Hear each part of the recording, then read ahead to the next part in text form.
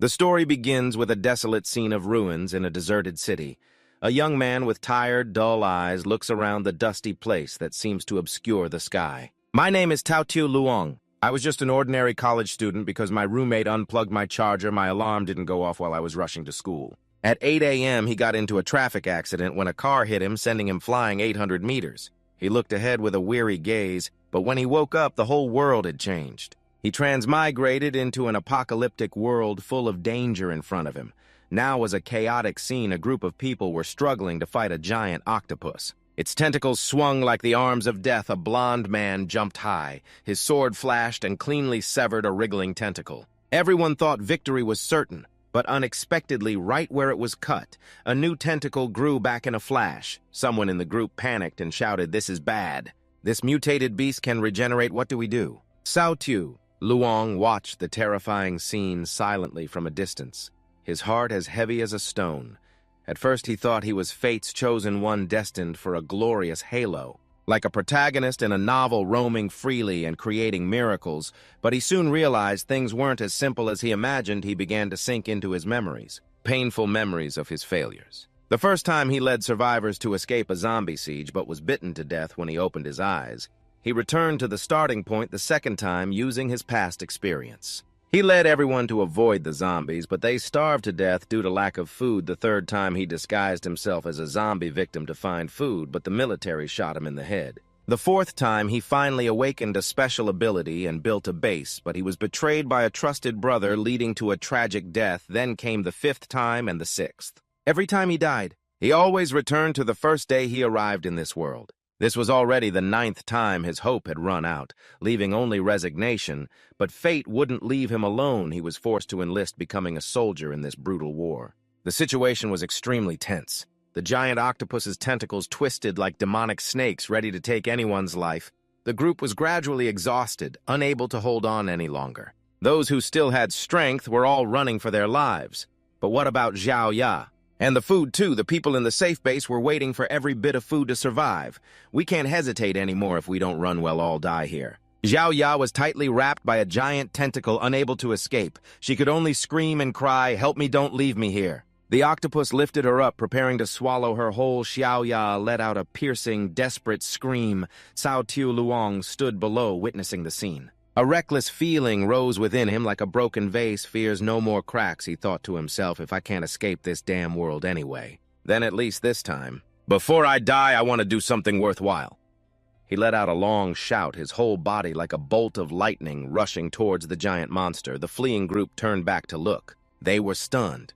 What is that kid doing? Is he trying to get himself killed? Is he crazy? That's just walking into his own death? But Taotiu Luong paid no mind to the whispers. He swung his sword, his eyes burning with determination, and sliced the tentacle in two. Xiao Ya was freed and fell to the ground. She trembled and said emotionally, "Thank you for saving me. You're so brave." Taotiu Luong had no time for her. He just replied coldly, "Get away," and immediately dashed off, leaving Xiao Ya sitting there bewildered. His target was the convenience store behind the giant monster rushing inside. He was stunned by the strange silence. Precious goods were still intact on the shelves, like a treasure on the line between life and death. Without hesitation, Taotiu Luong grabbed everything from hamburgers to potato chips. He devoured them as if he'd forgotten everything else. Then he found a bottle of soda, unable to contain his joy. "I can finally have a drink." He took a sip of Coke.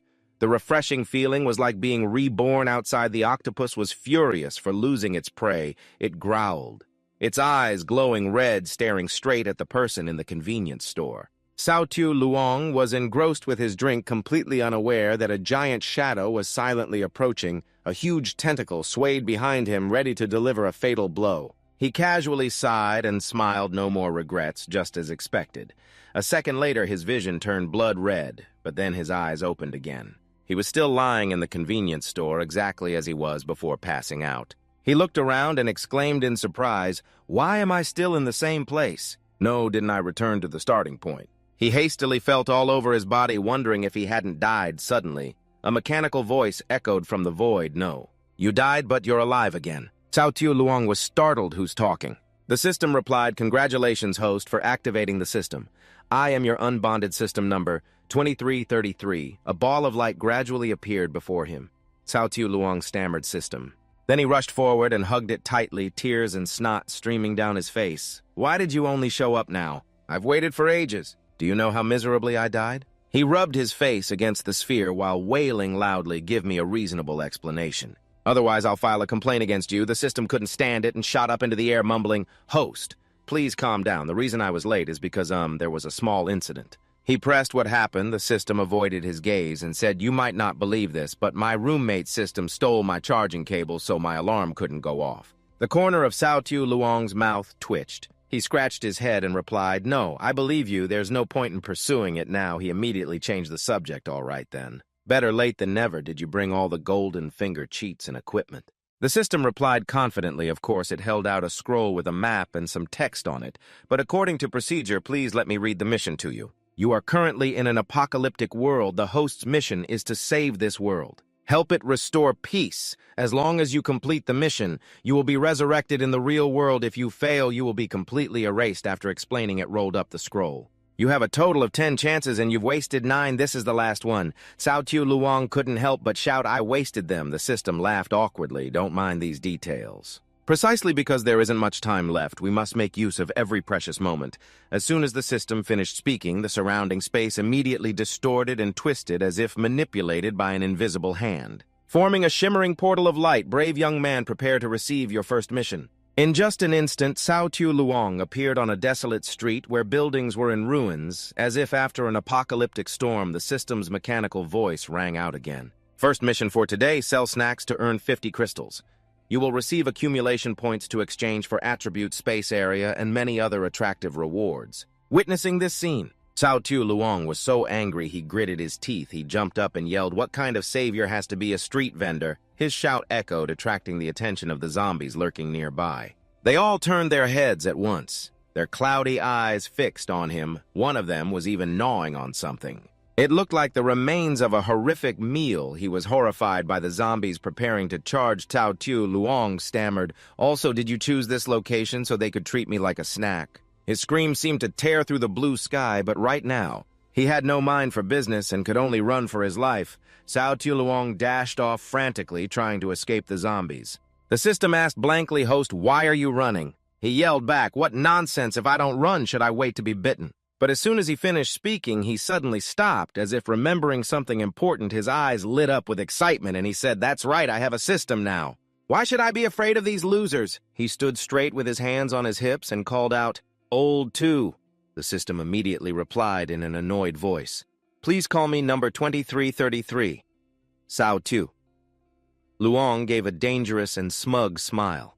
Clenching his fist, he said, "All right, old 2. What are my superpowers? The agility of a leopard, the speed of an eagle, the strength of a bear. Show them all to me." A status panel suddenly appeared before his eyes. On it was written, "Name Cao Tu Luong, strength, unscored, speed, unscored, perception, unscored. Intelligence 2, storage space, unopened. Stall area, 2 square meters, a long list of stats, all showed the word unscored." Cao Tu Luong muttered thoughtfully, "What does unscored mean?" The system replied casually, "It means the value is too low to meet the minimum standard. Currently, your body attributes are still at their initial state if you want to improve them. You need to earn accumulation points to exchange for them." He frowned and summarized, "In other words, the only thing on my body that's remotely usable is my brain." Before he could think, a zombie suddenly rushed at him. He screamed in panic and ran for his life. While running, he yelled at the system, "You liar! Didn't you say there was support software?" The system flew behind him and replied, "The support software has already been given to you. There was once a stall before your eyes, but you didn't cherish it. When it was gone, it was too late to regret." Cao Tu Luong was stunned. "Are you talking about that tattered piece of cloth?" The system replied, annoyed, "What tattered cloth? That is your upgrade item." Hearing that, he immediately turned and rushed back. "Why didn't you say so earlier?" He bent down, grabbed a rusty iron bar from the roadside, and prepared to face the oncoming zombies. Without hesitation, Cao Tu Luong smashed the iron bar into the nearest zombie's head. The closer he got to the cloth, the harder he fought. Suddenly, a zombie lunged straight for his thigh. He was knocked down and sent tumbling, finally stopping right on the cloth. The zombies seized the opportunity and swarmed him. Facing this desperate situation, Cao Tu Luong smiled bitterly. "I can't believe I'm dying this fast. Speaking of speed, I have definitely broken a record." His hands trembled and clenched, his voice full of sorrow. "Even seeing snacks doesn't make me hungry anymore. This time it might really be the end. But just as he expected the pain of a bite, a brilliant light suddenly erupted. The zombies touching the light immediately froze, stopping their attack to his utter amazement. They left one by one as if he were invisible. The astonished Cao Tiu Luong shouted, "What's wrong? Are those zombies blind or something?" The system sighed helplessly at his slow-wittedness. "I already told you it was a golden finger. How can it just be a piece of cloth?" He excitedly picked up the cloth to examine it. "So this is what protected me." He couldn't help but hug it tightly, my treasure. It's just like a golden watch and iron armor. Suddenly he remembered something and turned to ask the system, "By the way, is this function only effective against zombies? What about other mutated creatures?" The system replied, "This item can block all forms of attack. As long as you are within the stall's range, nothing outside can harm you." Cao Tiu Luong's eyes widened in delight and he jumped up. He hummed, spinning and dancing. "I close my eyes with a stall in my hand. I'm invincible." The system immediately cut short his daydream. Don't celebrate too soon. The stall's blocking function can only be used 3 times a day. If you don't complete the mission in time, the function will become invalid. "The sun will set in half an hour," it continued. "After dark, the zombies will be more active. Please hurry, host." Cao Tiu Luong sighed. This place was just cleared out by zombies. "There's no one left. Who do you want me to find for my first customer?" Suddenly, a voice echoed from the distance. "We were so lucky today to get so much ammo." 3 men who looked like they were in a group strolled over. The leader said, "I didn't expect this extra score. The boss is in for a surprise when we get back." The man beside him chimed in. "If the boss is happy, he will definitely reward us." Cao Tiu Luong rejoiced inwardly. "They're playing right into my hands." When the 3 men noticed him, he quickly set up his goods on the cloth, looking like a real vendor. The 3 asked curiously, "What is that?" They looked around the stall. "Isn't this fruit candy? Why would something like this be here?" He smiled brightly and replied, "My small shop has more than just fruit candy. We also have potato chips, shrimp crackers, and soda. Would you guys like some?" The 3 cheered as if they'd found treasure. "They really are potato chips, and there's beef jerky, too.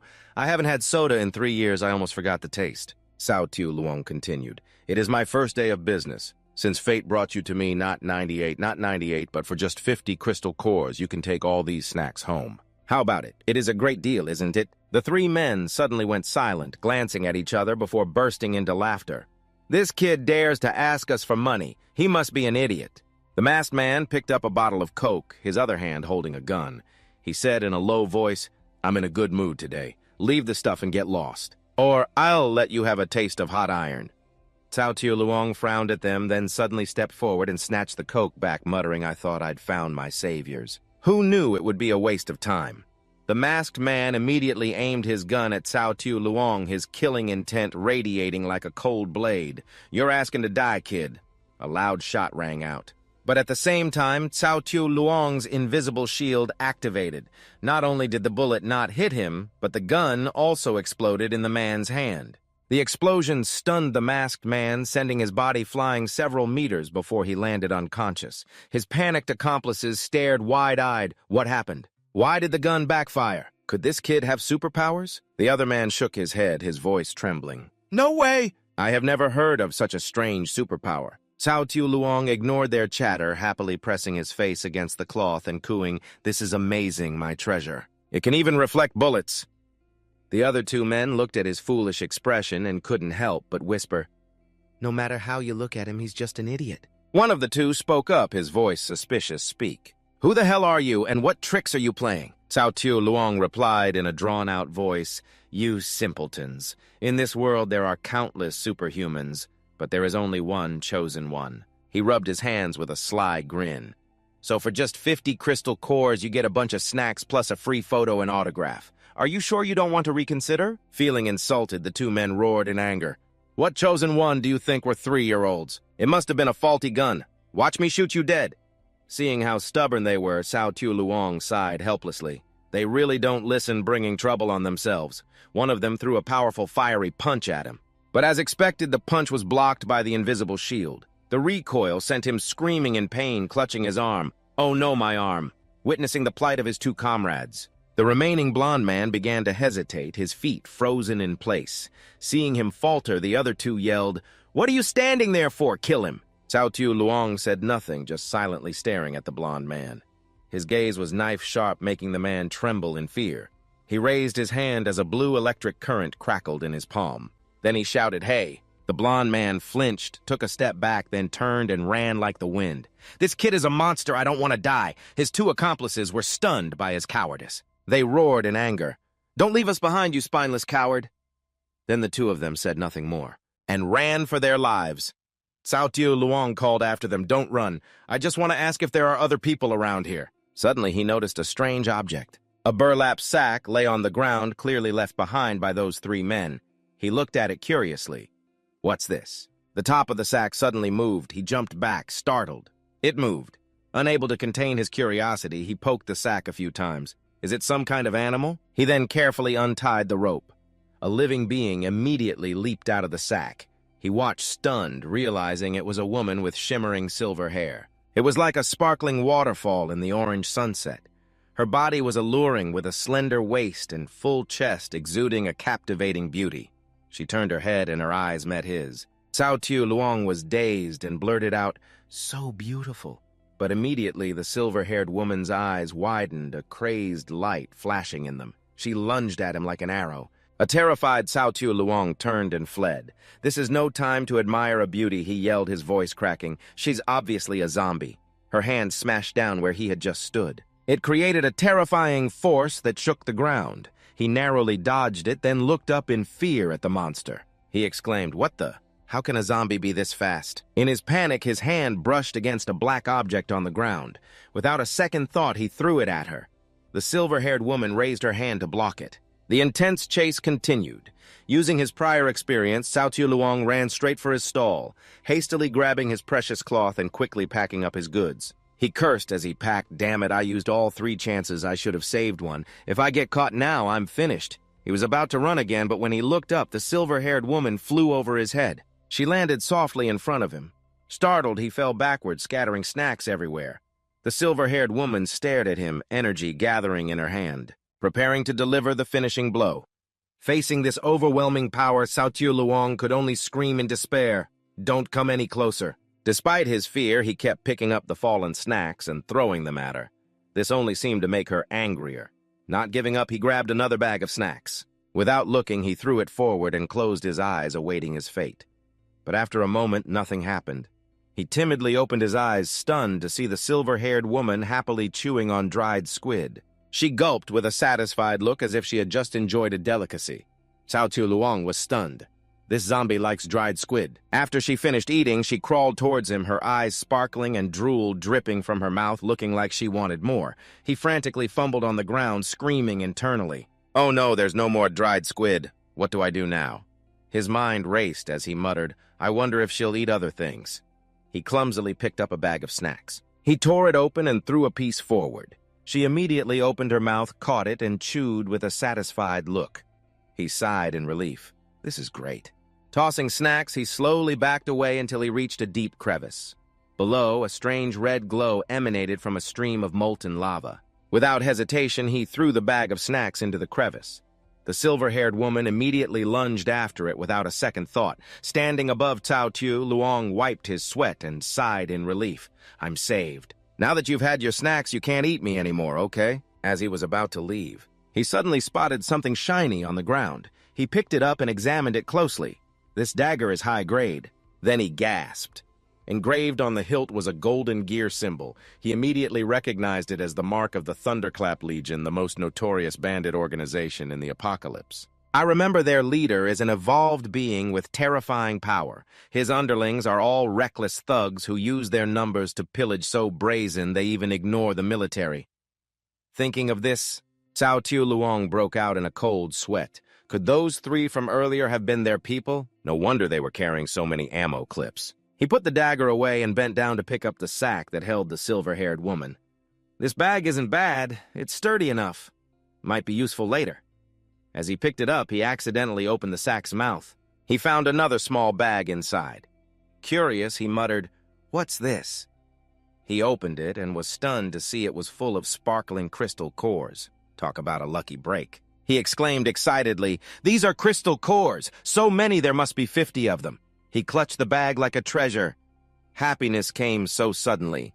"I can't believe I completed the mission this quickly." The system suddenly appeared, throwing cold water on his excitement. These crystal cores were found by you, not earned from sales, so they don't count towards the stall's income. Chao Tiu Luong immediately retorted, "Why not let me ask you? Did that female zombie just now eat the dried squid and beef jerky or not? And did she leave these crystal cores behind?" The system encountered this situation for the first time. It stammered, not knowing how to respond. "But she's a zombie." Chao Tiu Luong didn't care and continued to argue.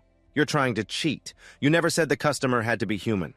With such a narrow mindset, how can you grow and achieve great success?" Seeing the system was still silent, he flopped onto the ground and pretended to cry. "Besides, it's dark now. I can't find anyone else. If you're going to break your promise and kill me, then just do it." The system was out of options, muttering a curse under its breath.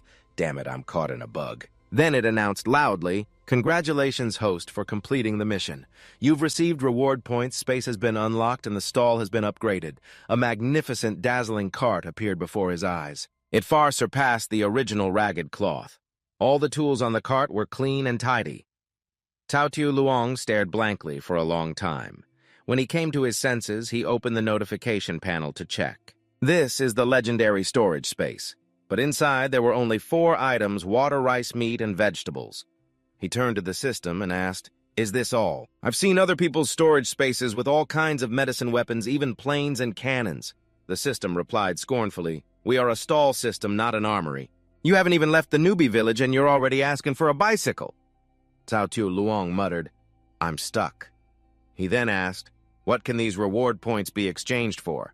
The system replied, "Item catalogs and attribute values. However, with your current points, your access to the space is minimal, so the only things you can exchange for are these." The screen displayed current points 21, toothbrush 300 points, bowl 450 points, soap 200 points, scissors 250 points. Chao Tiu Luong scratched his head and sighed.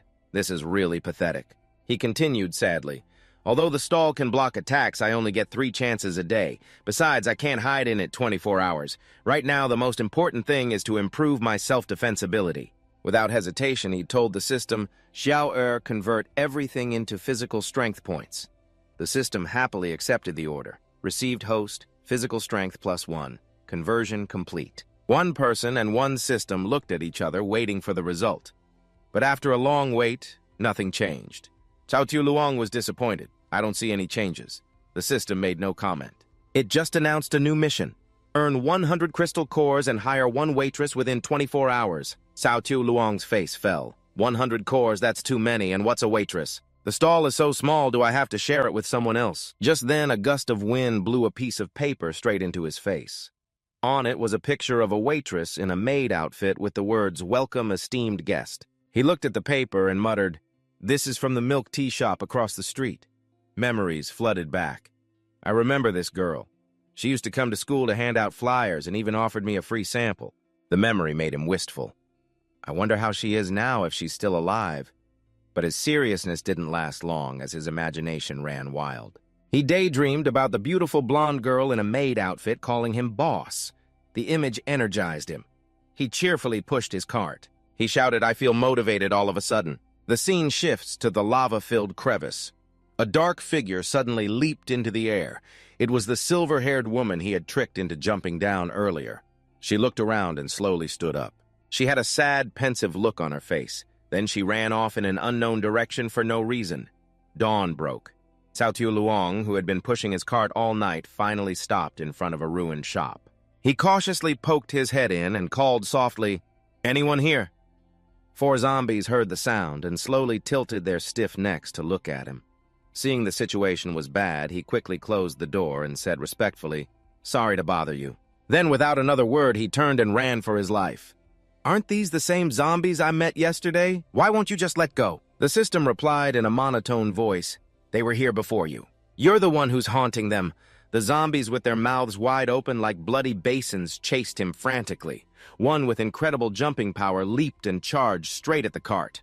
As expected, it was knocked several meters away by the defensive shield. But Chao Tiu Luong wasn't happy. He yelled regretfully, "The block function can only be used 3 times a day. I can't waste it like this." With that said, he pushed the cart and fled as fast as he could. In a place he didn't notice, the zombie that was just knocked away began to mutate strangely. It let out a terrifying roar, its body contorting into an unnatural position. Then it crawled towards him at an incredible speed, opening its mouth to bite his heel. Cao Tiu Luong noticed in time and quickly dodged the zombie's snap. He cursed angrily. "Damn it, trying a sneak attack, are you?" As he spoke, he landed a powerful kick on its face. The zombie flew through the air and slammed into a vending machine on the roadside. The loud noise made the other zombies pause. The vending machine toppled over with a crash, crushing the zombies that couldn't get out of the way. Cao Tiu Luong was stunned by the scene. "Did I do that?" One kick and its head was crushed. He cheered excitedly, so the strength enhancement was real. The system spoke up, "Congratulations, host, for successfully killing your first zombie. Reward newbie gift pack. 1 disposable raincoat." Cao Tiu Luong examined the item and muttered, "Isn't this just a piece of plastic? What's the use?" The system explained, "Don't underestimate this raincoat. It's made from high-tech material. Not only is it waterproof and warm, but it also blocks all harmful substances. You could swim in radioactive water with it on and not have to worry. But it's single-use only." Cao Tiu Luong was skeptical. Is it really that magical? Suddenly, countless hurried footsteps were heard. A horde of zombies was approaching. He looked around in alarm, seeing zombies everywhere, and exclaimed in panic, "Why are there so many zombies?" He thought to himself, "This is bad." The noise from before must have attracted them. A sense of despair washed over him. "It's a dead end, there's no escape." Just then, a soft voice came from behind him. "Over here." It was a girl in a maid outfit hiding behind a door and waving at him. "Quick, come here." Cao Tiu Luong looked down and saw the zombies pinned under the vending machine squirming their way out. In front, a dense horde of zombies was ready to charge at any moment. Without hesitating, he pulled his cart and dashed to where the girl was. The door quickly slammed shut, blocking the zombies outside. He panted and said, "Thank you so much. If it weren't for you just now, I would have been in big trouble." But when he got a closer look, he exclaimed in surprise, "It's you." The girl looked confused. "You know me." Meeting an acquaintance in these chaotic times made him overjoyed. "I'm a student from School A. You used to come to my school to promote milk tea and even offered me a drink. Don't you remember me?" The girl smiled brightly. "Of course I remember. I even remember you were great at basketball and especially liked peach bubble tea." But in her heart, she thought differently. "He's no heartthrob, just average looking." There were so many people like that in college, how could I possibly remember? Gao Xiaoliang, not sensing the deceit, naively replied, "But I was on the soccer team and I don't even like peaches." The girl quickly shut up, nudged his shoulder, and changed the subject. "That's not important. Anyway, it's great to see you again." Gao Xiaoliang instantly forgot about it, only thinking so soft. After chatting for a while, he remembered to ask, "Oh, right. I still don't know your name," she replied. "I'm Ai Qin." He introduced himself. "I'm Gao Xiaoliang." Ai Qin gave a sweet smile and called out Brother Liang. That call made him tremble, turn around, and sob. "This is the first time in my life a girl has called me brother, and such a beautiful one at that. I'm so happy." Ai Qin was speechless.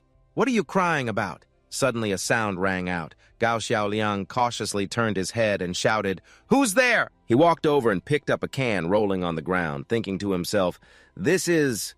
Another sound came from the closed door next to him, startling him. Gao Xiaoliang cautiously approached the mysterious door. As he reached for the doorknob, Ai Qin's panicked voice suddenly came from behind a rat. She threw herself into his arms as if to stop him from opening the door, whining Brother Liang. "I saw it. It was a rat." Gao Xiaoliang was pulled away by her. He asked, "Where's the rat?" She answered vaguely, trying to distract him. "It ran over there." "I'm so scared." But in a blind spot, he couldn't see a head silently peeked out from behind the door, its eyes glinting dangerously. Ai Qin let out a cry and fell backward, pretending to faint. Gao Xiaoliang frantically caught her, asking worriedly, "Ai Qin, what's wrong?" She replied weakly, "Brother Liang, I'm so hungry. I've been trapped here for 5 days with nothing to eat." He snapped his fingers and smiled. "So you're just hungry. That's simple." He ran back to his cart and said, "Wait a moment. I'll make some food for you." He sat down, rummaging through the goods in his cart, happily muttering, "What should I make? How about noodles, buns, chicken wings, Coke would be nice too." Ai Qin coldly observed his naive appearance, thinking, "Food?" She stood up and looked at the cart, seeing eggs and oil, rare items in these chaotic times. She was secretly amazed. Where did this guy find so much food? A dangerous smile appeared on her lips. "I didn't expect a fat sheep. This is going to be a big score." Ai Qin reached out to grab an egg, but as soon as she picked it up, it vanished. She tried a few more times with the same result. That was the system's rule. The snack cart's ingredients couldn't be stolen and would automatically return to their original position without the owner's permission. Ai-Chin, unaware of this, started to get suspicious. What's going on? Am I hallucinating? But she didn't dwell on it and decided to change her approach. Never mind. I'll deal with this guy first. Everything in this cart will be mine. She reached behind her back, intending to grab the hidden knife. But she fumbled around and couldn't find it. She panicked. Where did it go? Gao Xiaoliang suddenly spoke up. Are you looking for this? Ai-Chin was stunned to see her knife in his hand. That's mine. How did you get it? He recalled that when she pretended to faint, he had quickly taken the knife from behind her back. He gave a sly grin and said, When you're cooking, of course you need a knife. But my little shop just opened and I don't have the right tools. I'm just borrowing it for a bit. You don't mind, do you? Ai-Chin forced a smile. Of course not. But inside, she was terrified. How did he know I had a weapon? Has he been wary of me all along? Seeing the situation was not in her favor, she quickly explained, Brother Liang, don't get me wrong. You know how hard it is for a girl to survive in the apocalypse. I use this knife for self-defense. Gao Xiaoliang replied casually. How could I misunderstand? Of course I believe you. Ai-Chin timidly asked, So when you're done using it, can you give the knife back to me? He nodded. Of course. He handed the knife towards her, not forgetting to add, But this knife is very sharp. I'd advise you not to use it. Ai-Chin gripped the knife. Her wicked smile contrasted with her gentle voice. Is that so? As soon as she finished speaking, she sprang up, her initial weakness gone. She lunged, thrusting the knife towards him, yelling, You stupid, gullible man. You deserve to die. But before the knife could touch him, a defensive shield activated, flinging Ai-Chin away. She screamed in pain. Gao Xiaoliang cleaned his ear and sighed. I told you not to use it recklessly. Why don't you ever listen? Ai-Chin fell to the ground, staring wide-eyed at him. You're a superhuman. Despite this, she didn't back down. Instead, she became even more furious. This kid. You tricked me! I'll fight you to the death! She leaped up, dust flying everywhere, sparks flashing at her feet. Gao Xiaoliang remained unfazed, calmly pulling out a defensive spray. He sprayed it once towards Ai-Chin. Caught off guard, she was hit, squeezing her eyes shut and screaming, It burns! Ai-Chin rolled on the ground, clutching her swollen eyes, crying incessantly, My eyes! Gao Xiaoliang laughed gleefully, holding up a jar of mustard. Why didn't you say sooner you can't handle spicy food? I always pay attention to my customers' tastes. He continued to sprinkle mustard on Ai-Chin's face, saying, Do you like barbecue? How about a little more mustard? Ai-Chin begged in pain. Stop, please stop. Gao Xiaoliang raised his voice and called towards the door. Is the person in there not coming out yet? If you don't, your accomplice is going to be pickled. The door remained shut, opening only a tiny crack, then suddenly burst wide open. Two children, a boy and a girl holding clubs, rushed out, shouting in unison, Let our boss go! Gao Xiaoliang was a bit surprised by this scene. The boy said aggressively, Boss, don't be afraid, we're here to save you. The girl, though her eyes were teary, bravely shouted, You villain, don't hurt our boss, Gao.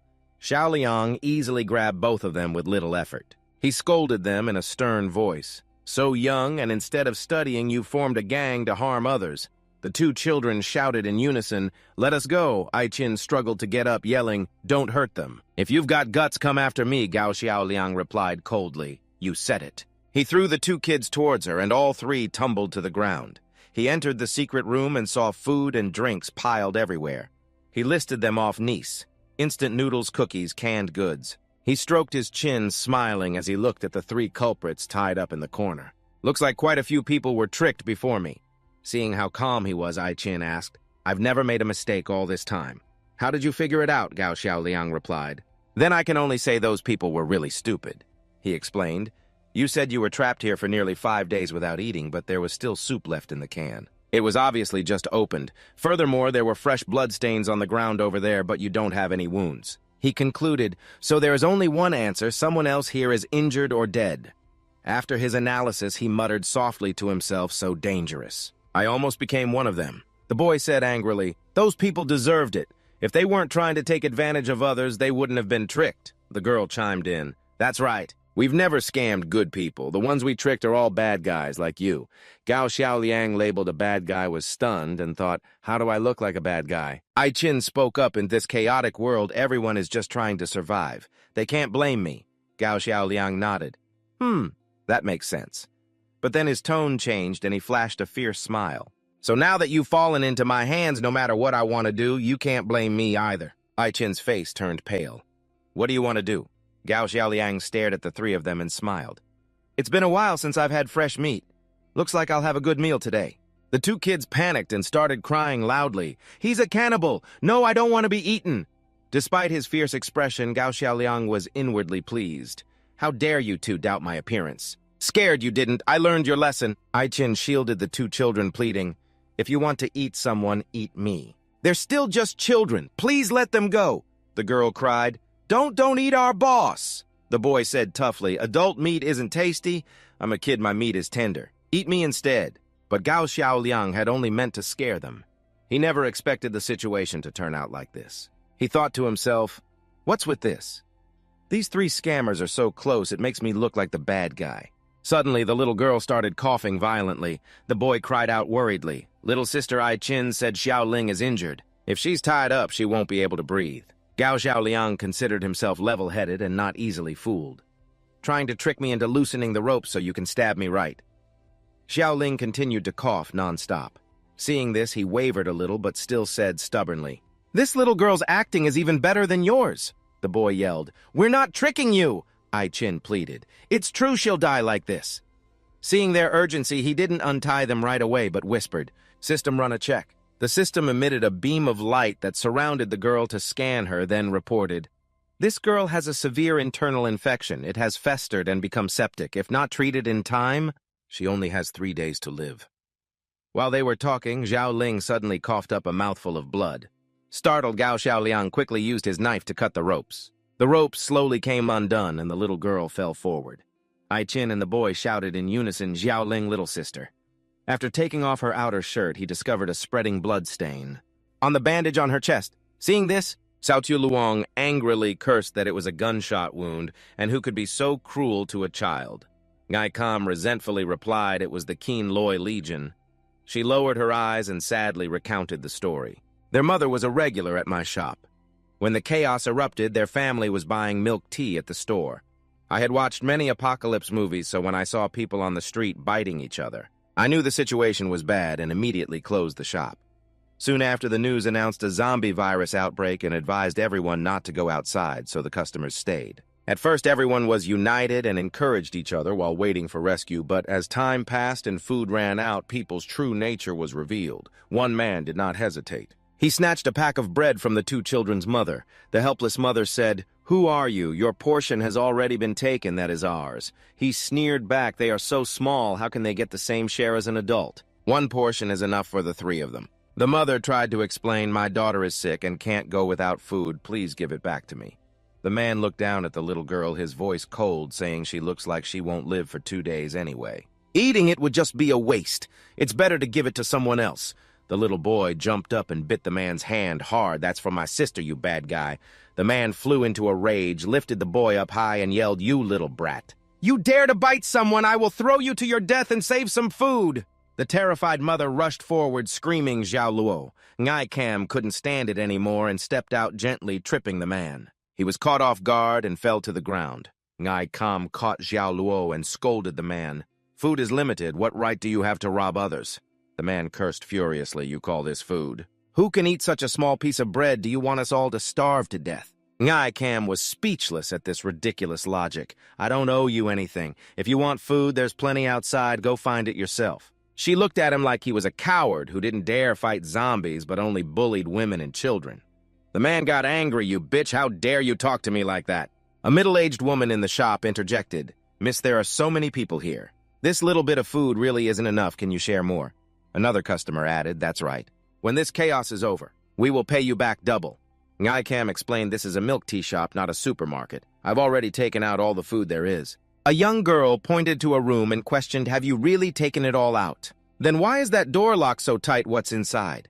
Ngai Kam calmly replied, That's my changing room. There's nothing inside. The other person persisted. I don't believe you unless you open the door and let us see. Ngai Kam frowned why, but she couldn't fight the hungry crowd alone. People shouted her refusal proves there must be food inside.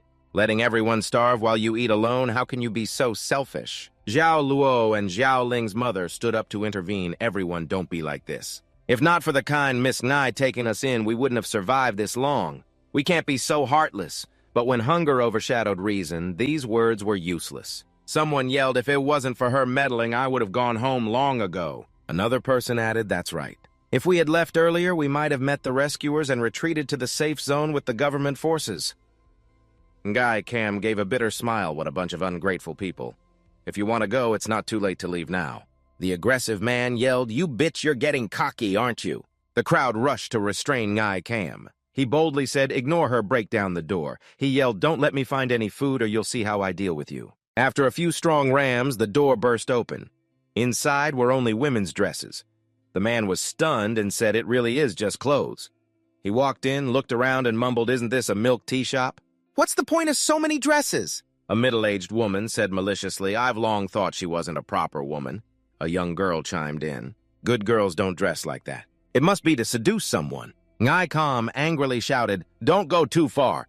Suddenly, a deafening explosion was heard from outside. An off-road vehicle smashed through the main door and drove straight into the shop. The front of the vehicle had an emblem of a gear and a lightning bolt. A man got out laughing loudly, there are people here. Everyone in the shop immediately became wary, who are you? The man's ferocious appearance made everyone guess he was here to rob them.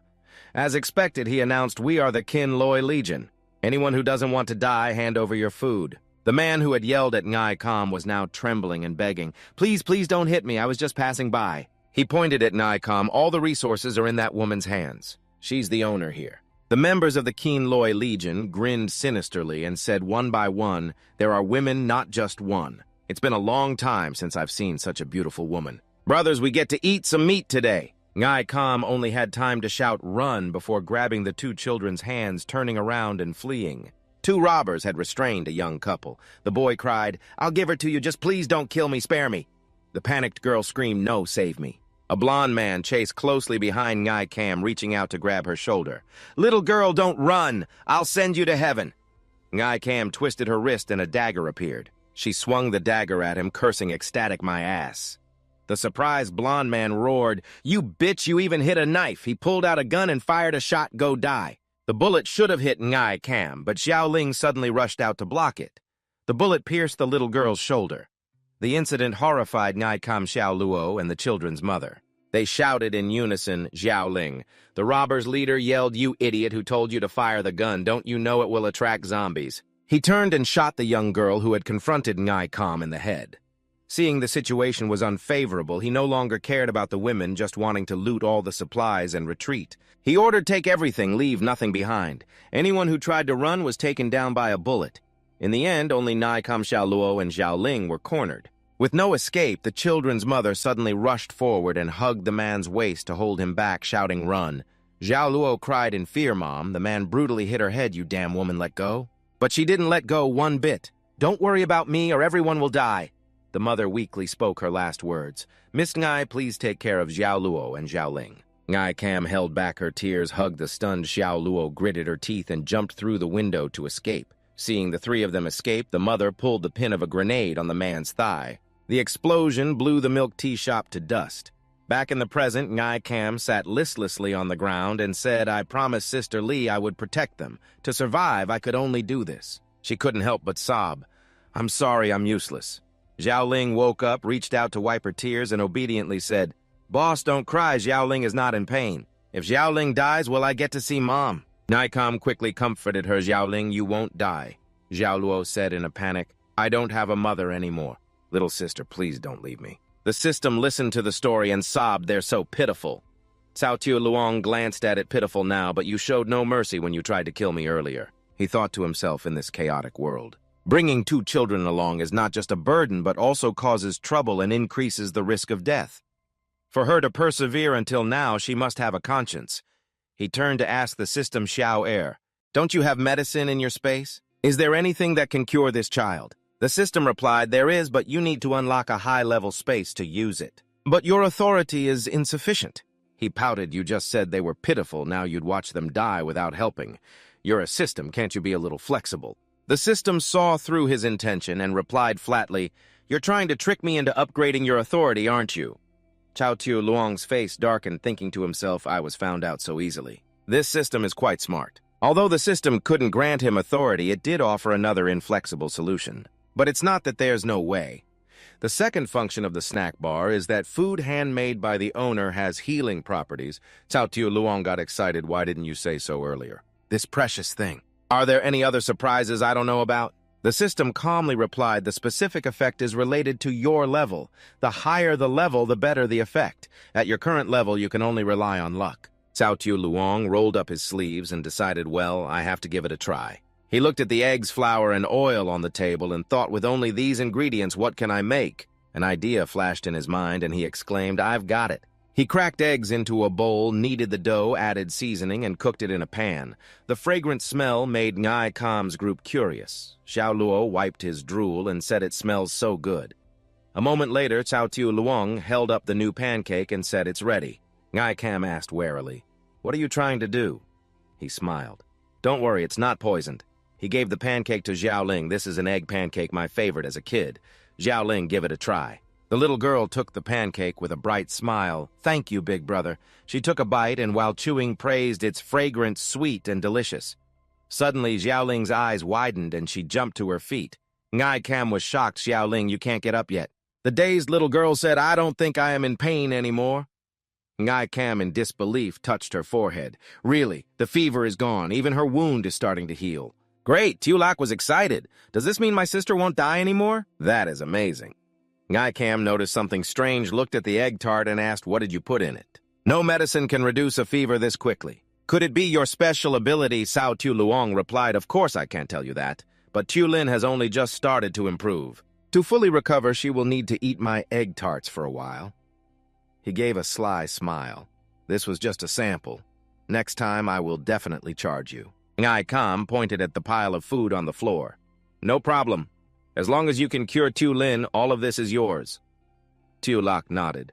Yeah, Cao Tiu Luong waved his hand, refusing. I have enough food. I don't need those things. He pointed at Ngai Kam and declared, I need you. Tu Lak shouted, you bastard. I knew you had bad intentions towards our boss. Tu Lin also said, I don't want to be cured anymore. Don't hurt our boss. Cao Tiu Luong sighed in exasperation. What are these two kids thinking about all day? Do you have anything else on your minds? He turned to explain, I meant I want you to work for me as an employee at my snack stall. As for employee benefits, I will provide you with food and lodging, that is it. And Ngai Kam did not answer right away, conferring with the two kids. Tiu Lak said even though we don't know what his ability is, he seems very strong. Ngai Kam added, besides, if we follow him, we will get free food. We won't have to worry about food. Okay, Tu Lin chimed in. After a moment, the three of them agreed. All right, I will agree to your offer, but Tu Lak and Tu Lin must come with me. Cao Tiu Luong looked at them, feeling a twinge of regret. I feel like I have made a terrible mistake. Ngai Kam took out a contract and smiled cunningly. Even though it is a chaotic world now, the working conditions still need to be clear. Everything will be according to the contract. Cao Tiu Luong skimmed it and broke into a sweat. Work from 9 a.m. to 5 p.m., 5 types of insurance, a pension fund, 2 days off, and public holidays. Overtime, pay attendance bonus, and a 13th month salary. He shouted angrily, you might as well just say it is a paid vacation. Ngai Kam ignored his sarcastic remark and demanded more. Also, the benefits for child labor must be calculated separately. Suddenly, a voice came from outside the door. The delicious smell is coming from here. A metal axe smashed through the glass door, shattering it. 4 beefy men walked in. The tallest one spoke just as I thought there are people here. Dai Trong had just walked in. He aimed right for the egg tart in Tu Lin's hand. See, I told you my nose is very sensitive. Tu Lak stood in front of the little girl and shouted, This is my sister's tart. Cao Tiu Luong stepped forward to face Dai Trong. The man put his hand on the weapon on his back, threateningly. What, you want to fight? Yes. Contrary to the man's expectations, Cao Tiu Luong rubbed his hands and smiled warmly. Brothers, the kid does not know any better. I am the owner of this food stall. Whatever you want to eat, I will make it fresh for you. Dai Trong turned to the person behind him. Boss, I want to eat. The boss named Loi Hong thought for a moment in silence, then stepped forward and asked, How much do you sell your egg tarts for? Cao Tiu Luong quickly thought these guys do not look ordinary. They must have a lot of crystal cores. I can use this opportunity to complete my mission. He smiled and handed over a menu. This is the menu. Please take a look. Loi Hong was shocked after reading it. What one egg tart costs 10 crystal cores? Cao Tiu Luong replied, It is the apocalypse. It is tough. Rice and flour are exchanged with our lives. This price is already a steal. Loi Hong nodded in agreement. That makes sense. He said generously, give me 10 of them. Chao Tu Luong replied happily, coming right up. Dai Trong threatened, if it is not delicious, I will smash both you and your cart. Chao Tu Luong pouted and muttered whether it is delicious or not. Is not up to me. Loi Hong heard him and glared. What do you mean? Are you implying we are going to skip out on the bill? At that moment, Ngai Kam walked over, held Loi Hong's arm, and said coquettishly, our boss is not good with words. Please do not be angry with him, sirs. Loi Hong's face turned red when he saw the beauty taking the initiative. Seeing that her trick was working, Ngai Kam continued to chatter, wow, your chest muscles are so big. You must be great at fighting zombies. Loi Hong was flustered by her and stammered, that is of course. His 3 underlings saw this and laughed mockingly. The boss's old habit is acting up again. Whenever he sees a pretty girl, his brain turns to mush and he starts stuttering. He held the scissors and dragged Hong away. It will take a while to make so many egg tarts. Everyone please do not be impatient. Come in and wait. Loi Hong replied stiffly like a robot. Okay. As she passed by Chao Tu Luong, she winked at him. He secretly praised her. The boss lady is truly top-notch. Hiring her as an employee was definitely the right choice. Chao Tu Luong went behind the counter, turned on the stove, and started cooking. Loi Hong's 3 underlings sat nearby, drooling as they watched. A short while later, the fragrant egg tarts were ready. Everyone took one and bit into it. Chao Tu Luong and Ngai Kam held their breath, waiting for a reaction. As expected, Loi Hong exclaimed, so delicious. Dai Trong was amazed. It is the taste of my childhood. The green-haired girl said emotionally, so nostalgic. The remaining guy sighed. My deskmate Tu Puong loved this the most. Loi Hong threw him a large bag of crystal cores, as promised. He praised, boss, your skills are pretty good. Chao Tu Luong happily accepted it. You are too kind. Loi Hong asked further, I see you have many items on your menu besides egg tarts. What else do you have?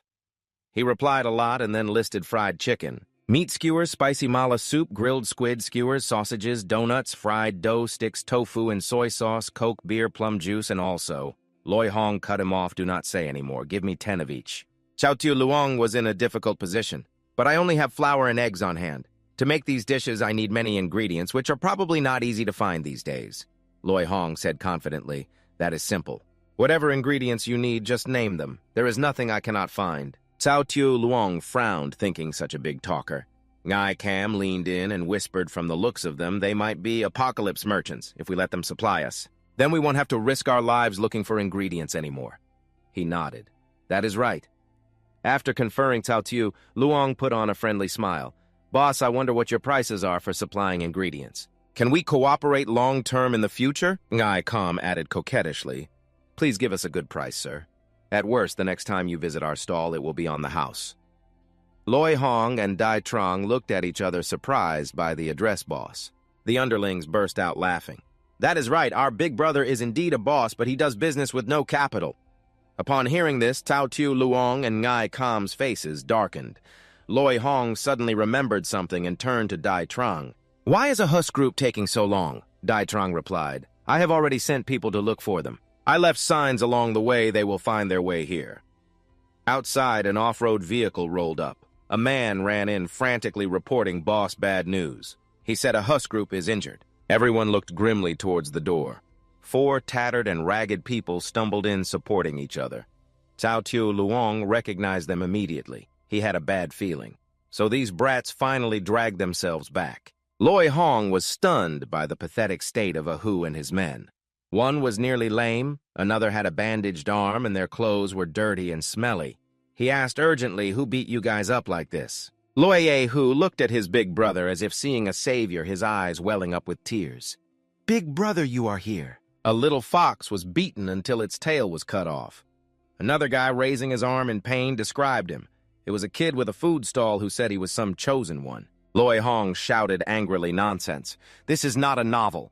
There is no such thing as a chosen one in this world. Dai Trong, full of fighting spirit, clapped his hands. That is right. Even if there is one, we will only know after our big brother has a go at him. The underling sighed, pointed at his own miserable state, and said resentfully, we did not believe it at first either, but that kid is very strange. All of our attacks were reflected back at us, and we ended up with internal injuries like this. Loi Hong looked at Dai Trong, puzzled. Attacks being reflected, is he an ability user? Dai Trong thought for a moment and shook his head. I have never heard of this type of ability. Meanwhile, Nai Kam, after witnessing Cao Tu Luong's performance, was dazed, thinking to herself what a strange ability. She suddenly recalled the power from his cloth, a force like a sound wave that almost blew her away. After hearing the Thunder Legion's men, Nai Kam secretly observed Cao Tu Luong and looked worriedly at Loi Hong. What they are saying, could it be he is about to be discovered? The people from the Thunder Legion have found their way here. Cao Tu Luong tiptoed quietly, planning to sneak away. He muttered, "Got a bolt. Time to go!" Suddenly, Nai Kam pointed at him and shouted, "So it was you! You traitor, you despicable person!" Loi Hong trembled with rage, his eyes turning bloodshot as his anger flared. He roared, "I do not care what his background is. Anyone who dares to touch my Loi Hong's people must die." Nai Kam was stunned, as if struck by lightning. Cao Tu Luong stood frozen, not daring to move. Tu Lin and Tu Lok, with tears in their eyes, said, "We have heard of this name before. It is Loi Hong." Nai Kam stepped forward and asked directly, "Are you Loi Hong, the leader of the Thunder Legion?" Dai Trang answered on his behalf, "That is right." The underling who had just been beaten looked at her smugly. "So it turns out we are this famous, huh?" Loi Hong blushed, forgetting his main task upon seeing the pretty girl. He laughed loudly, "For your sake, young lady, if you have any trouble in the future, just come find me." Before he could finish, Tu Lin and Tu Lok rushed forward with their fists raised, about to hit him. As Tu Lin shouted, "You are the leader of that group of people." Zhao Luo continued, "You bastard, your people were the ones who hurt my sister and my mother, Lei Hong," and Tu lifted them up with one hand each despite their struggles and asked in surprise, "What are you kids going crazy about? Who killed your mom?" Da Zhuang and the blonde guy were also confused. Da Zhuang rubbed his head. "It's a misunderstanding. Although we are robbers, we have never harmed children and women." The blonde guy nodded. "That's right." A minute later, Ai Jin erupted with spiritual energy, rushed forward, and kicked at Lei Hong, her voice cold. "I'd have to be a fool to believe you let them go." Lei Hong leaned back to dodge. He tossed Zhao Ling and Zhao Luo aside. The two kids landed safely, but Zhao Luo almost couldn't bear it when Zhao Ling sat on him. Lei Hong and Ai Jin fought fiercely. A series of her kicks missed. As Lei Hong nimbly dodged, Ai Jin grew angrier, using all her spiritual energy to attack, while the henchmen watched and cheered enthusiastically. The blonde guy nodded. "This woman is really skilled." Da Zhuang laughed loudly. "Now, this is a good show." But he worried that the boss has a weakness for not hitting women. "What should we do now?" The whole gang shouted. "Go for it, boss." Lei Hong's face flushed as he muttered, "This weakness is just being shy around girls. What else could it be?" He only blocked Ai Jin's leg and looked at his gossiping underlings angrily. "These kids are just watching the fun. Why aren't they coming to help?" The green-haired girl said cheerfully, "Boss, this is a psychological problem you need to overcome on your own." Lei Hong and Ai Jin continued to chase and dodge, draining their spiritual power. The sound of the fight attracted a mysterious creature in the hole in the roof. Its giant tentacles covered the hole and slime dripped onto the floor. Gao Xiaoliang watched with delight, enemies meeting. What a familiar scene. But he was suddenly startled. "Oh, damn it," he counted on his fingers. "I only have one chance left today."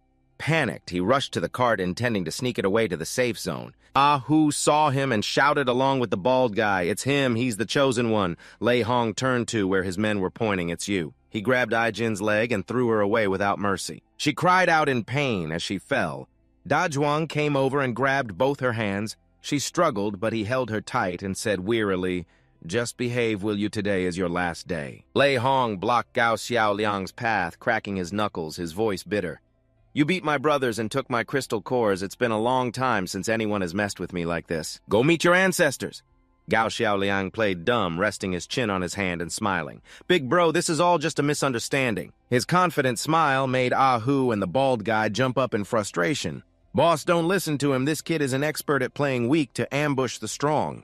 It's because we underestimated him that we're in this mess." Zhao Ling and Zhao Luo ran over and protested fiercely. The two kids shouted, "Big brother is not a pig. Big brother is very strong," Zhao Ling added. "That's right. He's 100 times stronger than your boss," Ai Jin chimed in from afar.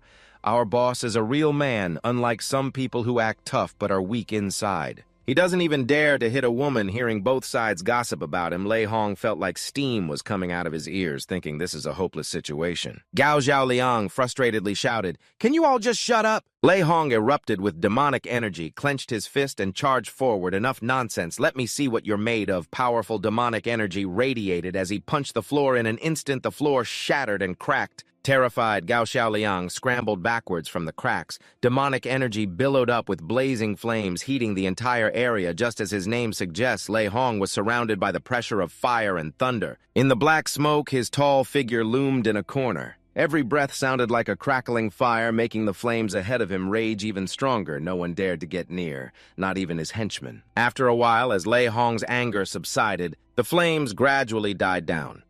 Ai-jin was speechless, unable to move her mouth agape. She exclaimed a concrete floor this hard was shattered by a single punch. Xiaoling and Zhao Luo huddled together in fear that's terrifying. Is he a monster? Da Zhuang laughed smugly.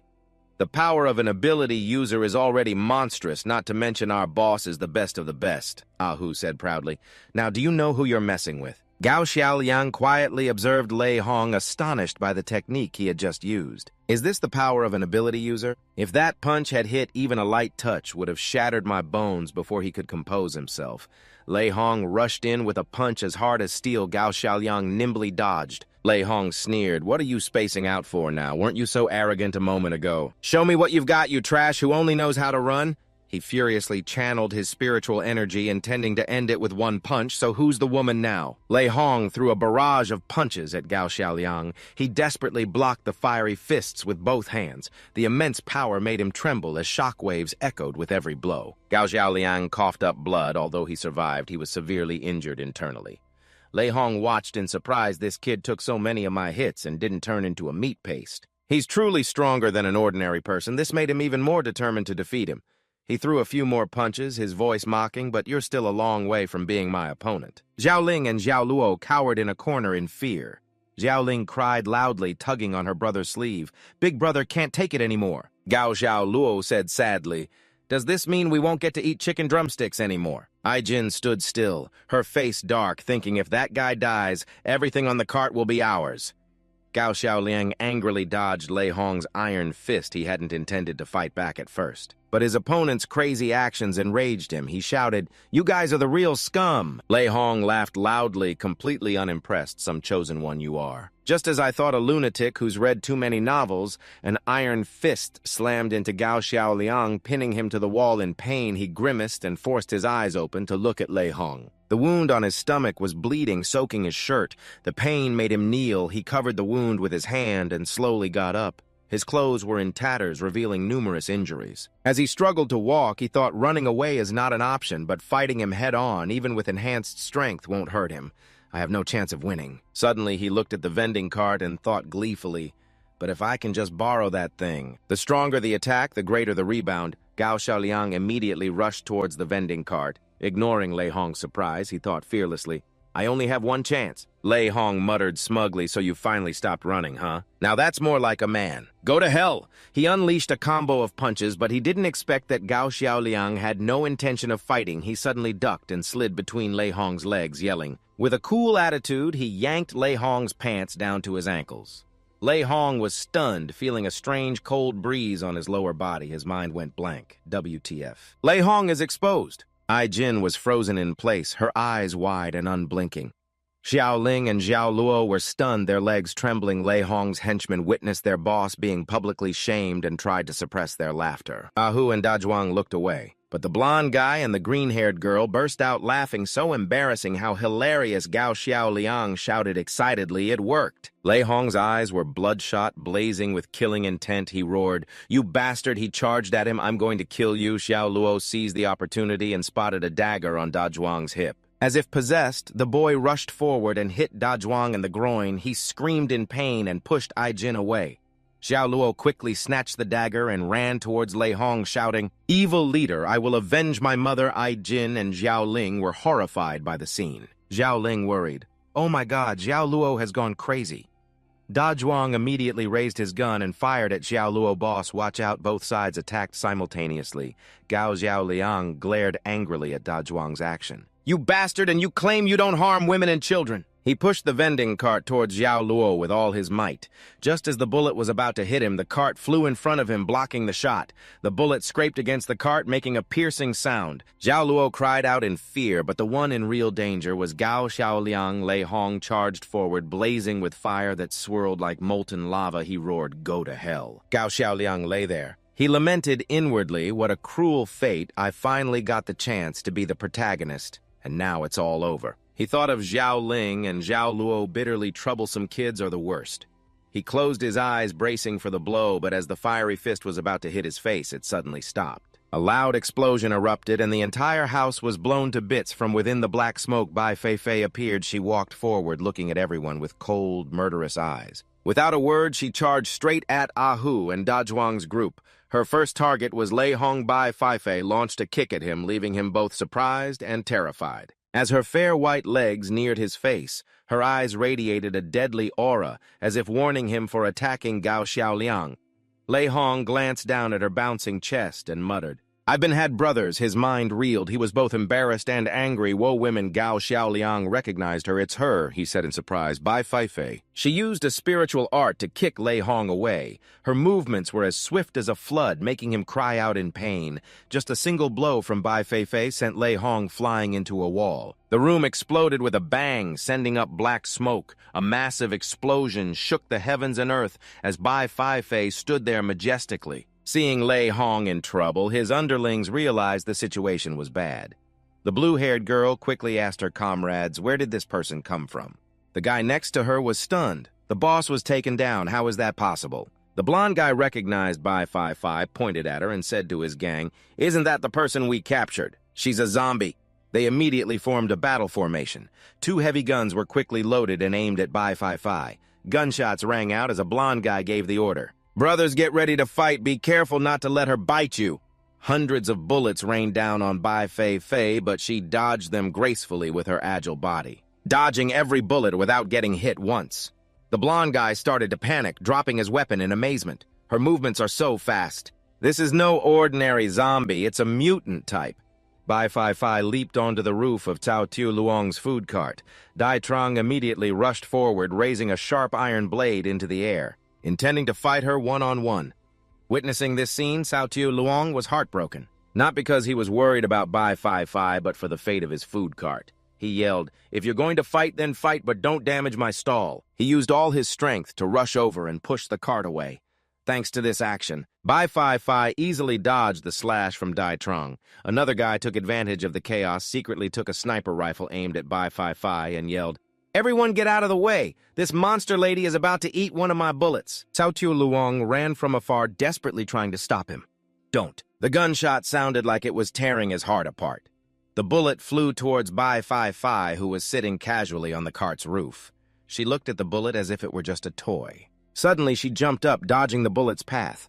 At first glance, it seemed the bullet would hit Cao Tiu Luong's cart and destroy everything, but Bai Feifei still had some conscience.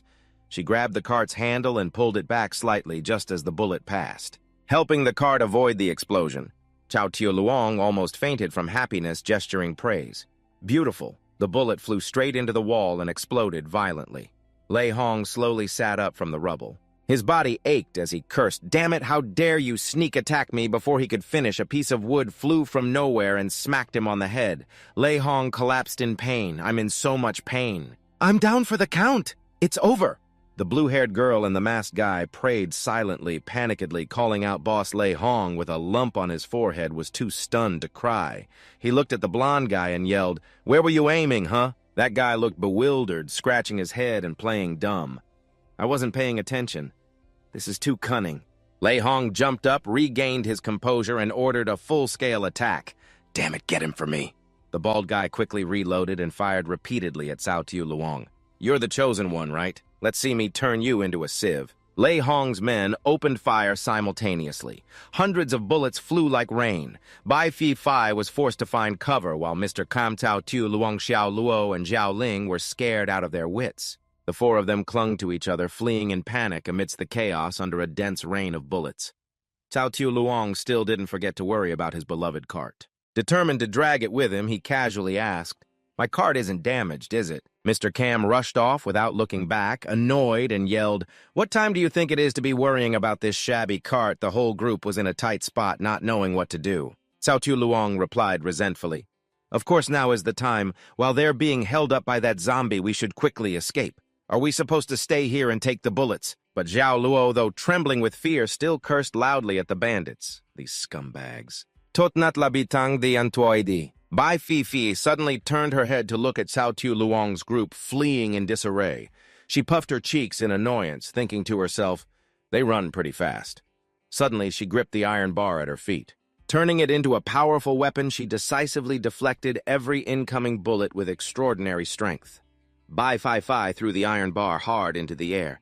The iron bar, under her terrifying throwing force, spun like a giant pinwheel, piercing through the rain of bullets and hurtling straight towards the enemies. The leader was hit by the iron bar, so pained that he dropped the gun in his hand. One by one, their guns were sent flying, disrupting their aim and causing the bullets to spray chaotically everywhere. Cao Tu Luong, Mr. Kam, Xiao Luo, and Zhao Ling could only huddle together behind the cart, breathing a sigh of relief. "We're finally going to live." Hu Dai Trong and his underlings turned and fled without daring to look back. At this rate, they were afraid of being beaten to a pulp. One of them screamed in panic, "Hurry up and stop this darn gun. Dying at the hands of your own teammate is just too unlucky. Don't fear a strong enemy, fear a stupid teammate." After a series of fierce shots, the gun finally lay still on the floor. The gunpowder smoke slowly cleared. The disheveled group slowly raised their heads cautiously, observing the situation.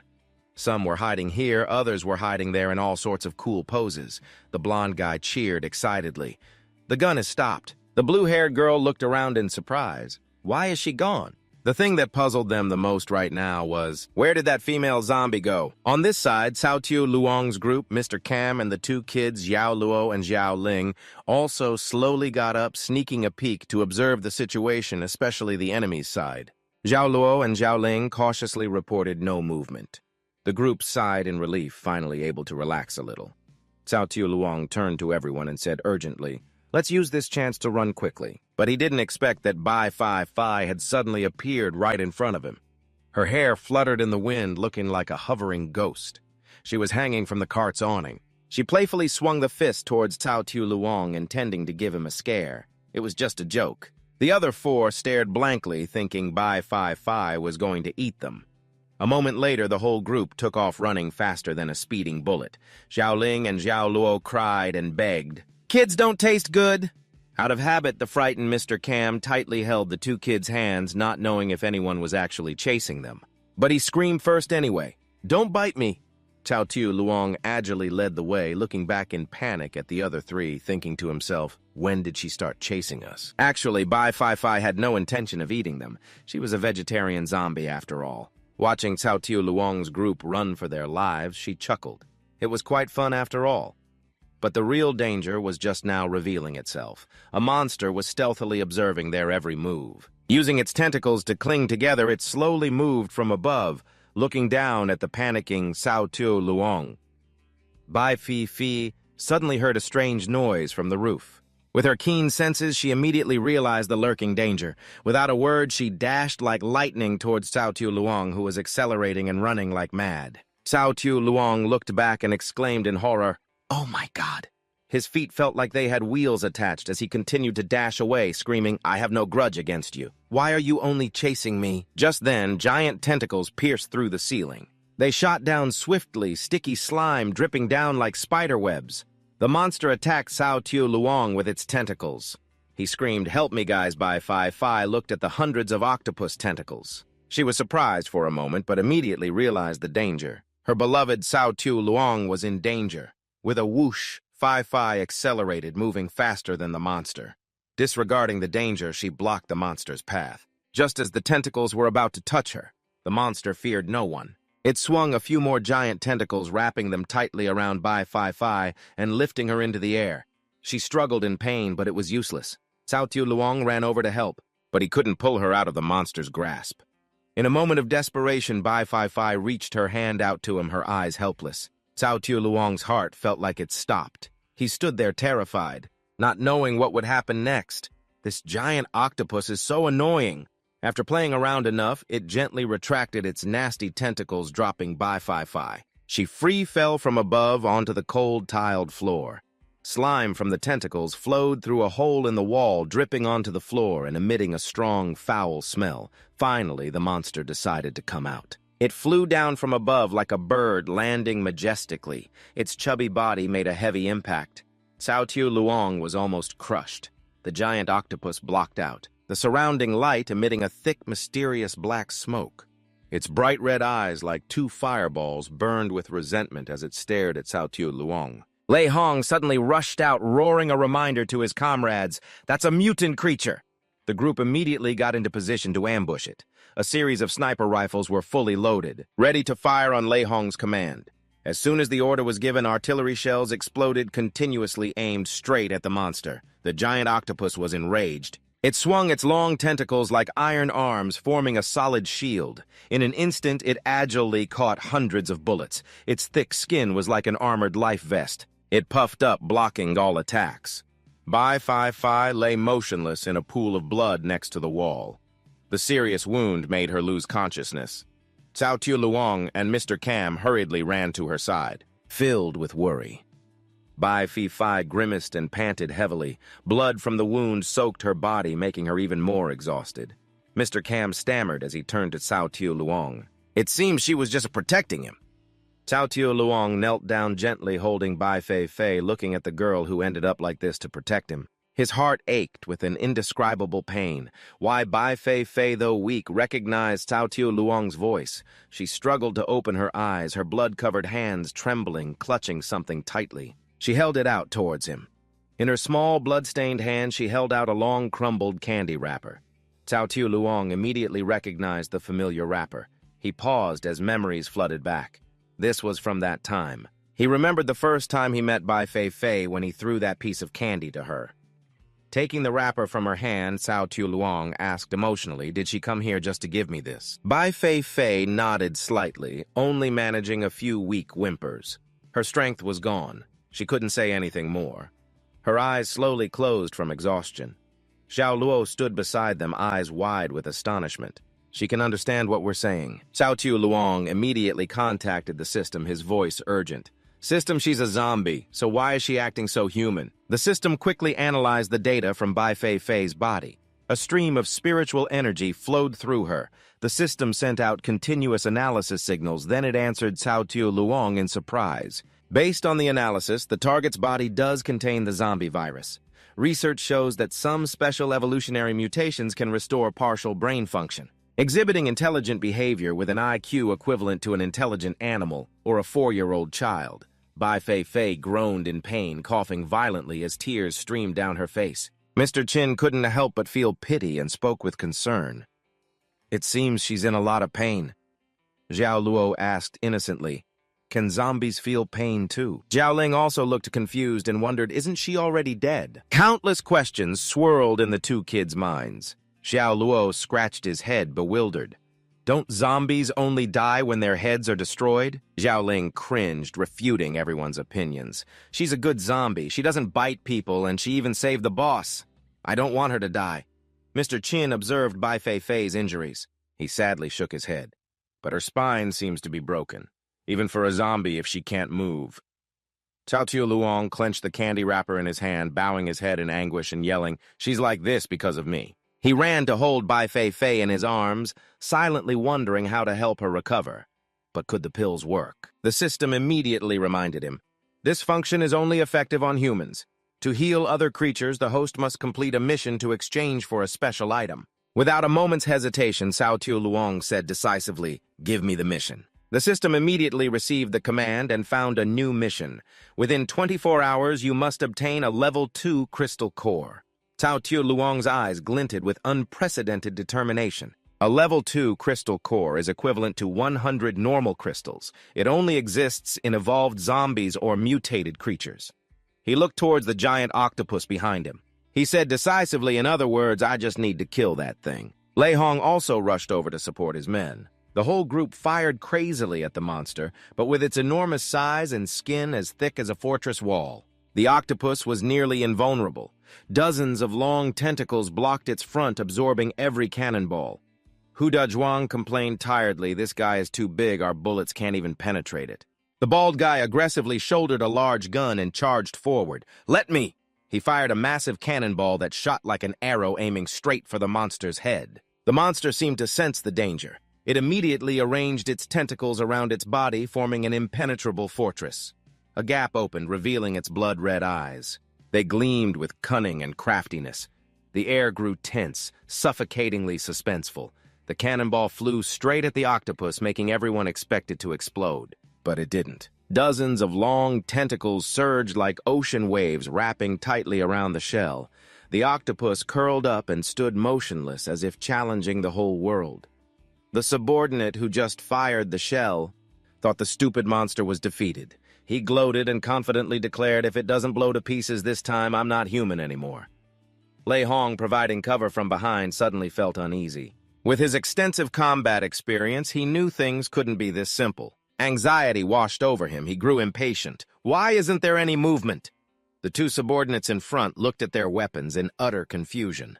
No way is the cannon out of ammo. Suddenly, the octopus stirred. It opened its eyes, red like two hellfires, looking down at the tiny people at its feet with a smug expression. Its tentacles slowly spread out. Thick black smoke poured out like ink, filling the space. The monster slowly rose, using its tentacles as legs, standing tall like a huge, menacing mobile tower. What was its purpose? The black smoke gradually dissipated, revealing the cannonball nestled in the octopus's giant mouth. The shell, now unable to explode, was held tightly like a harmless toy. Hu Dazhuang witnessed the scene and roared in fury, "Load another shell." The remaining subordinate jumped in fear, stammering incoherently. Lei Hong, unsteady on his feet, slowly approached, his eyes wide and mouth agape, and exclaimed, "It actually sucked it in with its mouth. What a surprise." As if to mock them, the monster held the shell tightly. Suddenly, its tentacles shot out nimbly like giant vacuum cleaners rushing forward, one, then two. Then three tentacles slammed everyone into a corner. Lei Hong's group was scattered like dry leaves in a storm, falling into a state of absolute panic. The monster spewed a large amount of foul-smelling hot green slime like lava. The slime gushed out, sticking to anyone it touched like a glue trap. Lei Hong's men screamed in pain. The blond guy was unfortunately hit by the slime on his arm. His arm immediately burned as if seared by fire and began to rot quickly. The bald guy didn't escape either.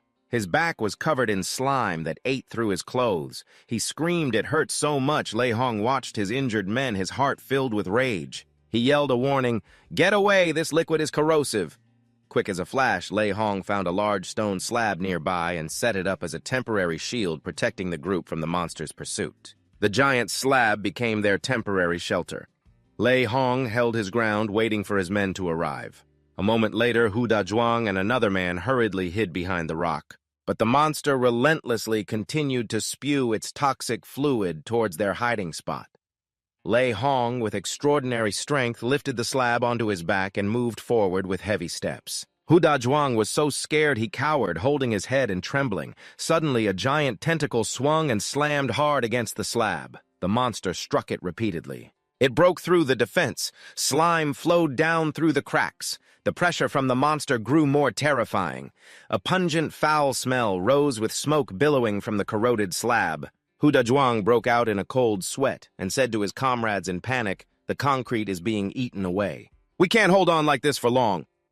Lei Hong, though trembling stubbornly, held the slab, trying to protect his team. He roared, both angry at the monster and frustrated with his useless men.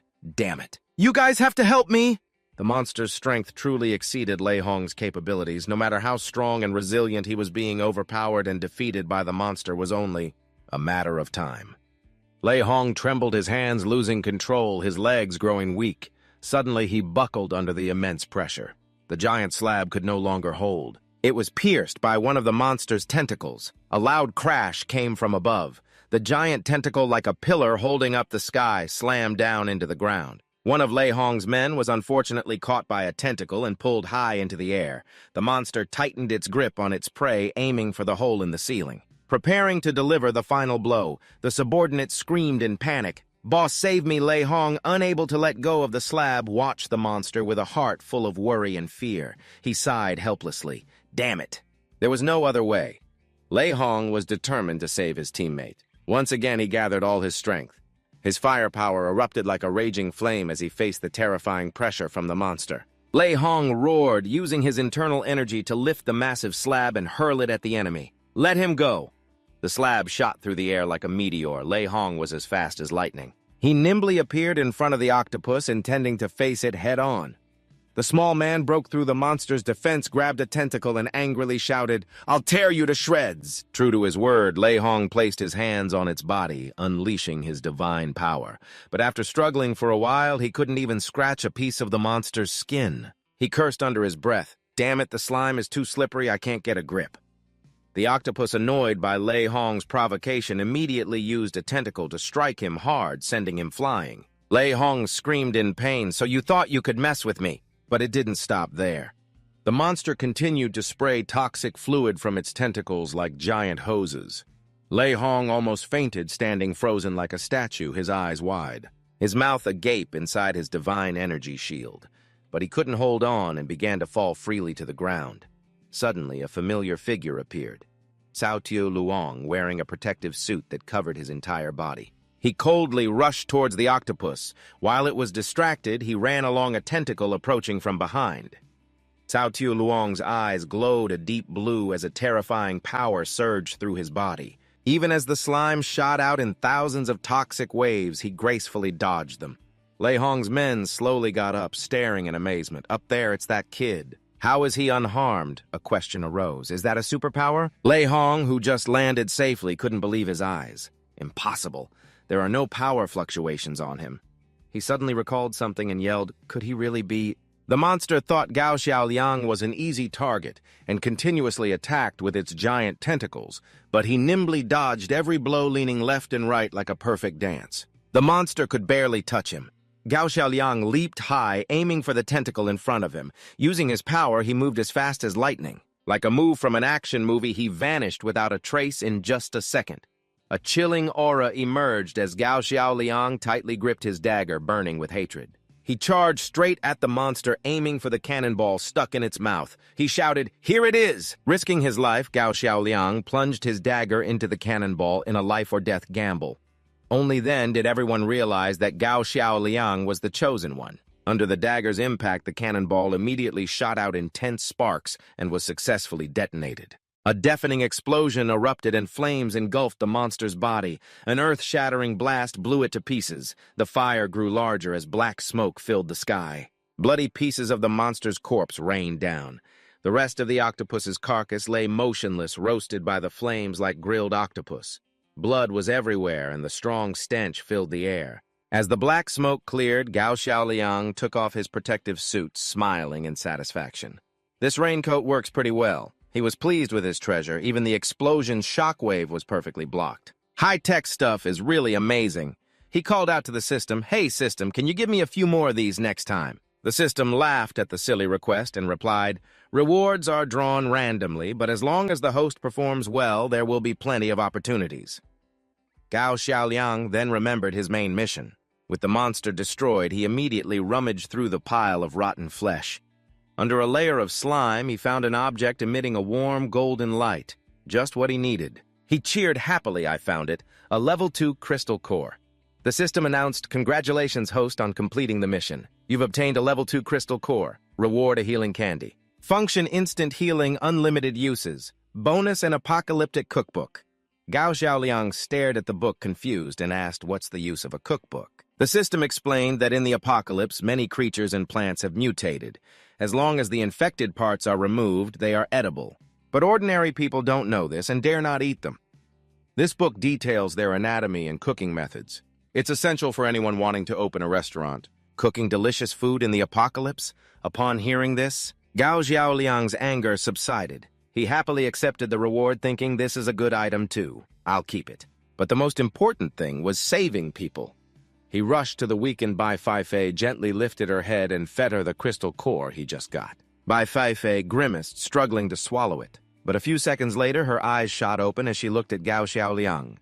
Her weak body was now completely healed. She happily stood up stretched and moved her limbs with confidence. Beside her, Xiaoling excitedly shouted, "Awesome, sister, you're alive again!" Miss Qin watched, feeling uneasy. She swallowed, thinking this guy took care of the mutated octopus by himself. The more she thought, the less she understood. A moment ago, he was terrified, and in a flash, he became a completely different person. Was he hiding his strength? After moving around for a moment, Bai Feifei looked up at Gao Xiaoliang, pointed to her mouth, and made a few cute ah sounds as if expecting something. Seeing Bai Feifei's childish act, Gao Xiaoliang suddenly got irritated. In an annoyed voice, he said, "Are you serious? Are you that addicted to games?" Hearing this, Zhao Ling excitedly ran over her eyes, sparkling with curiosity. "What game?" Zhao Ling wants to play too. Miss Qin stood watching Gao Xiaoliang, thinking to herself, this guy doesn't seem trustworthy at all. Gao Xiaoliang had to replay the old game. He gripped the bag of candy like before, and when Bai Feifei wasn't paying attention, he quickly threw the candies behind him for her to chase. Zhao Ling beamed and clapped excitedly as if watching a fun show. Seeing the three of them playing Miss Qin couldn't help but smile, thinking, after all, this guy isn't so bad after all. Maybe he can be trusted. But Zhao Luo remained cautious. He crept up behind Zhao Ling and whispered, "Sis, stay a little further away from her." He looked at Bai Feifei suspiciously. "She's a zombie. Will she really not bite people?" Bai Feifei suddenly turned and stared at the siblings. Her eyes shone with affection, especially for the chubby Zhao Ling. She smiled, trying to show she liked the little girl. Zhao Ling stood frozen, watching Bai Feifei nervously. There were still candy crumbs on her cheek. Bai Feifei excitedly pounced and licked the crumbs clean off Zhao Ling's cheek. The little girl burst out laughing because it tickled. When she was done, Bai Feifei licked her lips and glanced at Zhao Luo with a hungry look, scaring him half to death. She spread her arms and lunged at him. Zhao Luo, his face drained of color, turned and ran, shouting, "You're evil! You're scaring me to death! I'm a boy. Have you no shame?" Standing behind them, Zhao Ling giggled. "My brother's blushing." Lei Hong suddenly shouted and strode quickly to Gao Xiaoliang, his voice anxious. "You can even cure a zombie. You can definitely save my brothers, right?" Gao Xiaoliang looked at Hu Dazhuang and the bald guy who were on the ground in pain, clutching their bloody arms from the octopus's venom. Another guy was already unconscious. He examined the wound on Hu Dazhuang's arm. It looked extremely serious. The flesh was rotting, exposing the bone as if eaten away by acid. His internal organs were probably severely damaged too. A large hole on his arm exposed the bone and the wound was terribly infected. Lei Hong nodded, his voice urgent. "I can see that. Hurry up and treat them." Slightly annoyed, Gao Xiaoliang glanced at Lei Hong. "Are you ordering me around?" "Well now." He stood up, crossed his arms, and said reproachfully, "You hit me so hard just a moment ago. Why should I help you?" Lei Hong didn't beat around the bush. Understanding Gao Xiaoliang, he made a direct offer. "How many crystal cores do you want? Just name your price." At the mention of crystal cores, Gao Xiaoliang's eyes lit up. His attitude changed instantly, and with a sly grin, he said, "In that case, I won't be polite." Suddenly, a hand on his shoulder made him jump. Miss Qin coldly tossed him aside. His pathetic scream echoed. She then roared at Lei Hong, "It doesn't matter how many you offer. He's not healing them." Zhao Ling and Zhao Luo said in unison, "That's right. You're robbers, demons, murderers," Lei Hong replied wearily. "I already told you. We may be robbers, but we have principles. We don't kill the defenseless." He narrowed his eyes and shook his head. "If your mother was really killed by my men, then she definitely wasn't a good person." But Zhao Ling and Zhao Luo immediately flew into a rage and retorted, "Nonsense. Our mother was a good person. You're the bad guys." Miss Qin held the children's hands and scolded Lei Hong, "Stop making excuses. You're only saying that so he'll heal your men and then you'll kill us, right? We won't be fooled that easily." Gao Xiaoliang slowly walked over, interrupting the argument. What he's saying might be true." Miss Qin, Zhao Ling, and Zhao Luo, stunned, shouted in unison what Gao Xiaoliang gently took out an old torn red headband. He asked Zhao Luo, "This fell out of your bag, didn't it?" Seeing it, Zhao Luo got agitated and shouted, "That's right. This is the mark of that group of people. I always carry it to remind myself never to forget them." He remembered his mother's killer, a one-eyed middle-aged man wearing a red headband. He looked very similar to Lei Hong. Gao Xiaoliang then presented the dagger he had found. "This is their dagger, isn't it?" They compared the evidence. The symbols on the headband and dagger were similar but mirrored. Miss Qin took the dagger to examine it closely. She noticed some differences. Zhao Luo said in disappointment, "This one looks way more stylish." Zhao Ling looked at the symbol on the headband and commented, "By comparison, this looks like it was drawn by a first grader." Standing nearby, Lei Hong blushed with anger as he heard them critique his group's logo. "Huh, what simple drawing? This is called a powerful and unrestrained style. If you don't get it, don't just say whatever." Gao Xiaoliang sighed, trying to mediate. I've encountered many gangs that rob people while using another group's name. They do it to create enemies. He looked at Miss Chin. The gang you encountered must have been imposters. Miss Chin, Xiao Luo, and Xiao Ling were stunned. Imposters, they said in unison. Lei Hong finally understood. He looked sympathetic but couldn't hide his indignation. No wonder. Before, people would attack us out of the blue as if they held a deep grudge. It turns out a third party was behind it. Xiao Luo angrily cursed at the imposters. How could we be so easily fooled, damn it? So they weren't the Thunder Legion at all, those scammers. Xiao Ling looked up at her brother sadly, her voice melancholic. So who do we take revenge on now? The two poor children, their eyes were filled with the pain of losing their mother. Gai Kam looked down gently at the two kids, trying to comfort them to ease their pain. Revenge is not a burden you have to carry. Compared to that, your mother would surely want you to live healthy and happy lives. Tu Lok and Tu Lin quietly looked at Ngai Kam, their eyes still filled with sadness. Just then, Hu Dai Trong, whose body was wrapped in white bandages, angrily strode forward and roared, "These bastards dare to tarnish our reputation. If I find them, I'll chop them into 100 pieces." Suddenly, Hu Dai Trong coughed up blood. Perhaps his anger aggravated his wounds. Lei Hong's eyes widened in panic, watching his beloved subordinate in pain. He quickly supported him and turned to Cao Tiu Luong, his voice pleading. "Now that everything is clear, can you treat my brothers? They'll die if you wait any longer." Cao Tiu Luong nodded, but didn't forget to demand payment. "All right, 10 crystal cores per person. That's a real bargain." Lei Hong immediately agreed, handing over a bag of crystal cores. "No problem, money is not an issue." Cao Tiu Luong happily ordered, "Please step aside, this will be quick." On his beloved cart, a few eggs were smashed to pieces, their bright yellow yolks spilling everywhere. Cao Tiu Luong looked at the heartbreaking scene as if he had lost a treasure. Such delicious eggs, all ruined. He recalled the fiery encounter with the Qin Loi Legion, then looked shyly at Lei Hong and gave a silly laugh. Something happened with that. "How about I return the crystal cores to you?" Hearing this, Lei Hong's eyes turned red with anger and he roared, "Are you messing with me?" Cao Tiu Luong rubbed his head, gave an awkward laugh, and quickly pushed the cart away. "How could I do that? I just thought the atmosphere was too tense, so I was just kidding." In his heart, he swallowed his tears of sorrow, thinking, "Even the eggs are gone. What am I going to use to make egg cookies now?" It seems being a good person brings bad karma, not letting his emotions overwhelm him. Cao Tiu Luong took out the cookbook he just received and flipped through it. His eyes lit up as if he had struck gold. When he found a suitable recipe, he thought, let's save people first. He smiled triumphantly, closed the book, and said, "This is great." The only available ingredients were flour oil and some spices. After racking his brain for a moment, he exclaimed, "I've got it." He ran to the octopus corpse, selected the best piece of meat, and carried it away. He carefully removed the outer membrane and suckers, leaving the clean flesh. Then he marinated it with spices to remove the fishy smell and rinsed it with water. The tender white meat was revealed, then minced and mixed with flour to create a batter. He stirred and stirred and stirred. A fragrant octopus batter was born. He poured small portions of the batter onto a hot, sizzling griddle.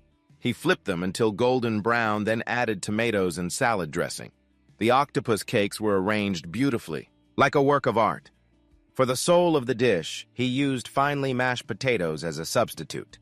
"Ta-da, the hot and delicious octopus cakes are ready." Cao Tiu Luong proudly announced, "It's done, takoyaki." He brought the dish to Lei Hong's group and said, "Eat all of this. Your bodies will recover immediately." The bald guy and the blonde guy screamed in horror. "Using a mutated octopus for food? What are you trying to do? You're telling us to eat this thing. You must think we're not dying fast enough."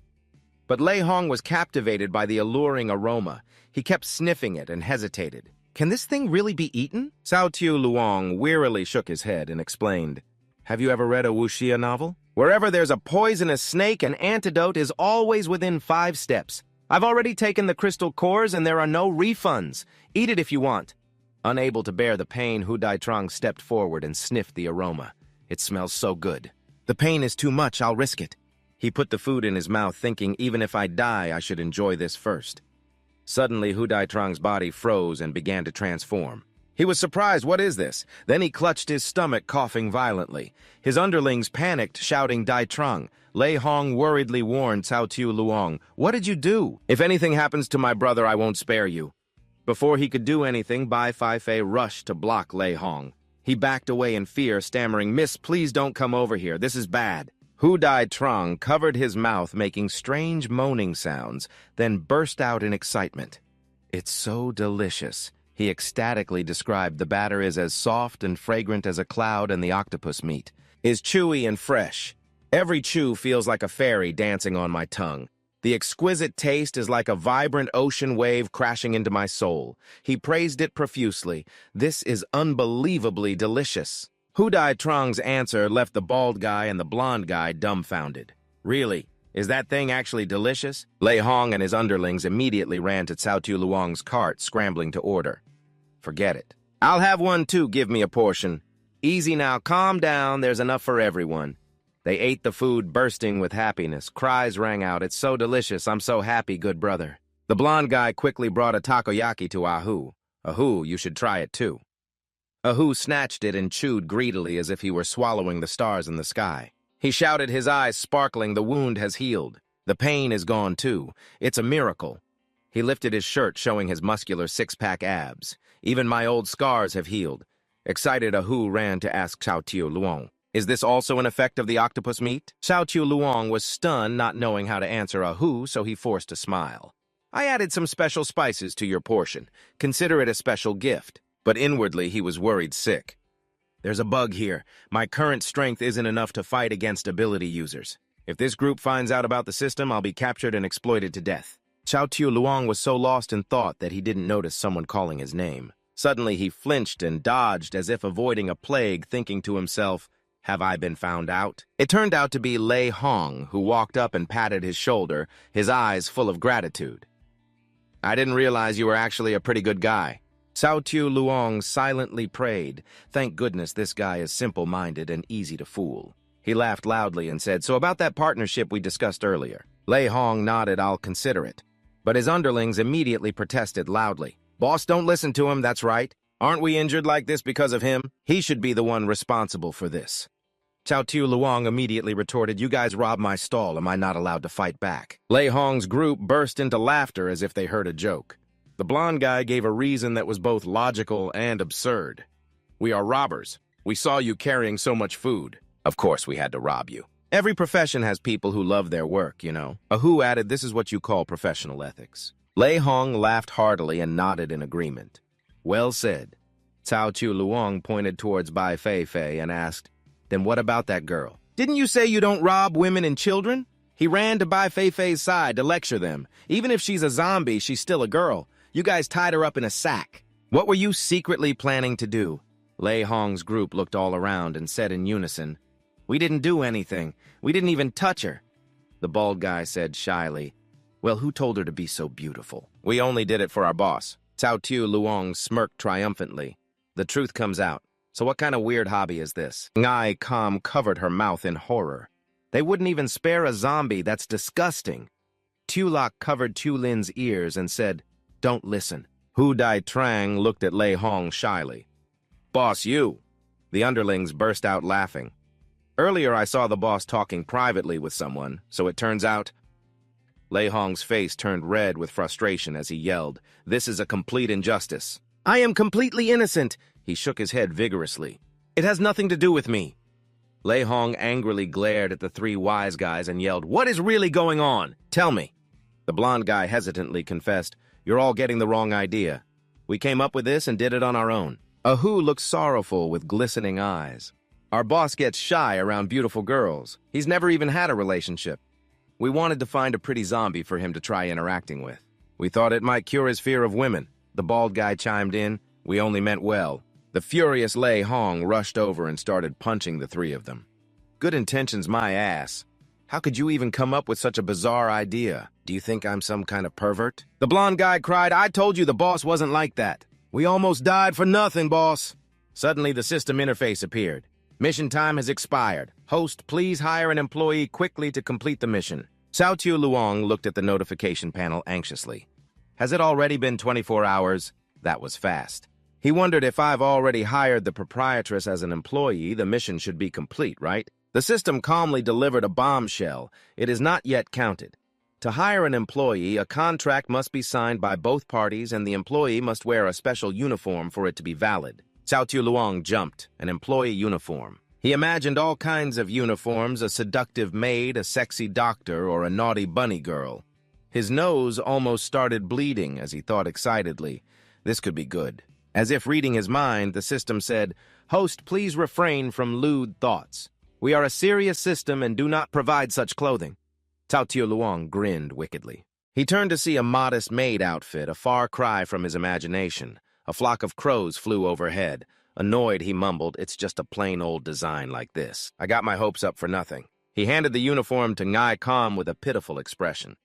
"I forgot to mention earlier that employees here need to wear a clean, tidy, and recognizable uniform so customers can easily identify you. So uniforms are necessary. These 3 sets are yours." Ngai Kam and Tu Lak looked at the outfits with twisted faces.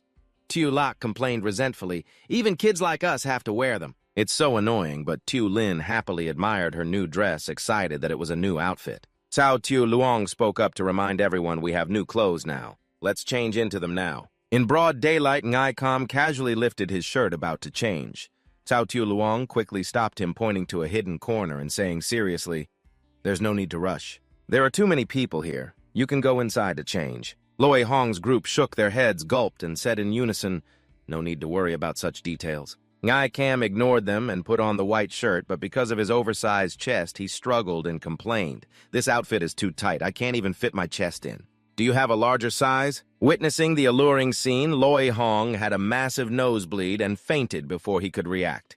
His underlings panicked, yelling, "Boss, boss has fainted." Cao Tiu Luong angrily rushed to cover Ngai Kam, shouting, "Have some decency. Close your eyes." Suddenly, something soft landed on his head. He looked up and saw something as soft as a steamed bun. It also looked like a potato. He held it in his hand, curious. "What is this?" Then he looked at Ngai Kam and was completely shocked. "Oh my God, a muscular body with 6-pack abs." He screamed, "Are you messing with me?" Surprise, turns out we're the same kind. Ngai Kam took off all his gear and smiled at Cao Tiu Luong, who was so scared his soul nearly left his body. His limbs went weak as he looked at the person before him, stammering, You. He felt like he had fallen from Cloud 9. He yelled, "A man, why would you dress like that and cause such a misunderstanding?" Ngai Kam laughed heartily and replied cheerfully, "I never said I was a girl." "Why are you so surprised?" The blonde guy's jaw dropped in amazement. "Was it to pretend to be weak and lure the enemy into a trap?" Ahu praised excitedly. "That's brilliant, Ngai." Kam shyly rubbed his head, looking smug. "Not really, it's just a personal hobby." But Tu Lak wasn't very surprised. He whispered to Tu Lin, "The boss calls this being a cross-dressing master." Tu Lin nodded. "The boss loves beautiful dresses the most. He has a lot. But it's a shame he couldn't bring them out." Cao Tiu Luong cried inwardly, blaming Ngai Kam, "You damn scammer. My beautiful female employee, my sexy uniform, my dreams of an office romance have all gone up in smoke." Hearing that, Ngai Kam immediately understood and shot back, "This guy really is a pervert. Who can understand this pain?" The system suddenly announced countdown starting. "Host, please complete the mission quickly." "Do you confirm hiring the other party?" Cao Tiu Luong perked up and asked excitedly, "Do I even have another choice?" After a moment, he looked at the prepared employment contract for Ngai Kam. Reluctantly, he signed it with a grimace. Bai Fei stood by, happily watching him hand the contract to Ngai Kam. "Please sign here." Cao Tiu Luong almost dropped the paper. Caught in a dilemma, he turned his face away. Ngai Kam glared at him resentfully. "What's with that look on your face? If it weren't for the food, who would want to be your employee?" Cao Tiu Luong looked at the contract and sighed to himself. "When the system forces others, they get a harem of beauties and reach the top. But I have to raise kids with another man." Ngai Kam quickly grabbed the pen to sign, thinking to himself that nothing could be more tragic. But unexpectedly, Bai Fei suddenly dashed over and snatched the contract in her mouth before Ngai Kam could finish signing, and dashed away. Cao Tiu Luong and Ngai Kam stared blankly after her. He yelled, "You've got to be kidding me." While both of them were stunned, Bai Fei ran off, clenching the paper in her mouth.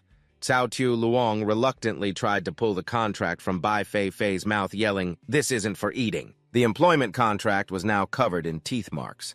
Bai Fei stood by, looking dazed. The system suddenly confirmed contract signing complete. A surge of divine energy enveloped Bai Fei. Her eyes glowed, radiating a strange power. In a flash, she transformed into a beautiful, gorgeous maid as if she had stepped out of a painting. Cao Tiu Luong stood stunned and helpless, sighing to himself. Can the heavens understand he let out a sky-shattering scream? I don't want to work with a zombie. Sometime later, Nai Cam was still dwelling on the past, blaming Cao Tu Luong. You have no taste passing over a beauty like me to hire a zombie. He arrogantly laid out his condition, but because of the contract termination fee, I won't hold it against you. Cao Tu Luong smiled on the outside, but his heart was shattered. The contract wasn't even signed, so where would a penalty fee come from? You guys are forcing me. If I don't pay, you'll destroy my car. He looked at the ruined building and sighed. We can't stay here anymore. What are you guys planning to do now? Ngai Kam replied cheerfully. I've talked to the people from the Jinglei Legion. They're willing to take us with them. Tiu Lak and Tiu Lin hugged their small pillows, beaming. Tiu Lak smiled brightly and told Cao Tu Luong Loi Hong said he will teach me how to fight and shoot. Then I can protect the boss and my little sister. Cao Tu Luong chuckled. That's good, he thought to himself. Even though they're bandits, they aren't bad people. The two kids will be safer with their protection. Tiu Lin ran over and gently tugged on his shirt. She handed him a card with Bai Fei Fei's picture on it. Mister, this is what that sister dropped while changing. Cao Tu Luong looked at the card and recognized the ID number and full name. So her name is Bai Fei Fei. It's an employee ID card. He couldn't take his eyes off the card. Loi Hong gave Cao Tu Luong a map and said sincerely, Kid, this is where we're temporarily stationed. We won't be moving. If you run into any trouble, just come find me. Cao Tu Luong looked at the map, surprised. The Lingu prison. The arm of the law is long and no one escapes. He shook his head in admiration. You guys really know how to pick a spot. Loi Hong laughed, clapped him on the shoulder, and said decisively, So what if it's a prison? Before, no one wanted to go in. Now there's no place safer. Ngai Cam excitedly ran over and hugged Loi Hong, saying, That's right, big brother Loi, you're so smart. Can I have my own room later? Loi Hong's gynophobia relapsed. The moment he saw Ngai Cam, he ran for his life. Stay away from me. He turned back and shouted, Someone go find him a set of men's clothes. Ngai Cam shook his head and chased after him. I refuse. Dressing is a form of freedom, you know. I just like wearing women's clothes. Finally, the whole group got in the car and left. Tiu Lin and Tiu Lak waved at Cao Tu Luong, their clear voices calling out, Goodbye, mister. The Jinglei Legion waved enthusiastically. Kid, don't let the zombies eat you. We'll come visit you again. Cao Tu Luong felt a warmth in his heart. He smiled and waved goodbye to everyone. He looked at Bai Fei Fei's employee ID card and sighed in relief despite not knowing what the future held. But you never know until you try. He turned to look at Bai Fei Fei. From now on, I'll be counting on you. But then he was startled. Where did she go? Bai Fei Fei was just here and now she's vanished. He looked around and saw her climbing onto his beloved cart, gnawing on something. He yelled angrily, You can't eat that! The sound of gnawing mixed with his curses echoed through the deserted city. As if her teeth were itchy, Bai Fei Fei bit down hard on the wooden bar of the cart. Cao Tu Luong ran over furiously and pulled her away. I already told you this isn't food. Let go, but Bai Fei Fei stubbornly growled and bit down on the wooden bar. Cao Tu Luong pulled hard and the cart's handle came off, causing the whole thing to collapse. He stared at the wreckage in horror. Not believing his eyes, he screamed, Oh my God! Bai Fei Fei sat there like a little kitten, obediently gnawing on the handle and looking at him innocently. Cao Tu Luong suddenly remembered, wait a minute, no one has used the resilience feature. How could it break after just a few bites? He quickly contacted the system. Hey system, I think this card is defective. I demand a new one. The system replied immediately, Host, please be patient. I will request it from my superiors, but then it sadly announced request denied. Cao Tu Luong was indignant. On what grounds? The system explained, according to the item description, the resilience feature only protects staff and property from external attacks. It is not effective against those inside the store. Bai Fei Fei is an employee. The host must take responsibility for any damage she causes. Cao Tu Luong roared in anger. Something this important. Why didn't you tell me sooner? He looked at Bai Fei Fei and sighed. If only I had known. I swear I would have chosen the cross-dressing master over this husky in human skin. Heartbroken, he sat down, looked at the wreckage, and lamented, It's done for. How am I supposed to fix this? The system appeared and cheerfully comforted him. Host, don't worry. You only need 100 more points to upgrade the store. Completing the mission will allow you to upgrade your tools. Cao Tu Luong impatiently cut it off. Then what are you waiting for? Give me the mission already. With a ding, the system announced a new mission. Collect 250 kilograms of edible meat within 24 hours. Complete it to receive a reward. Cao Tu Luong pondered 250 kilograms. In this apocalypse, even 5 kilograms of fresh meat is hard to find, let alone 250. But then his eyes lit up and he clapped his hands in excitement. I've got it. He remembered a large chicken farm nearby. He flipped through a cookbook to research. Among mutated beasts, mutated chickens have low combat power. The virus is concentrated in the brain, internal organs, fat, and feet. If you remove those parts, the breast and thigh meat are fresh, delicious, and rich in protein, perfect for restoring stamina. He became enthusiastic.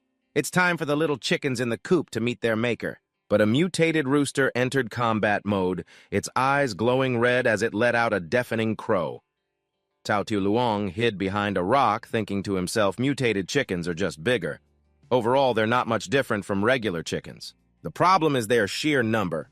I have to separate them and deal with them one by one. He looked at Bai Fei Fei. It's time to put you to use. Cao Tu Luong planned to demonstrate 749 moves for Bok Fai Fai and asked her if she understood. Bok Fi Fi nodded happily. He ran into the flock of chickens and ordered her to act. Bok Fi Fi took the order, grabbed a wooden board, and launched into the air, but she forgot the plan. She ran straight towards him. Cao Tu Luong shouted, "Not that way, this way. This is not a game." The chickens sensed something was wrong and turned their eyes glowing with killing intent as they charged at Bok Fai Fai. Terrified, she bit the wooden board, jumped onto the roof, and looked down at the ferocious flock. Cao Tu Luong backed away in panic. "I'm dead!" He ran for his life as a giant rooster chased him like prey, pecking relentlessly. He screamed, "Oh my God! Somebody help me!" Its sharp beak bit his butt. He ran and screamed, "These claws are so sharp, one scratch and I'm done for." The rooster quickly caught up. Ahead was a sturdy fence with no way out. Cao Tu Luong sprinted towards it with all his might and was overjoyed to find a pre-dug hole. "I'm saved." He dove through the hole to safety. Cao Tu Luong sat in the hole, sighing with relief, his heart pounding. The roosters charged like a horde of crazy zombies, aggressively clawing at the iron fence and glaring at him. Their eyes full of hatred, they dug frantically at the ground. Cao Tu Luong held his breath. Exhausted, he leaned back, thinking it's a good thing this hole was here or I'd have been pecked to death. Suddenly, a sticky liquid got on his hand. He wondered what it was. It's so gooey and gross. Looking up, he was stunned to see eggshells scattered everywhere. Cao Tu Luong wondered why there were so many eggshells. Then, trembling, he realized the problem. "I'm dead. This is a mother hen's nest." A shadow fell over the hole like a spotlight. Cao Tu Luong swallowed nervously and trembled as he looked up at a giant hen standing above him. Its blood-red eyes shot down like an arrow. He was scared out of his wits and scrambled out of the nest. Oh no, a mutated adult chicken. The chase continued as Cao Tu Luong ran like the wind, screaming, "To think I fell into a mother hen's nest. My luck is the worst. Oh my God." He ran for his life, lamenting why his elasticity function wasn't working at a time like this. The hen pecked at him relentlessly. He clutched his butt and screamed, "Ow, ow, ow!" The hen circled him, its eyes gloating as if to say, "Now you know how tough I am." Cao Tu Luong was cornered with the same fence behind him. Exhausted and panting, he thought of the eggshells. The mother hen was coming for revenge. It advanced its sharp beak, aimed straight for his crotch. He bit his lip and roared, "You despicable chicken." Just as it lunged, Cao Tu Luong performed a masterful twisting move like a yoga master, silently cursing, "My precious jewel has never even been used." He jumped up and wrapped his legs around the hen's neck, angrily thinking, "How can I die here?" Take this spinning leg kick. The man and the chicken fought fiercely. Cao Tu Luong used his flexibility to tighten his grip on the chicken's neck. He grinned triumphantly, "See how tough I am now." But the chicken lowered its head and opened its eyes in a rage. Cao Tu Luong panicked, "It's not dead." It threw him into the air. He screamed, "Oh, mommy." By some miracle, he landed on the chicken's back. It charged around frantically, almost making him throw up. "Oh my God, save me." After 749 spins, the chicken broke its neck and threw him off. Cao Tu Luong quickly grabbed its tail, screaming in fear, "Oh my God." The scene shifts to the forest where a military vehicle rolls slowly. From inside, a voice is heard, Team 3, Team 3. Team 1 and 2 have reached headquarters. What's your situation?" It's a group of soldiers contacting their commander. The one on the radio nervously replies, "We're on our way back. Barring any surprises, we should arrive today." Everyone cheered happily. "I heard those other 2 vehicles came back empty-handed this time. We found so many supplies they'll be so jealous." Another person scoffs who told their captain to be such a coward. He doesn't even dare to go to faraway places. Captain Hua is still the most resourceful one, thinking of storing food in the cellar.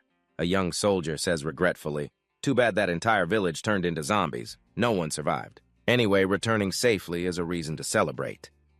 Suddenly, the vehicle hits a wooden plank and stops dead in its tracks. The guy in front yells, "We've got a problem." The whole group gets out to check. The tire is flat. A bearded man inspects it and says worriedly, "It looks like we've got a blowout." The blonde subordinate cheerfully says, "Captain, you worry too much. We've taken this road countless times. If there were zombies, we would have met them long ago." The young man in front quickly reminds him, "It's better to be safe than sorry. There are more and more types of mutants now, especially in such a large area. We can't prevent everything. We must always maintain high alert." Guo Ming and Gu Zhen quickly change the tire while the others and Uncle Chu stand guard. Guo Ming mumbles to himself as he's busy fitting the new wheel. Seriously, on a big road like this, how could there be that many zombies? The blonde guy nods cheerfully, exactly. "Even if we did, I could take one down with a single bullet." Suddenly, a sharp smack is heard. Uncle Chu walks over and hits each of them on the head. "Cut the crap. You two have only been on a few missions and you already think zombies are that easy to handle." Guo Ming and Gu Zhen give a sheepish laugh and say in unison, "Sorry, Uncle Chu, we were wrong." "Don't be angry. We're new and don't know any better. Please bear with us." Uncle Chu sighs, takes a drag of his cigarette, and says seriously, "Of all the teams, our Team 3 has always had the highest success rate and the lowest casualties. Do you two know why?" Guo Ming and Gu Zhen shake their heads. Uncle Chu says smugly, "Because Captain Huo is experienced and cautious. Idiots like you would have died countless times already if you were in any other team. You should thank your lucky stars you joined our team." Guo Ming and Gu Zhen pat each other's backs, swallowing their pride and sucking up. "So Captain Huo is that incredible. We're so lucky. We'll surely learn a lot." The blonde guy scratches his head shyly. Uncle Chu, I need to take a leak." Uncle Chu says with annoyance, "Such a pain. Hurry up and don't keep everyone waiting." The blonde guy rushes off. Suddenly, the nearby bushes rustle as if something is moving through them. Huo Jiji senses it and immediately tenses up, gripping his gun. He turns and asks, "Did anyone hear that?" The two men shake their heads, surprised. After relieving himself, the blonde guy happily mumbles, "Ah, what a relief." But behind the bushes, a giant python lies in wait, eyeing him hungrily. He vaguely senses danger and scans his surroundings, but sees nothing. Feeling relieved, he starts to walk back. Suddenly, the ferocious python lunges down from the trees above. The blonde guy looks up in terror at the gigantic monster charging with its mouth agape. Gu Zhen is so scared he collapses. Fortunately, a bullet hits the python's eye just in time. Writhing in pain, it slithers away. Huo Jiji keeps firing and orders, "Mutated creature, everyone get back to the vehicle." He asks Gu Zhen, "Is the tire change finished?" Uncle Chu anxiously reports, "It's done." The group wonders why there's a mutant snake here. That thing is silent, making it too hard to detect. Gu Zhen lowers his head. "I'm sorry, Captain, it's all my fault." Huo Jiji cuts him off. "Enough talk. That last shot wasn't a fatal wound. It'll be back. Get in the car now." The vehicle immediately speeds off, but the python reappears and gives chase. It easily slides under the vehicle and flings it into the air like a toy. As the vehicle falls, the python coils around it, squeezing as if to crush it. Inside Uncle Chu, Gu Zhen and his comrades are thrown about in the violently shaking vehicle. Huo Jiji orders, "It's trying to crush us. Get out now." Guo Ming and a teammate try to push open the emergency door, but the door is jammed shut. They panic, "Captain, what do we do now?" Huo Jiji, observing the situation, yells, "Find a way to break the glass." He aims his gun to kill the monster, but Uncle Chu frantically stops him. "Don't do it." "Captain, the gas tank is leaking. If you shoot, it'll explode." Guo Ming cries desperately. "Are we going to die here?" Suddenly, a strange figure appears. Gu Zhen shouts, "Everyone look over there, something's coming." A giant bird soars through the air with its wings spread wide. Terrified, Guo Ming's vision blurs. He pounds on the window, crying out, "It looks like this is really the end. And now I'm seeing an angel." Uncle Chu yells, "What are you talking about?" "That's obviously a chicken." Huo Jiji watches it suspiciously. "How can a chicken be that big?" He looks again in shock. "That's not right. It's a person." Gao Xiaoliang is clinging to the giant hen, his face streaked with tears, yelling, "Damn it, how do I get this thing to stop?" Inside the car, two men were shocked. The pink-haired one leaned on the glass, wondering who that guy is to be able to control a mutant creature. The other replied, "Is it an ability?" The blonde man with a scar over his eye shakes his head. "No, that's not it. It looks like he's the one being taken for a ride. Gao Xiaoliang is still clinging to the chicken for dear life. Tears are streaming down his face. Suddenly, another giant creature appears with glowing red eyes, sharp teeth, and a long tongue lolling to the ground. It looks incredibly dangerous. It charges at the mutant chicken, which is trying to buck him off. The chicken turns and squawks, annoyed by Gao Xiaoliang's grip. It opens its beak as if to peck him. He yells at it, "I only broke a few of your eggs by sitting on them. What's the big deal? You really think I'm afraid to kill a chicken?" With that, he leaps up, grabs the chicken's neck, and declares, "Let me show you the professional qualities of a chef." He squeezes hard, and a loud crack of breaking bones echoes. The chicken collapses, but at that exact moment, the scaly, snake-like creature lunges and bites down hard on the chicken. Blood splatters everywhere. Unaware of the new danger, Gao Xiaoliang sighs in relief. It's finally over. He sits on the chicken and looks around, wondering, but why am I still up in the air? Realizing he's on the snake's back, he mistakes it for a telephone pole and mumbles, "Just my luck. Now I'm stuck on a telephone pole." He jumps down and casually grabs the creature, surprised when it squirms. The snake lowers its head, staring at him with hungry eyes. Gao Xiaoliang freezes in terror as if he's been struck by lightning. A mutant snake, he leaps back and shouts, "Hey, Mr. Snake, you already ate that big chicken. You must be full, right? So please don't eat me." The snake seems to ignore him and leans in closer. Gao Xiaoliang is silent for a moment, then turns and runs for his life, yelling, "Why is today so full of bad luck? Seriously, what kind of day is this?" The snake whips its tail, sending Huo Jiji's vehicle flying. It crashes down with a loud thud. Inside, the group is in chaos. A guy in a backward cap cheers, "Hey, we've been saved." An older man nods, "The heavens are on our side." The driver reports the engine still works. "Great, let's get out of here fast." But the blonde man with the scar over his eye objects, "We can't." The others chime in, "If we don't leave now, are we waiting for the snake to return? This vehicle can't take another hit." The pink-haired man adds, "He's right, Captain. We still have a lot of supplies in the vehicle. If we lose them, we'll be court-martialed." Huo Jiji says firmly, "That person drew the mutant snake away from us. If we abandon him now, what kind of soldiers would we be?" The men in the vehicle fall silent, considering Huo Jiji's words. One of them speaks up, "The captain's right. Supplies aren't as important as a human life. We can always find more." Another adds, "Even though we're new recruits, we've had professional training. Are we just going to abandon someone in a crisis?" The driver slams on the accelerator and spins the wheel with determination. "Hang in there, kid. We're on our way." The vehicle turns around. The whole crew says in unison, "If it comes down to it, we'll risk our lives to fight it." Meanwhile, at the chicken farm, Bai Fei leaps down from out of nowhere, landing as gently as a falling leaf. She scans the area looking for something. Suddenly, 3 aggressive chickens charge at her. Bai Fei thinks Gao Xiaoliang would be so happy if I beat these. She claps her hands excitedly, grabs the fence, lifts it, and leaps into the air. In a flash, she uses the fence to trap the chickens. Back in the forest, the mutant snake is still furiously chasing Gao Xiaoliang. He runs for his life, screaming, "Lao Air, save me." The system flies beside him, replying, "Host, I really want to help, but my functions are blocked and the props can't be used." "I'm helpless too." As they speak, the snake bares its fangs and wraps its tail around Gao Xiaoliang, trapping him. It opens its mouth, breathing out a foul-smelling mist. The stench makes his head spin, and he mutters, "This smell is disgusting." It would be less painful to just pass out. As the snake's mouth nears, the stench intensifies, nearly making him collapse.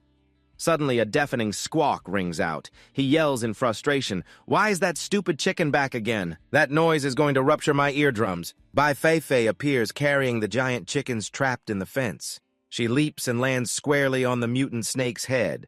The snake loses control and falls over backward, sending the trapped chickens flying to the side. It collapses, its eyes spinning before it goes still. Gao Xiaoliang is overjoyed as if he's in paradise. He calls out Xiao Bai. He grabs her shoulders, ecstatic. "You came just in time. This smell almost knocked me out. I'll be serious for now, but later I have to teach you to separate work and play. This can't happen again." System display, "Congratulations, host, on completing the mission." The snack stall leveled up. A blinding light flashed, making them both cover their eyes. The reward, a large, fully equipped vehicle, appeared before a surprised Cao Tiu Luong and Bak Pai Fai. He was overjoyed. It's an RV. He admired its neat arrangement, advanced equipment, and shiny high-end toilet. He held Bak Pai Fai's hand and raised it high. Jumping up, he said, "Old Two, you're finally generous for once. A pea shooter upgraded to a cannon. We don't have to rough it anymore." The system replied, "I've always been generous." The system continued. Previously, the host completed the recruitment mission, and there's a special reward. A skill card appeared. It's flashy, significantly increases combat power, and lasts for 3 minutes. Open primary weapon Arsenal 1 Sao Tu. Luong curiously clicked on it to see what was inside. The system displayed 3 kitchen utensils, a cleaver, a spatula, and a slotted spoon. He was surprised. How am I supposed to use these? Am I supposed to stir-fry zombies with them?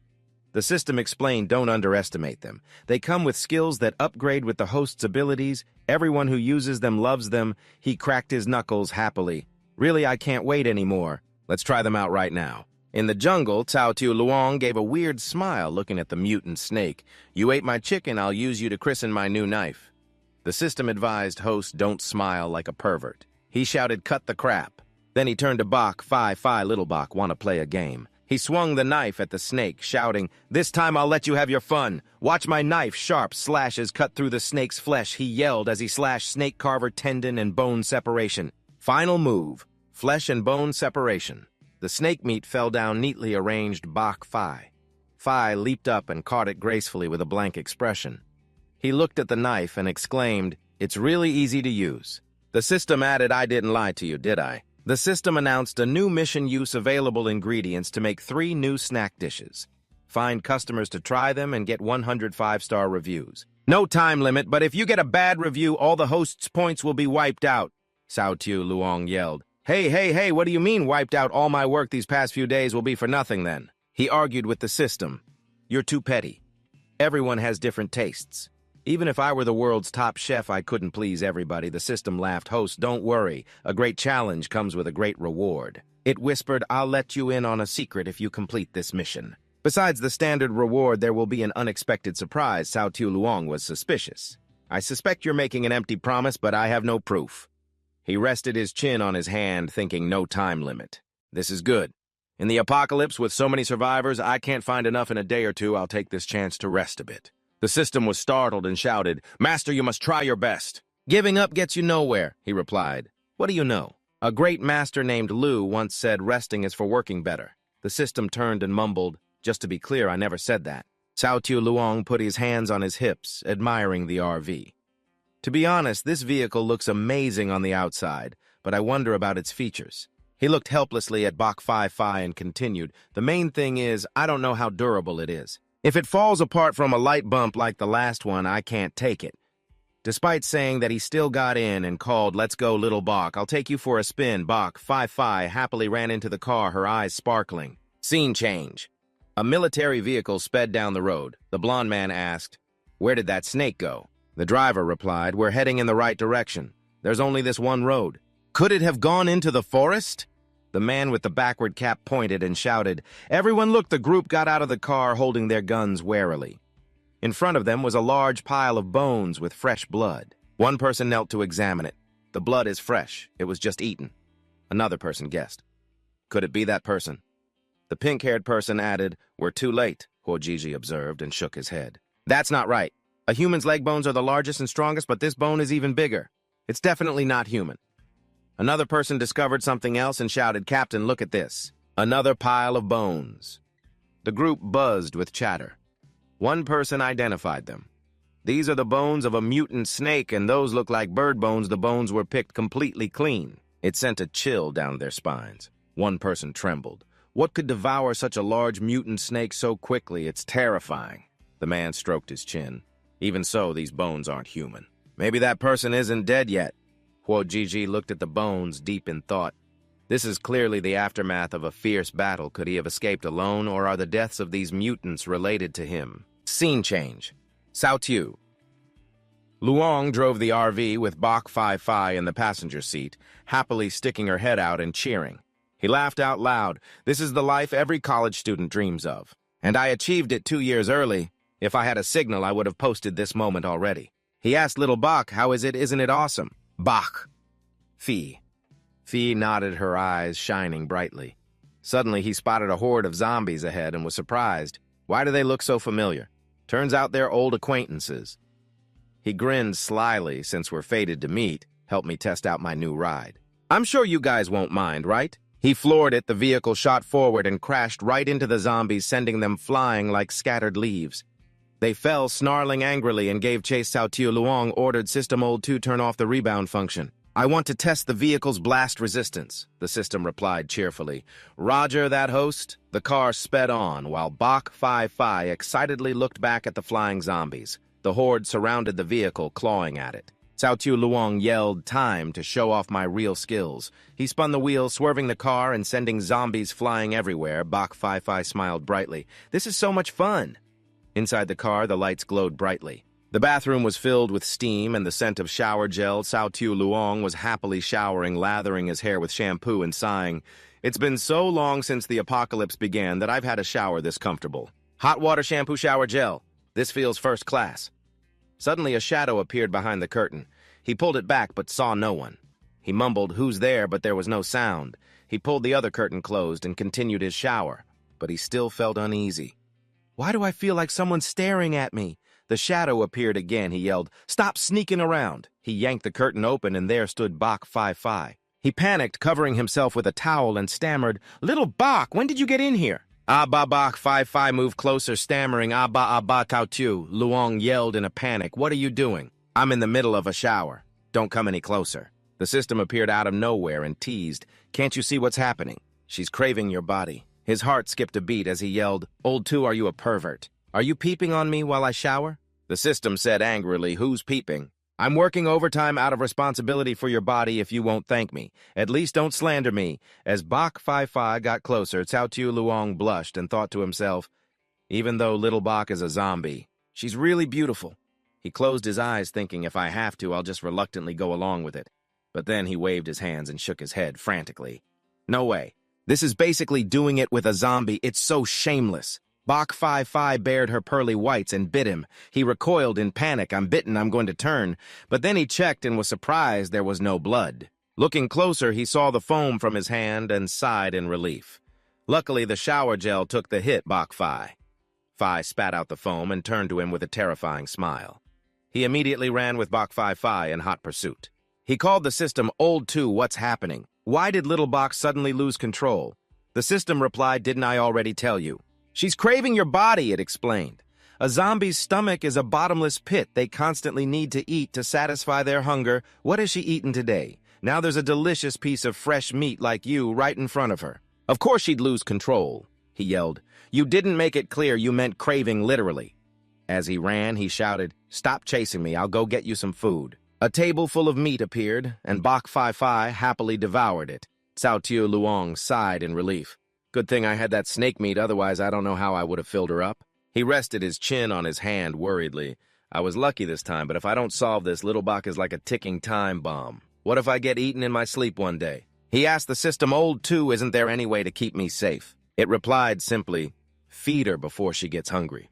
He sighed. "That's the same as saying nothing." Suddenly his eyes lit up and he clapped his hands. "That's it. I'll use that thing." He rummaged through a cabinet, found a set of dentures, and smiled slyly.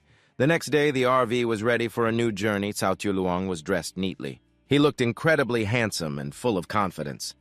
The vehicle sped along Bach 5. Phi happily looked in the mirror, wearing her new braces. The system exclaimed in admiration, "I never thought dentures could be so useful." "Host, you're a true genius," he replied. "As long as you don't lose your wits, there are always more solutions than problems." He laughed. "Braces are the ultimate solution for zombies." The system nodded. "This is a major discovery. I'll report it to my superiors." Suddenly, Cao Tiu Luong spotted a military vehicle. He stopped and got out to investigate. He opened the door, but it was empty, then looked under the vehicle. He was shocked. "Why are there so many sharp spikes here?" Cao Tiu Luong dusted off his hands and saw Bach 5-5 copying him. He concluded, "It looks like someone set this trap on purpose to stop this vehicle." From the forest, a loud noise sent birds scattering in panic. Cao Tiu Luong was startled and turned around, gunshots behind him. Bach 5-5 unleashed her power and growled. He raised a hand to calm her. Little Bach calmed down. He deduced from the sound that it was all sniper fire coming from a single gun. The two approached the source of the sound. Through his binoculars, Cao Tiu Luong saw a woman fighting zombies. Bach 5-5 looked on bewildered. The woman with cold purple eyes was aiming at the zombie horde. Not a single miss. He was impressed. Her shooting skills were not bad, and she was a beauty, too. Unfortunately, she wouldn't last long. He explained that this type of gun only holds 10 rounds and reloading takes time. It's fine for long range, but its weakness shows when enemies get close. He suddenly remembered being eaten by zombies in his past life for this very reason. The more the girl shot, the less ammo she had as the zombies charged relentlessly. Cao Tiu Luong wondered if he should help. He hit himself on the head, scolding himself. Beauty is a dangerous trap. I just got fooled. How could I forget so quickly? Seeing this, Bak Fi Fi copied him and hit her own head. The ferocious zombies' mouths open and tongues out closed in on the girl. She fired confidently, but when she pulled the trigger, the gun didn't fire. She was startled. She was out of ammo. A zombie lunged forward and almost bit her. Without hesitation, she dropped the gun and drew a dagger from her back. Cao Tiu Luong was astonished. My God, such a deadly melee weapon. She leaped up, killing one zombie, then spun around and swiftly finished off two others. Zombie corpses piled up at her feet. She held her blade high like a goddess of war. Then she walked down to the river, closed her eyes, and took off her outer shirt, revealing a seductive black bra and her stunning figure. Cao Tiu Luong's nose started bleeding profusely. He covered his eyes, muttering, I shouldn't look, I shouldn't look. He thought to himself that this woman slaughters zombies so fiercely. If she mistakes me for a pervert, she'll tear me to shreds. So he put away the binoculars and called out, Xiao Bai, let's go. But Bak Fai Fi was mesmerized by a purple butterfly. She accidentally elbowed Cao Tiu Luong, making him lose his balance and tumble down the cliff. She just kept chasing the butterflies, oblivious. Cao Tiu Luong rolled down the slope like a ball, his face planting in the dirt. He slid upside down in pain and anger. He jumped to his feet and roared, Xiao Bai Yu. Suddenly, he felt something strange on his head. What is this? When he pulled it off, he was stunned to realize it was a pair of white panties with a cute little purple bow. They were so cute, they made his nose bleed. Glancing aside, he saw some familiar clothes scattered on the grass. They were obviously that woman's. Flustered, Cao Tiu Luong darted his eyes around. He thought to himself, speak of the devil, I should run before she gets back. The moment he thought that a cold blade was pressed to his neck, radiating a palpable killing intent. The woman had appeared, her eyes icy, so one fish slipped through the net. Cao Tiu Luong's face turned pale. He trembled as he turned to her, quickly raising his hands to surrender. He tried to explain, I'm human, you can check if you don't believe me. But he forgot he was still clutching the white panties. The girl trembled with anger, her eyes flashing fire, realizing his mistake. He quickly threw the panties away and stammered, Don't misunderstand, I'm not a bad guy, I was just passing by. I didn't see anything. But his clumsy denial only infuriated her more. When a man says he didn't see anything, it means he saw everything. Without hesitation, she swung her blade, shouting, You despicable pervert, die! Cao Tiu Luong covered his head and screamed for help. Xiao Bai. From the cliff above, Xiao Bai flipped and shot down like a flash, landing a powerful kick on the other woman's back. But her opponent quickly blocked with her knife. The woman looked up in surprise. He has help. The two clashed, starting a fierce duel. They were evenly matched. The woman grew more curious about Xiao Bai. What's this girl's background? Her slashes were sharp and cautious, but Xiao Bai was just as nimble, dodging every blow. She still wore a bright smile, as if she was just playing, but determined to catch her opponent. Cao Tiu Luong watched from the side, his head swaying as he followed their movements. His nose started bleeding uncontrollably again. The other woman noticed and shouted at him, What are you looking at? Keep looking and I'll gouge your eyes out. He quickly wiped away the blood, muttering, Girls are so vicious when they fight. I'll back up for safety. With that, he ran off, shouting back, Xiao Bai, I'll wait for you in the car. To Xiao Bai, her opponent's large, soft chest looked like two giant melons. It made her develop an indecent curiosity. Like a child with a new toy, she lunged forward. The sudden touch made the other girl scream in panic. Aren't you a girl? Why are you such a pervert, too? Just then, a bullet suddenly tore through the air. They both jumped apart to dodge it. A strangely dressed man with slicked-up hair appeared calmly dealing with the zombies as he approached. As expected of Gu Yue, one of the henchmen said, his eyes filled with lust. Boss, his taste is impeccable. Tisk tisk, that body is seriously hot. The girl glared at the man with disgust. He Jian, she said bluntly, why are you here? I was wondering who was messing with me on the road. So it was you people. You deliberately led those zombies here too, didn't you? He Jian didn't deny it and just smirked. That's right. When you rejected me, you never thought this day would come, did you? A cold red light flashed in his eyes. If you had just handed over management of the base to me, I might have kept you around to enjoy a comfortable life. But since you decided to disrespect me, then don't blame me for being impolite. At He Jian's command, his men all drew their guns and aimed at the woman. "Fire!" he roared. The woman flinched, her eyes wide with terror as a hail of bullets flew at her.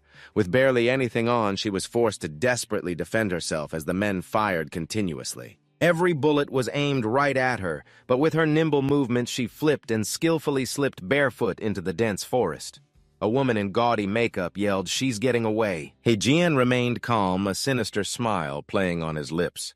"There's no way out over there, she can't escape." He chuckled slyly, but letting her die so easily would be letting her off too lightly. He shouted, his voice echoing, "Capture her alive for me." His men immediately spread out guns in hand and gave chase. Suddenly one of them stopped and turned to report boss. "There's another woman over here." Xiao Bai was looking around aimlessly with a confused expression. "She doesn't look too bright, maybe she's a bit slow in the head." A man covered head to toe next to him whispered, "What should we do? Should we go capture her?" He-jian showed no mercy, his eyes cold. "We have so many brothers here. Of course we have to share the good things. Wait a little while after I've had my fun. This one will be your reward." His men immediately cheered. "Thank you, boss. Long live the boss." 3 men now surrounded Xiao Bai, their eyes filled with lust while her beautiful face remained naive. Not understanding the situation, her innocence only fueled their wicked thoughts. They smirked. "So pure, just my type." One of them snuck up behind Xiao Bai. He cooed, "Pretty girl, don't be afraid. I'll take good care of you." But as soon as his arm touched her, Xiao Bai casually turned and snapped his wrist. The unlucky man screamed miserably, "My hand!" He fell backwards. The other 2 instantly drew their guns and yelled, "You bitch, you want to die for fighting back." Just then, the screech of tires was heard as a truck charged forward. Its front end slammed right into the 2 men with a fatal blow, sending them and their guns flying. Cao Tu Luong stuck his hand out of the vehicle, defiantly raised his middle finger and yelled, "You goddamn bastards! You're the ones with the death wish for touching Xiao Bai." Seeing him, a bright smile bloomed on Xiao Bai's face. She jumped onto the truck's roof holding something strange. Cao Tu Luong, still unaware, looked up and asked Xiao Bai, "Are you okay?" She hung upside down, showing him the object, which made him scream, "Where did you get a human hand? Throw it away quickly." From deep within the forest, the rustling of leaves signaled someone's movement. The woman from earlier, drenched in a cold sweat, ran desperately along the trail, but just as He-jian predicted, the path ended at a deep, inescapable abyss. The woman whispered with a trembling voice, "It's a dead end."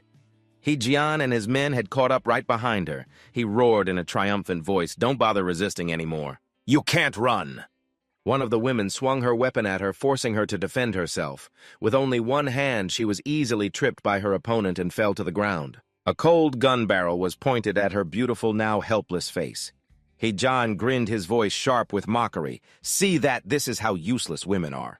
Hesitating and being scared just because of a piece of cloth covering your body." The woman gritted her teeth and yelled furiously, "You are truly despicable." He-jian's smile widened arrogantly. "I've been despicable for a long time now. You're only just realizing that." He violently grabbed her hair. "What I hate most is your high and mighty holier-than-thou act."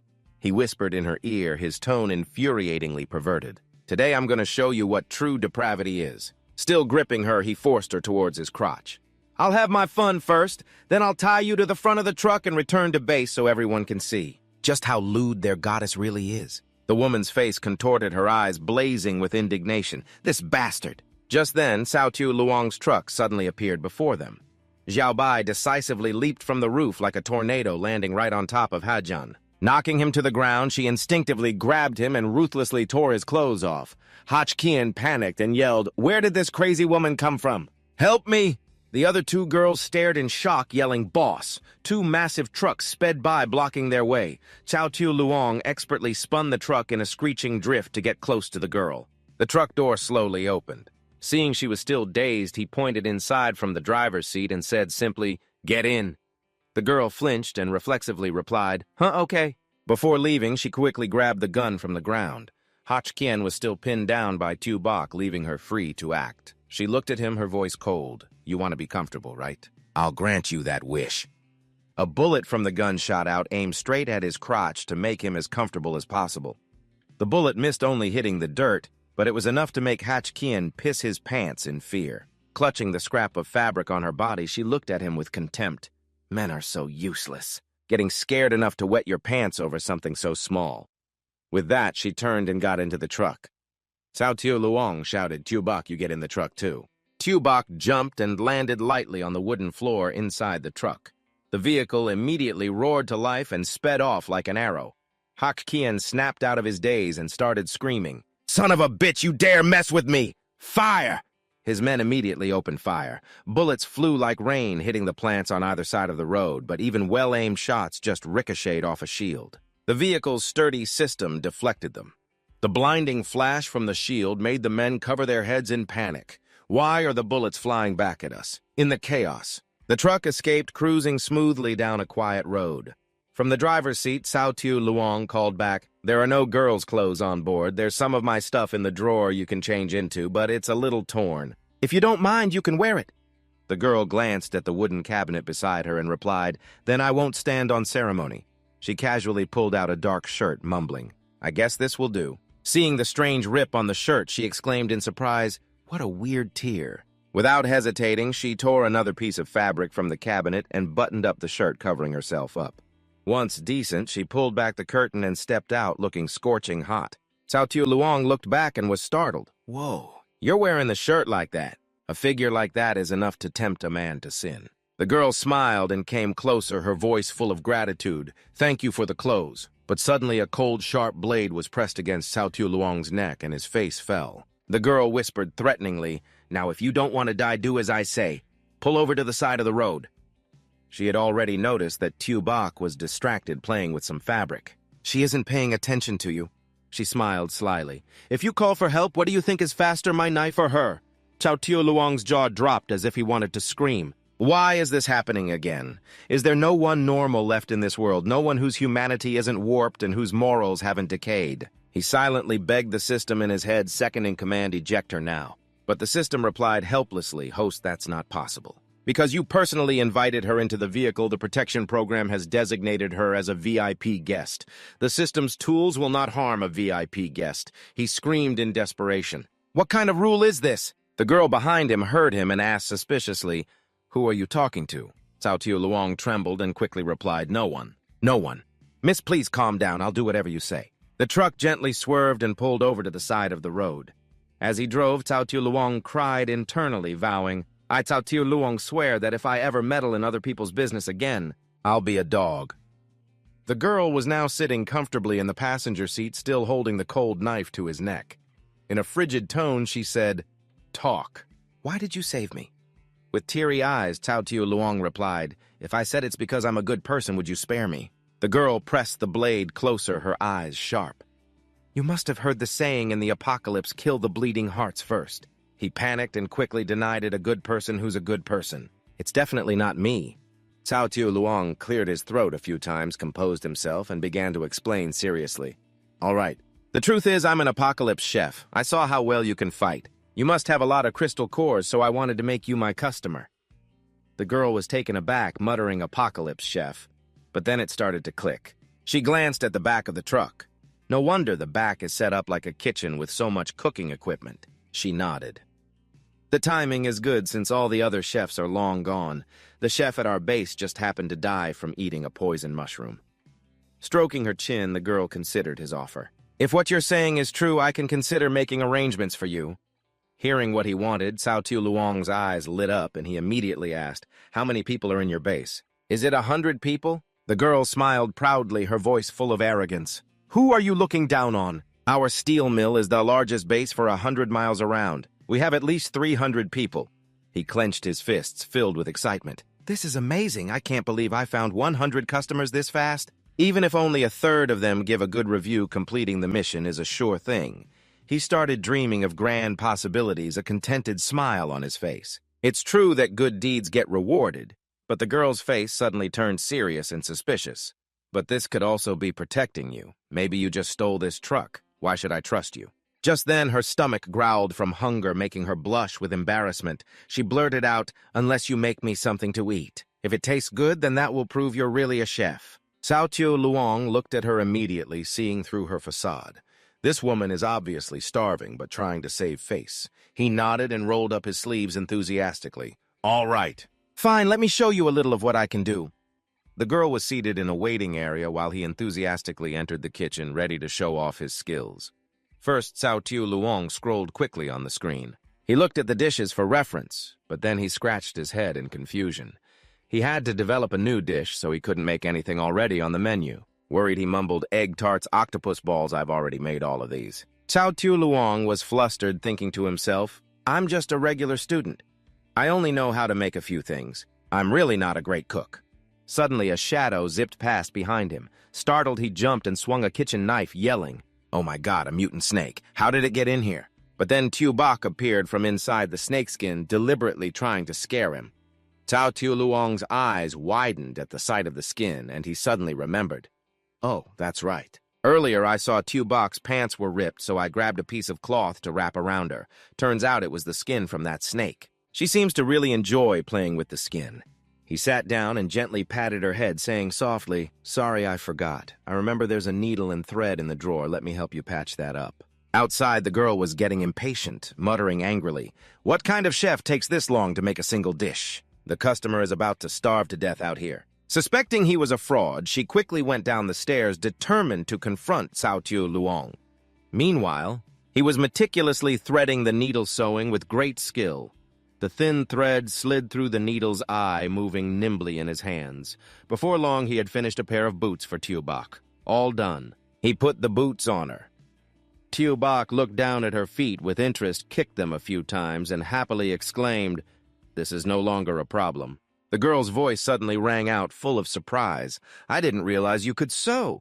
Cao Tiu Luong smiled brightly and waved it off modestly. "It's just a small thing. When I was a kid, my dad didn't have time for me, and my mom was busy with work, so my grandma raised me in the countryside. I just watched her and learned." He smiled happily, recalling the old memories. If my grandma were still alive now, she'd be over 100 years old. With her fighting prowess, anyone who ran into her would be out of luck. The girl laughed and nodded in agreement. People often say kids raised by their grandparents are very fortunate to have so many people who love you. "It's really something to be envious of," Cao Tiu Luong pouted. "Every time I made trouble, I got a double serving of bamboo shoots with shredded pork. You can have that blessing if you want it." Unexpectedly, the girl replied frankly, her voice low and sad. "My younger brother and I are orphans. We grew up in an orphanage and never met our parents. If I could, I would really want that." Cao Tiu Luong was stunned, his face frozen in surprise. He guiltily turned away. The girl immediately got back to the point, her voice serious. "Let's not get emotional. When is the food going to be ready?" Cao Tiu Luong replied hastily, a bit flustered. "You're the one who asked." The girl suddenly sneezed from the cold. He quickly grabbed a warm snakeskin and draped it over her. "Here, wear this." He stood up and advised her sincerely. "You're not wearing enough, especially after fighting out there. It's a wonder you haven't caught a cold." After their little chat, a cooking idea suddenly struck him. "I've got it. I'm going to make this." Soon after he placed a pot of food on the table, the girl curiously looked at the strange, shimmering golden dish. "Is this porridge?" "It does not look like it." Cao Tiu Luong smiled friendly and explained, "This bowl is not porridge, but snake soup."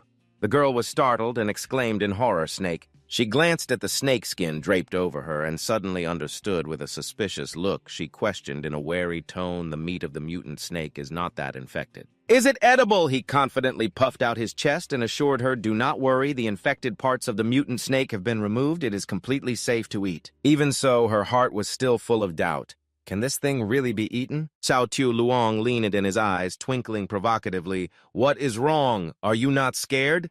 Then he picked up the bowl of soup, pretending to take it away. "Well then, do not blame me, but my cooking skills have already been proven. It is just that you are too scared to eat it." He called out loudly, "Xiaobai, come here and eat." Xiaobai was nearby. Seeing the food, he flashed a goofy grin and rushed over, but the girl suddenly snatched the bowl back, her voice firm, who said, "I do not dare." So with a trembling hand, she held the spoon, scooped a mouthful of soup, and brought it to her lips. Instantly, her face relaxed, filled with satisfaction.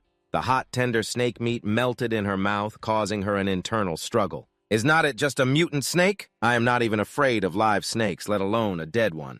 Mustering all her courage, she put the whole spoonful in her mouth, determined not to be looked down upon. A sensation like electricity shot through her head, startling her. A soft, smooth, and sweet flavor exploded in her mouth. "This texture is so soft, just like jelly." She blushed and murmured in a captivated voice, "So soft and smooth, fresh and sweet, just a gentle bite fills my mouth with flavor." Her tongue felt as if it were enveloped in a gentle sensation. It made her think of relaxing in a warm milk bath. A happy smile bloomed on her face, so blissful, but suddenly, she paused, a flicker of doubt in her eyes. Wait, it feels like there is something underneath. The imaginary milk bath in her mind suddenly stirred as if containing a powerful life force that stimulated her body. Misty white smoke swirled around, making the space more mysterious. The water's surface grew hotter. Suddenly, an egg from an unknown source cracked open from inside. Countless tiny snake tails in the shape of Cao Tiu Luong popped out, wriggling with life. The girl frantically covered herself, but Cao Tiu Luong had already rushed forward, performing a surprising act that stunned her countless snakes in his form simultaneously. Bit into her body, her face flushed red as a strange sensation arose. What is this peculiar feeling? Numb, aching, yet scorching hot. Every pore felt like it was opening up. The cold ki dissipated, and her whole body felt like it was melting. She leaned back, panting, and cried out, "Do not come any closer. I cannot take it anymore." Returning to reality, her legs were trembling. The snakeskin cloak accidentally slipped off. She struggled to stand, panting. After the intense pleasure, Cao Tiu Luong stood beside her and asked worriedly, "What is wrong? Are you feeling any warmer now?" The girl looked down at her hands, surprised to find the earlier chill had completely vanished. Though she was sweating all over, she was not exhausted. On the contrary, she was full of strength. She jumped to her feet and asked in amazement, "Is this really snake meat? How can it be so magical?" Cao Tiu Luong smiled and explained, "Snake meat is inherently nutritious. Not only does it nourish qi, blood, and bones, but it can also expel cold and replenish stamina." He took out a small glass jar and said excitedly in a low voice, "But this snake meat is just a secondary ingredient. The real soul of the dish is this." The girl curiously followed his hand. He sprinkled a few grains on Xiao Bai's head, making her sneeze without hiding anything. He said, "Frankly, it is fresh ginger and pepper." A big question mark appeared in the girl's mind. Pepper. He continued excitedly, "When I was a kid, every time I caught a cold, my grandma would force me to drink a bowl of hot and spicy soup. I would feel better right after drinking it. It was more effective than medicine, all thanks to adding pepper." The girl smiled faintly, secretly pleased. I did not expect this naive-looking kid to know so much. Cao Tiu Luong took out a tablet and proposed, "So do you believe I am a chef now? If you are satisfied, please give me a good review." The screen showed 5 rating levels with corresponding stars. The girl decisively tapped and gave him his first 5-star review after finishing. She was more open now, but still reminded him, "I acknowledge your skills, but becoming the base's chef is not that simple. You do not just have to know how to cook. You also have to provide meals for hundreds of people at once. For now, this just counts as passing the preliminary round, whether you will be hired or not. You will have to come back with me for further evaluation." Hearing this, anger flared up in Cao Tiu Luong. He muttered, "Great, looking for a chef is like hiring for a big factory. Just to eat a meal, I have to go through a preliminary round and an interview that is more exploitative than a capitalist." Gu Yue. Cao Tiu Luong took a deep breath and told himself, "For the mission, I will endure it." He continued driving towards a huge base where structures and pipes intertwined. Gu Yue looked through the window, pointed inside, and said, "That is my base." Cao Tiu Luong exclaimed in awe as he drove. The walls are so high they were cruising on a highway that used to be the largest steel mill. The towering reinforced concrete walls stood in a prime location, easy to defend and hard to attack. Gu Yue gazed thoughtfully at the scenery outside and slowly recounted, "We survivors have wandered through many places." Only to find this place to settle down, her words piqued Cao Tiu Luong's curiosity. "It truly is an excellent shelter. No wonder those guys keep trying to fight you for territory." Speaking of that, Gu Yue's eyes flashed with anger. That bastard He Jian. At first I saw him being chased to a dead end by zombies and took pity on him. So I let him stay. Who knew he was such a disgusting scumbag? She gritted her teeth as she recounted the unpleasant events. Not only did he harass me all day, he also spread rumors that I liked him. He Jian went even further. He secretly brought his cronies from outside, intending to take over the entire base. Luckily, the patrol team discovered it in time. She held her head and sighed. "I really regret just chasing him away back then instead of killing him." Suddenly, she drew a dagger. She held it close to Cao Tiu Luong's neck. Her voice cold, but falling once is a lesson learned if you dare to be like him. He turned pale with fear and quickly explained, "Do not worry. I would rather like a zombie than like you at this moment." The base's gate was still tightly shut. 2 girls on the city wall pointed their guns down and shouted, "Stop!" The vehicle Gu Yue stepped out of the driver's cabin and waved at them. The 2 girls immediately cheered with joy. "It is Sister Yue. Open the gate. Sister Yue is back." The base gate slowly opened. revealing a pre-built entrance. Cao Tiu Luong's truck rolled in.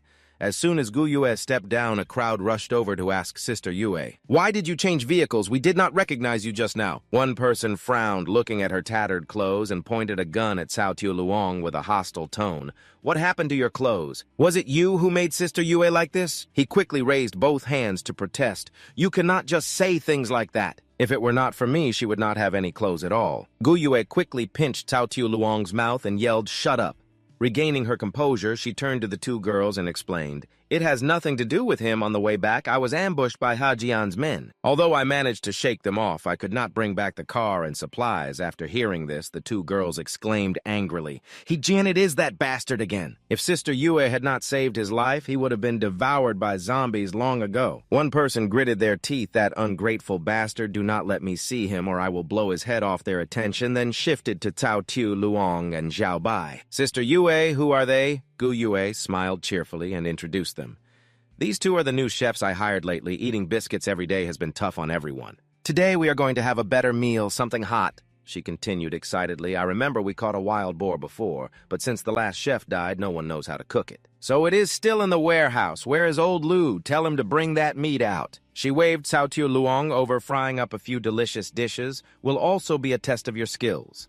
He pouted and muttered, "I have not even had a sip of water, and I am already being put to work. You are really heartless." The two girls hesitated, looking apprehensive about that. Old Lu was called away by Brother Chung. Gu Yue was surprised to hear that name. Gu Chung. The scene shifts to the base's warehouse, a place few people visit.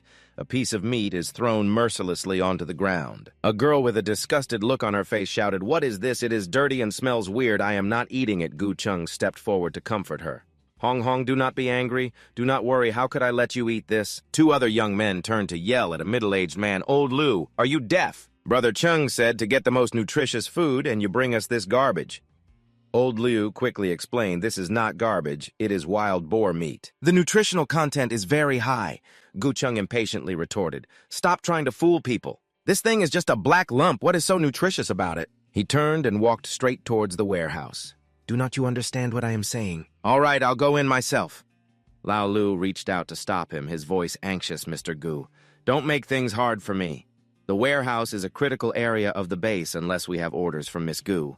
Otherwise, other people cannot enter at will." The two young men immediately rushed to restrain him. "How can Brother Chung's sister Yue's own brother be considered an outsider? You're just the key keeper. Don't abuse your petty authority," Gu Chung roared in anger. "That's right. My words are my sister's words. Let me in now or I'll make you regret it."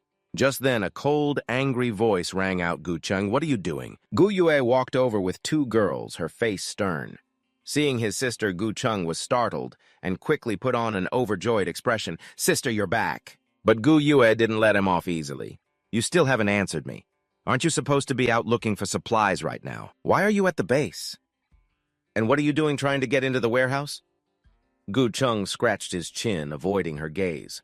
"We ran into an unexpected situation, so we came back early." He pointed at old Lu and tattled. "Sister, I told him to open the warehouse to get some food, but he brought out this garbage to trick me. He has absolutely no respect for you." Old Lu quickly explained, "Miss Gu, it's not like that. It's because young Master Gu Gu Yue raised her hand for him to stop.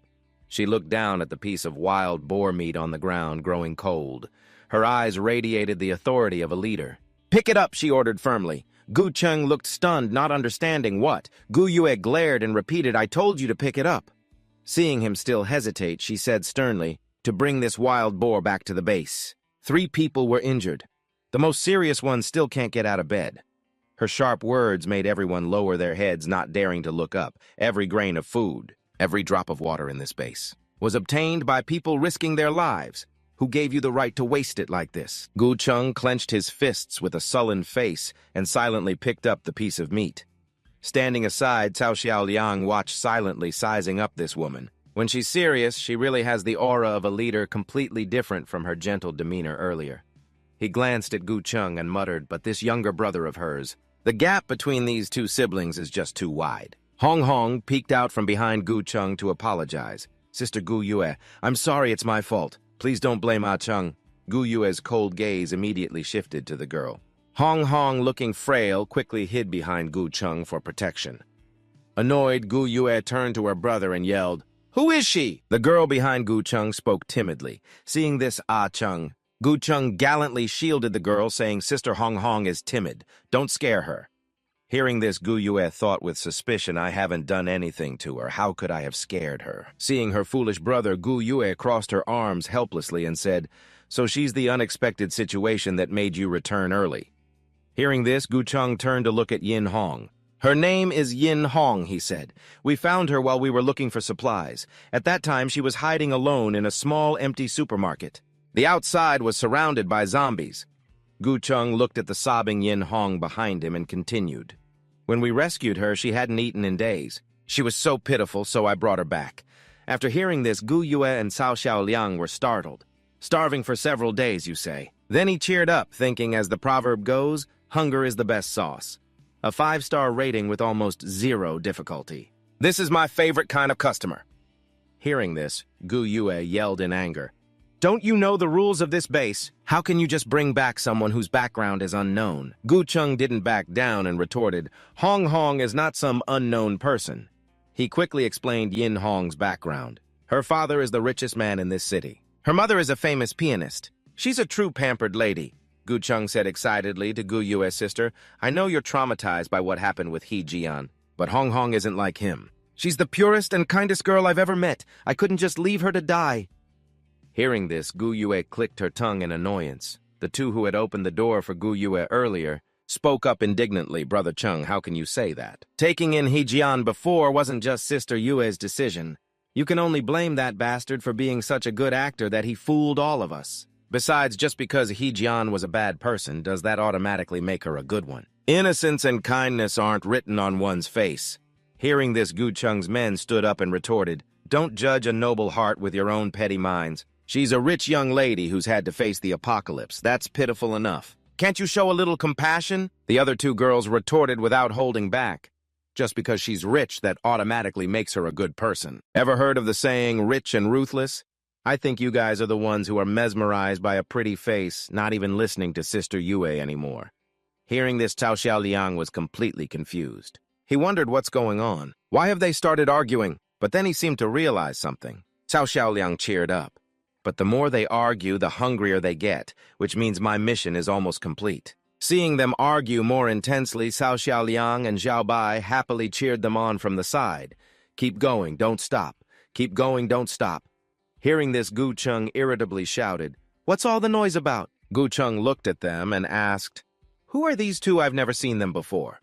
Gu Yue rubbed her head helplessly and said, they're the new chefs I brought back from outside. His sister's answer seemed to hit a nerve, and he yelled, you won't let me bring Hong Hong back, but you bring back random people, sister. How can you have such double standards? Then he angrily turned and pointed at Cao Xiaoliang and his companion and yelled, besides, they don't look like proper chefs. They're definitely scammers, just like He Jian. As soon as he finished, Gu Chung ordered his underlings, throw them out. His men immediately moved toward Cao Xiaoliang and his companion, shouting, didn't you hear? Hurry up and get out! Hearing their aggressive shouts, an angry Xiao Bai rushed forward. With a punch and a kick, she knocked them to the ground where they cried out in pain. My arm, it hurts so much. Seeing Xiao Bai deftly defend him, Cao Xiaoliang said cheerfully, Xiao Bai, ease up. How can you be so rough with our customers? The two of them whispered, if you have to hit them, aim for the legs. If their arms are broken, how can they eat? Cao Xiaoliang then gently approached Gu Chung's two men. He said in a soft voice, my apologies. My employee is a bit hot-tempered. As an apology, you two can have a free side dish when you dine with us. Please give us a good review, okay? Hearing this, the two men held their shoulders in pain and said, what, you beat us up and now you want a good review? Are you out of your mind? Yin Hong watched from behind with a sinister expression. Unaware, Gu Chung pulled out his gun and threatened, you still dare to fight back? I knew you two were no good. Seeing the situation escalating, Gu Yue rushed toward Gu Chung. She shouted loudly, Gu Chung, stop! A gunshot rang out, and Cao Xiaoliang was killed. Everyone was horrified. Cao Xiaoliang fell lying motionless in the yard. Seeing him dead, Xiao Bai went berserk, let out a roar, and lunged at Gu Chung like a bolt of lightning. She kicked the gun from his hand. Stunned by what was happening, Gu Chung panicked and yelled, what the hell is going on? And then a barrage of punches rained down on Gu Chung, making him back away in pain. Stop, stop! Don't hit me anymore! Xiao Bai screamed and lunged straight at Gu Chung. She bit down hard on his arm, making him scream in agony. Unable to break free, Gu Chung turned to the two girls and pleaded, "Are you blind? Can't you see I'm being attacked? Hurry up and shoot her," seeing Gu Chung in this state. Remembering his earlier attitude, the two girls ignored him. Seeing things were not looking good, Yin Hong went to the two men Xiao Bai had beaten up and pleaded, "You two please go help him." Hearing this, the two young men replied in terror, "No, we can't do that. That girl is too strong, we're no match for her, she already broke my arm." Hearing this, Yin Hong clicked her tongue in annoyance and muttered, "Ugh, completely useless." Meanwhile, Xiao Bai, her eyes bloodshot, was still in a rage. As she bit his arm, Gu Chung felt he couldn't take it anymore. He reached out to his sister, pleading, "Sister, save me. This crazy woman is trying to kill me." He saw Gu Yue ignoring his desperate cries. She turned her back and walked away. Gu Chung cried out in panic, "Sister, don't go." Gu Yue walked sadly to Cao Xiaoliang's body. She closed his eyes and said mournfully, "I'm sorry. If I had known this would happen, I wouldn't have brought you here. I never expected to get you killed." As soon as Gu Yue finished, Cao Xiaoliang's eyes shot open and he sat up, making her scream in shock. Oh my God, Cao Xiaoliang stood up and calmly stretched. Everyone was stunned by the sight. Seeing Cao Xiaoliang awake, Xiao Bai, acting as if it were perfectly normal, happily turned and said, "Aha." Then she sprang up and ran towards him. Seeing her, he opened his arms to embrace her. "Silly girl, don't worry.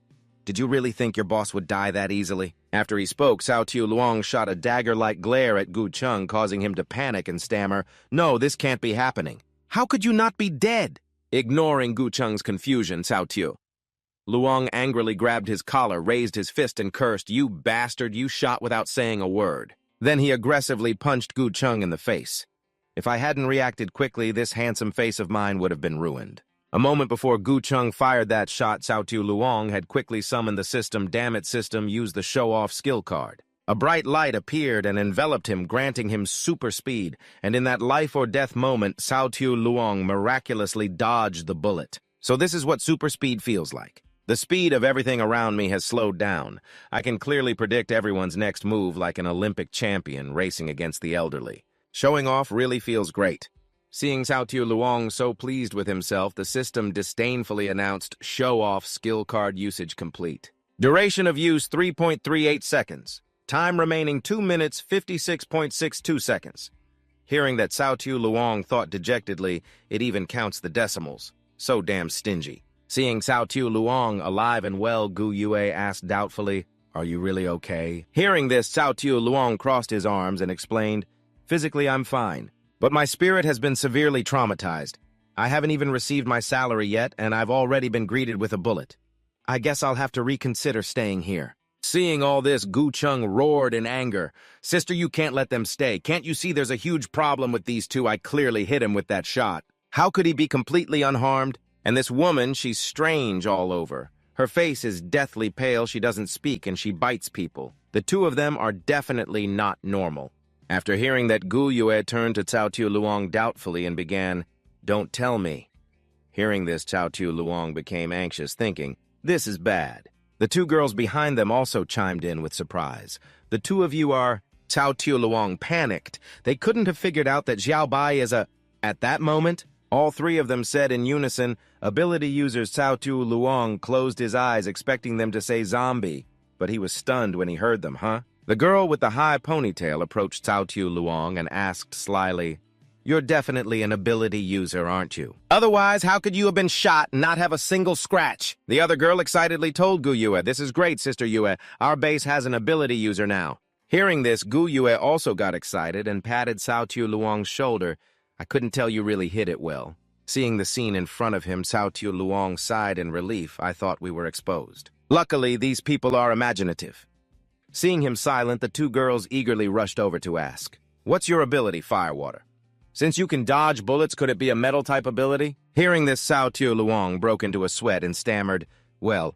Seeing him hesitate, Gu Yue stepped in to smooth things over. "It's okay if you don't want to say. After all, there's plenty of time. We'll find out sooner or later." Standing at a distance, Yun Hong silently observed everyone making a fuss over a stranger. Gu Chung shouted in anger, "Him an ability user? How can that be? Isn't he a chef? Have any of you ever met an ability user who works as a chef?" Hearing this, Cao Tiu Luong proudly flipped his hair and replied, "It's my destiny to be one of the chosen, but can't I also just love to cook?" Gu Chung was rendered speechless by his response. This guy, Hearing this, Gu Cheng's two minions whispered to each other doubtfully, I told you. A normal girl could never fight like that. In that case, including Brother Cheng, our base now has 3 ability users.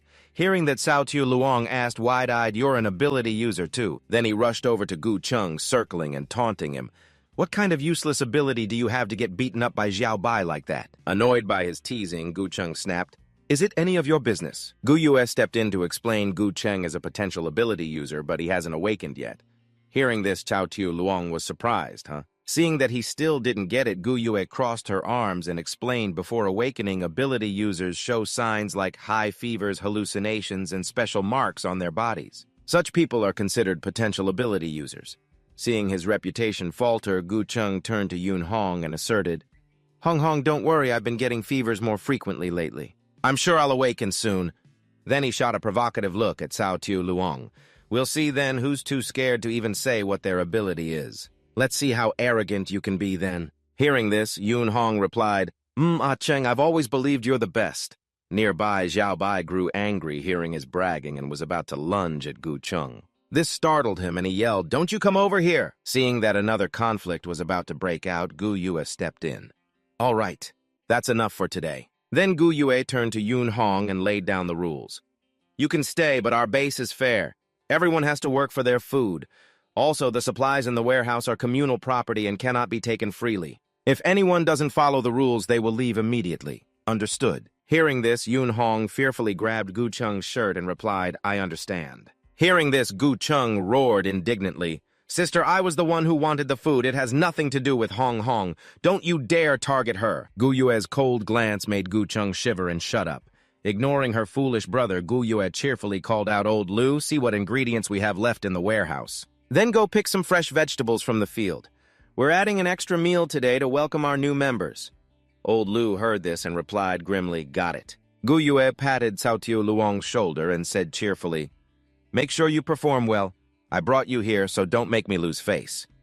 Hearing this, Cao Tiu Luong thought nonchalantly, this is what they call a welcome. They're just making me cook. Seeing that things weren't going his way, Gu Cheng started to realize something. He went up to his sister and proposed Sister I was being ignorant earlier and caused trouble for Old Lu. How about you let me prepare the food instead? Meanwhile, in the dining hall, people were gathered and gossiping. I heard we have a new chef and he's an ability user. Aren't ability users supposed to be all high and mighty? If they go to any base, aren't they worshipped like gods? So why is he cooking himself? That means he's approachable.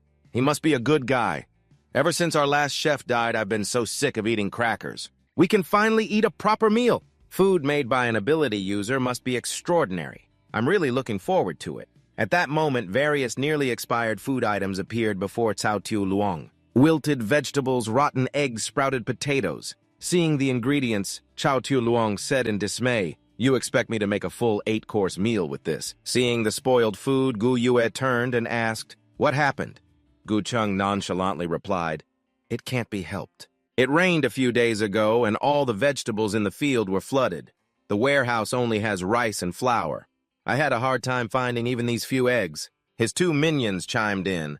Also, we're completely out of seasonings in the kitchen. Sister Yue went out to find salt this time, but she came back with nothing. Gu Cheng didn't believe that with such terrible ingredients, Cao Tiu Luong could cook a feast, so he said arrogantly, but the simpler the ingredients, the greater the test of a chef's skill. I'm sure you can turn the ordinary into a masterpiece and create a dish that makes people drool, right? Hearing this, Cao Tiu Luong gave a helpless thumbs up. Well, I really appreciate your vote of confidence. Then Cao Tiu Luong mused, No wonder that brat's attitude suddenly changed. He wanted to knock me down a peg. What a joke I have a system. What kind of ingredients can I get as if I'd let you have leverage over me? Suddenly, the system appeared. System reminder. The dimensional space can only be used for items within the food cart. They cannot be removed. After hearing this, Cao Tiu Luong turned pale and asked, There's a rule like that too. Behind Cao Tiu, Luong, and Gu Yue Gu Cheng's group whispered excitedly, Don't worry, Brother Cheng. I've already hidden all the good ingredients in the base. Let's see what he can make with that trash. Thanks to me hyping it up outside, everyone's expectations are sky high. If he fails to cook up anything decent, not only will he be humiliated, but Sister Yue will lose face too.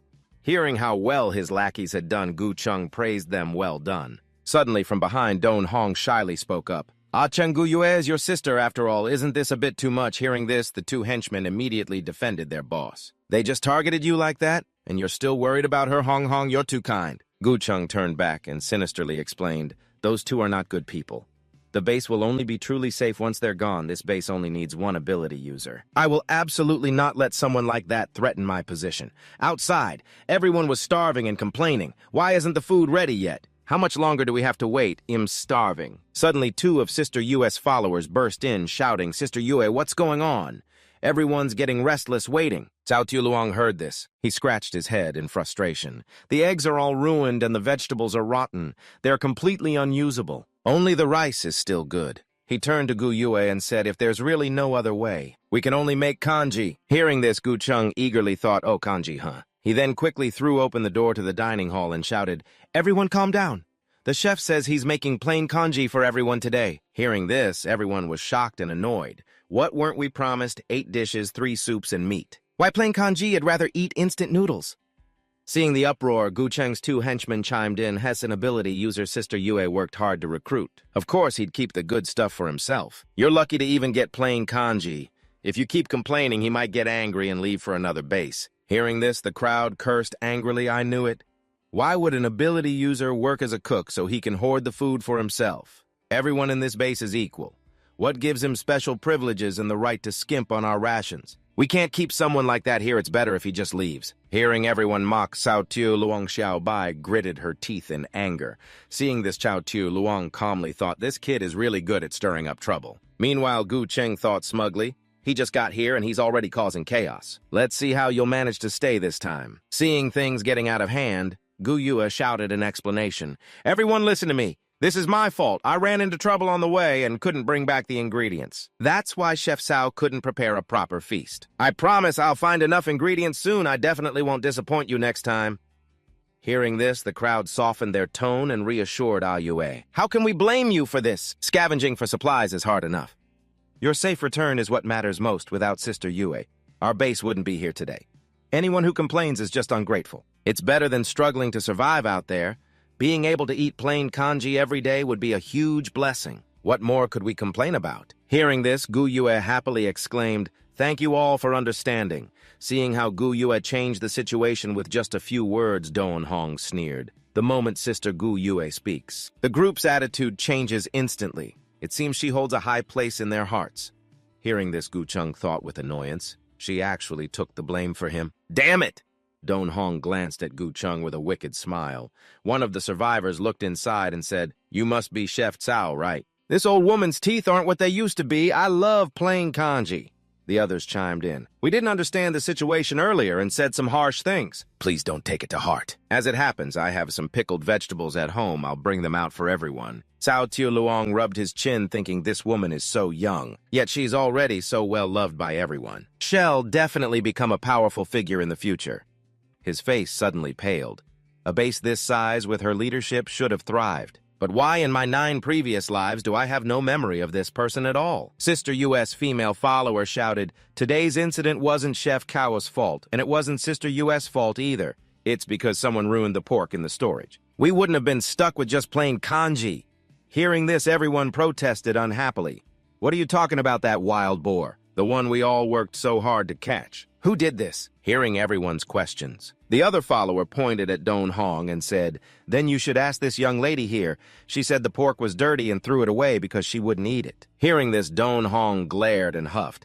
The crowd heard and began to scold her indignantly. Aren't you the girl Gu Cheng brought back? Why would you waste our food? Seeing Don Hong under attack, Gu Cheng stepped forward to defend her. Hong didn't mean to. She's only ever eaten delicacies her whole life. She's never seen something like this before. It's only normal that she's not used to it. His 2 henchmen also chimed in, that's right. You women shouldn't be so petty, Gu U.S. follower angrily retorted. Fine, we're petty and you're generous. According to the rules, wasting food results in a deduction from your rations. Since you're all so generous, then it can be deducted from your portions. The 2 men stammered. We seeing the situation turn against her Don. Hong teared up and said pitifully, I'm sorry, I didn't mean to waste the food. I just didn't want to bring harm to everyone. Gu Yue heard this and asked suspiciously, what do you mean? Then a group brought out a large piece of meat. Seeing it, everyone crowded around. It's the wild boar meat. Gu Yue also angry questioned Gu Cheng. Gu Cheng, didn't you say this meat had been thrown out? Seeing the situation, Gu Cheng also turned to Don Hong in confusion and whispered, Hong Hong, what's going on? Seeing this, Sister Yu's two followers chimed in. Oh, so someone else was trying to hoard the food, pretending to be some noble lady on the outside. But behind our backs, she's a thief. Some people want a good reputation, but will stoop to any level. Seeing the accusations getting worse, Gu Cheng stepped in front of her. Stop your nonsense. Weren't you just crying over this meat a minute ago? Now you found it again. So just take it back. Isn't that good enough? Suddenly, Don Hong shrieked in panic.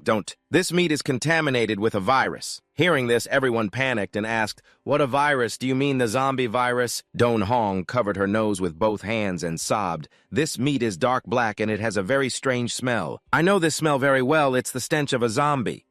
Don Hong covered her mouth, pointed at the meat, and said, the color of this meat has turned black. It also has a strange smell. I know this smell very well. It's the stench of a zombie. She continued, I was just afraid someone would eat it by mistake. That's why I told Trin Nam and Trin Bak to take it away. I was going to find a place to burn it. Hearing this, the crowd started whispering it's true. Judging by the color, it's definitely not fresh. But that doesn't prove it's the zombie virus. Maybe it just spoiled from being stored improperly. Seeing everyone's questions, Lao Mo quickly explained, it has nothing to do with me. The meat was already like this when the chef gave it to me. But Don Hong, still with a panicked look, said, if it had spoiled, it would be covered in mold, but the surface of this meat is smooth and dry. There are no signs of decay. Hearing this, the crowd grew suspicious. The skin is wrinkled. It looks a lot like a zombie's. Could that wild boar have been a mutant? Hearing this, Trin Nam and Trin Bak chimed in. It's a good thing Hong Hong found it in time. If this was served today, the entire base would have been infected. Hearing this, the crowd eagerly agreed. She's our savior. That was so scary and dangerous. We really have to thank this girl. Hearing this, Don Hong blushed and said, no need to thank me. It's enough that everyone is safe. Seeing that everyone was now on his side, Gu Cheng turned to Gu Yue and spoke. All right then, now the truth is clear. Sister, I think you owe Hong Hong and everyone an apology. Hearing this, Gu Yue snapped. Apologize, are you saying I brought a virus here because I wasn't careful enough? Gu Cheng retorted irritably. Well, isn't it? I know you love being recognized and worshipped, but you can't do it just to show off and put everyone's lives at risk. Gu Yue's two followers, indignant, spoke up. Ah Cheng, how can you say such a thing? Only Sister Yue wouldn't be that kind of person. Seeing her brother's insolence, Gu Yue spoke up to clarify. Gu Cheng, you're my brother. You know very well what kind of person I am. Do you really think I would do something like that? Hearing this, Gu Cheng brooded. Suddenly, Don Hong spoke reassuringly. Ah Cheng let it go. I don't think Sister Gu Yue did it on purpose. Finding food is already very difficult. A moment of carelessness is unavoidable. Hearing this, Gu Cheng replied gently, Hong Hong, it's because you're too generous that you always get bullied by others. Hearing this, Gu Yue's two sisters indignantly defended her. What is she trying to say? Isn't she indirectly admitting it on behalf of Sister Yue? Everyone heard what Gu Cheng's group said. They started whispering, making the girl with Gu Yue anxious. Oh no, it seems like everyone is starting to believe them. People then said in low voices, thank goodness no one has eaten that meat yet. It's good that we found out in time. Destroy it before the virus spreads. Suddenly, Cao Tiu Luong walked towards the meat, bent down, and sniffed it, startling everyone. What are you doing? Then Cao Tiu Luong suddenly picked up a piece of meat, eagerly shocking everyone. Put it down quickly. That's virus-infected meat. Suddenly, Cao Tiu Luong took a piece of meat, put it in his mouth, and chewed greedily. This is the taste. Everyone was shocked to see this, but Cao Tiu Luong calmly said, isn't the food right here? Cao Tiu Luong eagerly called out, Xiao Bai, take that meat over there. Hearing this, Xiao Bai obeyed, picked up the container of meat, and went straight to the kitchen. In the kitchen, the pan was still sizzling on the hot stove. Cao Tiu Luong said excitedly, good thing I steamed the rice earlier, the timing is perfect. A skillful Cao Tiu Luong deftly sliced the meat and cooked up an amazing meat and rice dish. Seeing this, Gu Cheng's group angrily cursed, what are you so calm about? You know this meat is infected and you still want to feed it to everyone. As expected, this guy is no good. Is he trying to kill us? Hearing this, everyone else also peeked in and asked one after another, Chef Cao, you can't be serious, right? I don't want to become a zombie. Hearing this, Cao Tiu Luong calmly replied, who says you can't eat meat from mutated creatures as long as you handle it properly and remove the infected parts? Not only is it edible, it's a rare delicacy. Besides, this meat isn't from a mutated pig at all. Hearing this, everyone was surprised.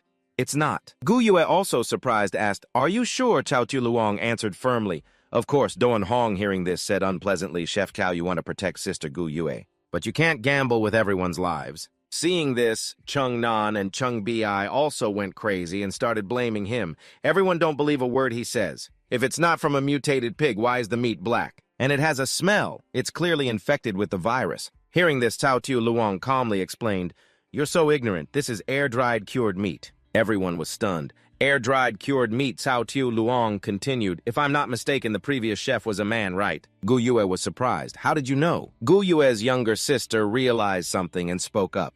"That's right, the chef had a southern accent. Everyone was stunned. He told me he was from Gushan. He came here for work." Cao Tu Luong picked up a piece of meat and explained softly, "This air-dried cured meat is a specialty of the southern Gushan region." He gently touched the meat and continued. "The air there is humid, so food doesn't keep well. To preserve meat, the locals cut large pieces into smaller ones, sprinkle them with salt soy sauce and sugar, then hang them in a cool, airy place to dry." Images of the hanging meat appeared through his explanation, until the outside turns black. This method can preserve it and lock in the moisture.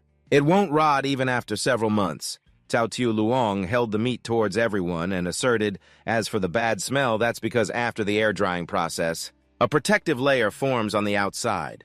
It might smell unpleasant to some, but once heated, it creates a magical effect, restoring its unique flavor." Cao Tu Luong excitedly continued to cook and explain, "Because the meat is already marinated, cooking it is very simple." An image of the dish with steaming golden meat appeared. You just use the steam from the rice to cook it, letting the oil and flavor from the meat seep into the rice. Sprinkle some green onions on top before serving, and a delicious pan of rice appears with plump grains. Seeing the dish, everyone's mouths dropped open, drooling. The meat has turned pink. It looks so appealing. It smells so good. Seeing everyone ignore what he had said earlier, Gu Chung panicked. "Everyone don't listen to him. So what if that chef was from the south? He's dead now. Who can prove this is cured meat?" Hearing this, Don Hong spoke with feigned grievance. "Sister Gu Yue, we already forgave you. Why do you have to make Chef Cao tell lies, compounding your mistakes?" Cao Tu Luong held a plate of rice that made even Zhao Bai drool. "Is it cured meat or infected meat?" Cao Tu Luong quickly shoved a spoonful of rice into Don Hong's mouth, catching her off guard. "You'll know after one bite." Seeing Cao Tu Luong do that to the girl, Gu Chung, who secretly loved her, jumped and cried out, "Hong Hong." With a mouthful of rice, Don Hong trembled. Seeing this, everyone was startled by Don Hong's reaction. With a mouthful of rice and teary eyes, she chewed while thinking of spitting it out. Cao Tu Luong excitedly waved his hands. A customer can't waste food. Seeing Don Hong was about to spit it out, Zhao Bai rushed towards her like the wind, grabbing her cheeks tightly. But as her saliva mixed with the juicy piece of meat, Don Hong was surprised. The meat was firm and chewy. She could clearly feel every fiber. The coarse salt crystals rubbed aggressively against the soft flesh in her mouth, a strange mix of pain and wonderful comfort. The soft, sticky rice soaked in the essence of the meat juices acted like a lubricant. The constant flow, friction, and collision exploded in her mouth because of the dish's ultimate deliciousness. An image of Don Hong riding a large rampaging wild boar appeared, making her feel an ecstatic climax, as if she were escaping through a primeval forest. "It's truly too wild." After swallowing, she collapsed to her knees in exhaustion. Seeing the girl he loved kneeling tiredly before him, Gu Chung asked worriedly, "Hong Hong, are you okay?" Chung Nan and Chung Bi also spoke up, asking, "Are you feeling very unwell? You have to stay conscious." Don Hong blushed. "This damn meat is insanely delicious." Finding her expression interesting, Cao Tu Luong chuckled. "Ha ha." Seeing her actions, the others began to whisper. Her complexion looks much better than before. Aside from a slight flush in her face, she seems fine. The transformation into a zombie isn't like this. An old woman from the crowd approached Gu Yue. "She spoke a Yue just now?" This old woman was a bit muddled and almost thought there was a problem with the meat. "Please, by all means, don't take it to heart." Hearing this, Gu Yue graciously replied to her, "Don't say that. It's good that the misunderstanding has been cleared up." Hearing that everyone else chimed in, "I told you so. Only Sister Yue wouldn't bring back something problematic. My brother was injured while catching the pig. If there was really a virus, it would have taken effect long ago." So Cao Tu Luong turned to everyone and said, "If there's no problem, then everyone can eat right." Then Cao Tu Luong returned to the kitchen to continue cooking. Of course, if you like it, don't forget to give me a 5-star review. Everyone took their plates of rice, still hesitant, before taking a spoonful. Suddenly, someone shouted, "It's delicious! With one bite, the meaty flavor spreads throughout your mouth. It's truly a feast for the senses."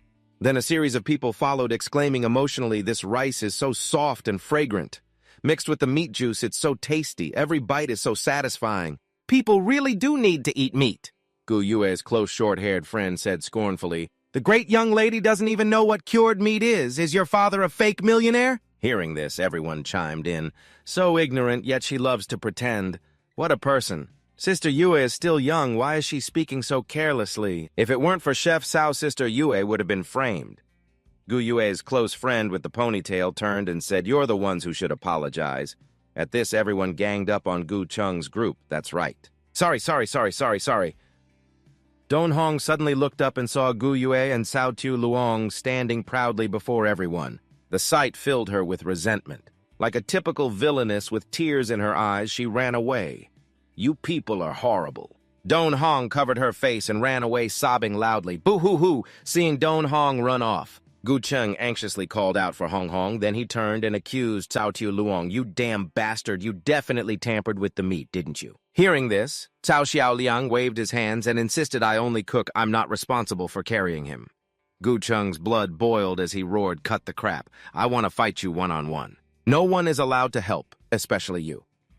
Xiaobai, hearing this, cried out in confusion. Cao Xiaoliang saw this. He turned to look at Xiaobai and thought to himself, "What's this about a one-on-one fight? Isn't he just afraid Xiaobai will pick on the weak? What a coward." Suddenly, the system's voice rang out at the perfect moment. "Ding, congratulations, host, for receiving a rare ingredient. New skill reward, culinary massage." Seeing the notification, Cao Xiaoliang thought excitedly, "There's such a good thing." But then Cao Xiaoliang rubbed his chin and wondered, "But what the heck is culinary massage?" Suddenly, Cao Xiaoliang's hands were grabbed by Cheng Nan and Cheng Bei. The two of them sneered despicably. "What ability user? I think it's all just for show. Can you really hide behind a woman? Without her help, let's see what you're made of." Brother Cheng beat him up. Seeing their despicable tactics, Cao Xiaoliang shouted in confusion. "Damn it, we already agreed no one would help. This kid has no martial ethics at all." Gu Cheng then charged forward. "Why would I need martial ethics to deal with a fraud like you?" He grabbed a knife and pointed it straight at Cao Xiaoliang. He shouted, "You fool, go die!" Gu Yue, seeing this, loudly tried to stop him. "Gu Cheng, stop!" The two sisters also shouted a warning, "Chef Cao, be careful." Xiaobai also got into a stance, ready to charge. Suddenly, Cao Xiaoliang turned back and told Xiaobai, "Don't move." Hearing this, Xiaobai froze and stopped. Cao Xiaoliang arrogantly leaped up and said, "Since you've delivered yourself to my doorstep, don't blame me for being impolite. It's the perfect time to test out my new skill." Cao Xiaoliang leaped up, escaping the grasp of the two underlings, and at the same time kicked Gu Cheng's knife away. Cao Xiaoliang landed from above culinary massage. He struck vital points on Gu Cheng's body, causing him immense pain before sending him flying with a kick. Gu Cheng, still arrogant, cursed, "Damn you! How dare you!" Suddenly, his body trembled and he began to collapse. "How can this be? My body won't obey me. My arms and legs are all restrained." He realized things were not right. Gu Cheng lay on the ground, crying out in pain. Sister, save me." Hearing this, Gu Yue couldn't bear it and rushed over Gu Cheng. "How are you? Why were you so reckless?" Hearing this, Gu Cheng played the victim and pleaded, "Sister, I can't feel my whole body. Am I going to die?" Gu Yue heard this and replied grimly, "You're not dying. It's just that your body suffered a strong impact, causing temporary muscle paralysis. You should be able to recover after a while." Cao Xiaoliang saw all this and seemed to understand. "I get it now. When preparing meat, chefs often use a mallet to tenderize it, first making the muscles and nerves completely tense. Meat treated this way becomes more tender. It also absorbs seasoning better. This is often called culinary massage. So this is what culinary massage means." Cheng Nan and Cheng Bei cried out in alarm. "So this guy is actually this strong. He's even more terrifying than that woman." Cao Xiaoliang saw their fear. He taunted them. "Next, it's your turn." Hearing this, the two of them turned tail and ran. "We were wrong. Please spare us." Seeing her brother was not okay, Gu Yue stood up to mediate. "What happened today was Gu Cheng's fault. I apologize on his behalf. Can you, for my sake, let this go?" Hearing this, Cao Xiaoliang didn't press the issue. "It's fine as long as he doesn't provoke me again." Then some people came in with a stretcher and took Gu Cheng away. Lying on the stretcher, Gu Cheng thought viciously, "That guy named Sao. You just wait. I will absolutely not let you off." Meanwhile, while everyone was eating, Cao Xiaoliang stood to the side, deep in thought. He held a tablet looking at the reviews. Good review, good review, good review, good review. Seeing the review bar increasing, Cao Xiaoliang's eyes lit up. "This is great. One meal can get 30 good reviews. If this keeps up, I'll probably complete the mission soon." Suddenly, the progress bar stopped, leaving Cao Xiaoliang bewildered. What's going on? Why did the progress bar suddenly shrink? Seeing Cao Xiaoliang's soul about to leave his body, the system hurriedly appeared. "Host, don't worry, let me check." The system said confidently, "Found it." Someone gave a 0-point review. According to system regulations, if the host receives a bad review, half of the good reviews for that day will be deducted. If you accumulate 3 bad reviews, the system will issue a punishment. Your score will be reset to 0. Hearing this, Cao Xiaoliang shouted, "What then?" Cao Xiaoliang gritted his teeth and thought, what a vicious rule. In that case, if someone intentionally gives bad reviews, I'd never be able to complete the mission. Right. Cao Xiaoliang scratched his head in frustration and yelled, "Who on earth was it?" At this moment, in a small room, Yin Hong was gritting her teeth, furiously tapping the screen. Bad review, bad review, bad review, bad review, bad review. She trembled and said, "I've lived this long. I'm the only one who gets to play with men. No one has ever dared to play me." Yin Hong shuddered, thinking about the exhilarating feeling when she tasted the meat. That flavor. Thinking about it now, my body can't help but tremble and go limp. She angrily threw the pen in her hand. So disgusting. Suddenly, from where the pen landed, Chung Nan and Chung Bi, like 2 mesmerized dogs, slowly crawled towards Yin Hong. "Master, master, master. We like master. We want to be loved." Seeing them, Yin Hong seemed to get an idea. She gracefully turned to them. "Your master here only likes obedient dogs who work hard to earn affection." Then a mesmerizing sound wave emitted from her eyes, causing Chung Nan and Chung Bei to become even more mesmerized. Seeing that they had fallen for her trick, she offered her foot for them to lick. She sat on the chair like a sinister victor and said, Men are just animals who think with their lower bodies. That Cao Xiaoliang is no exception."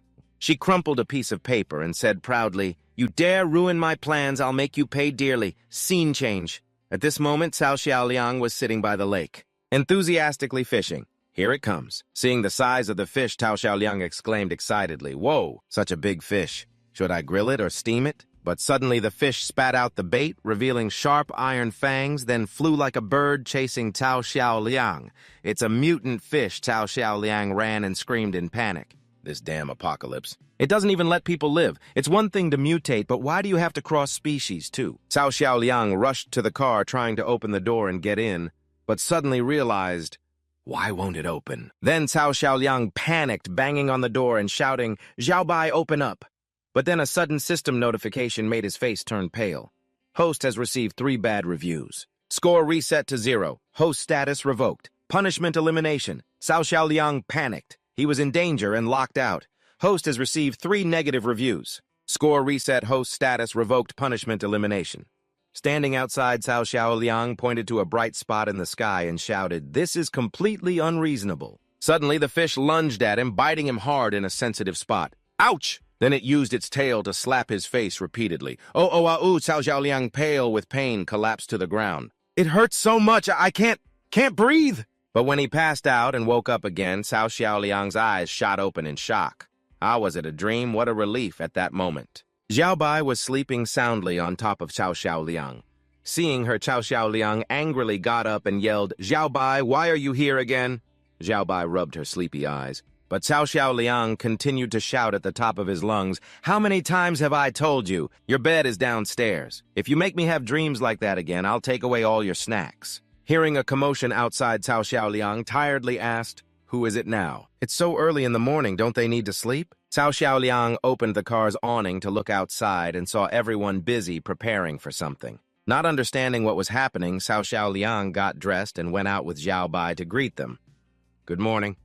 The 2 girls heard him and happily greeted back, "Good morning." "Chef Cao, did you sleep well last night?" Seeing the dark circles under Cao Xiaoliang's eyes, Gu Yue asked with concern, "You have such heavy dark circles. Didn't you sleep well last night?" Hearing this, Cao Xiaoliang's face turned pale as he thought, I had nightmares all night.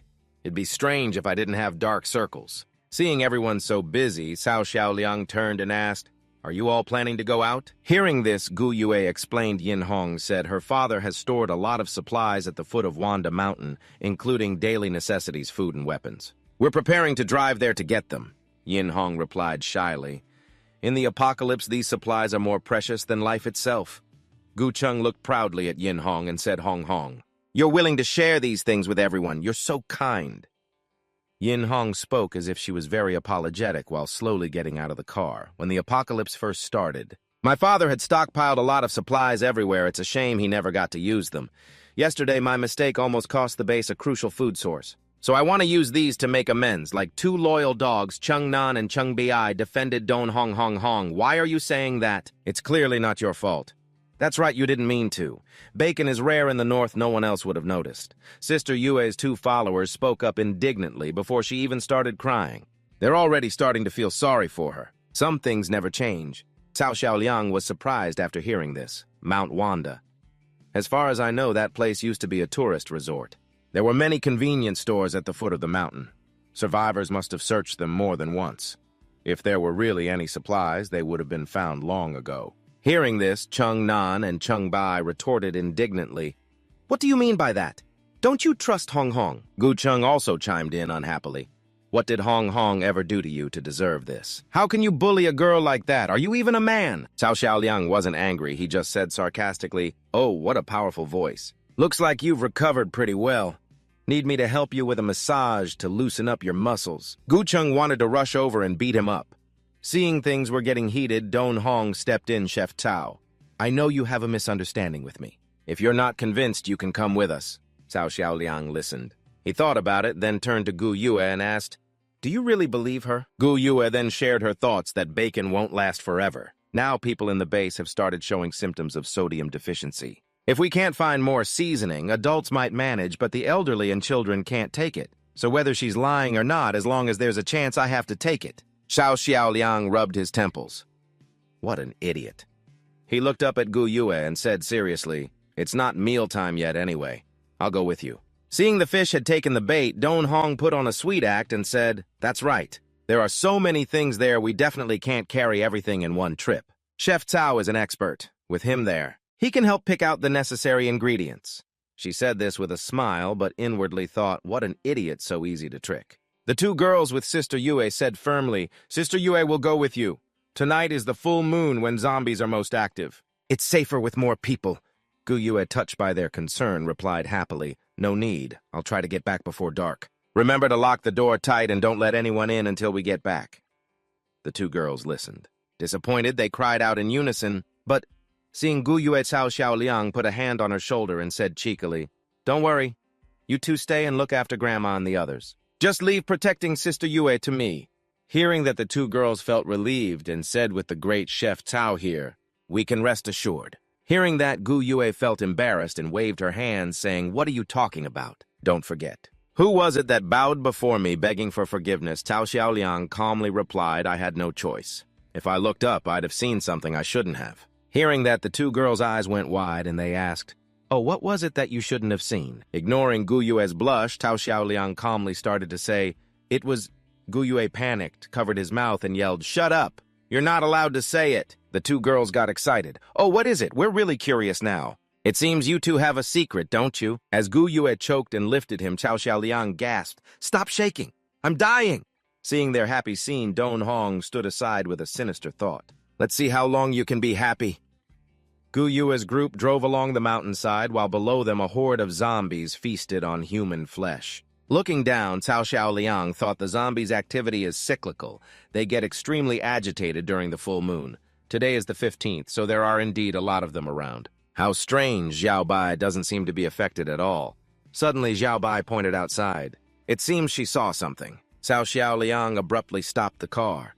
Seeing this, Gu Yue called out from the car behind, what's wrong? Why the sudden stop? Cao Xiaoliang got out, looked at the fissure ahead, and said the road's been washed out by the rain. Yue, it looks like we can only park the cars here. Seeing everyone awkwardly looking for a path, Don Hong pointed to the forest, saying, the destination isn't far from here, just a half-hour walk.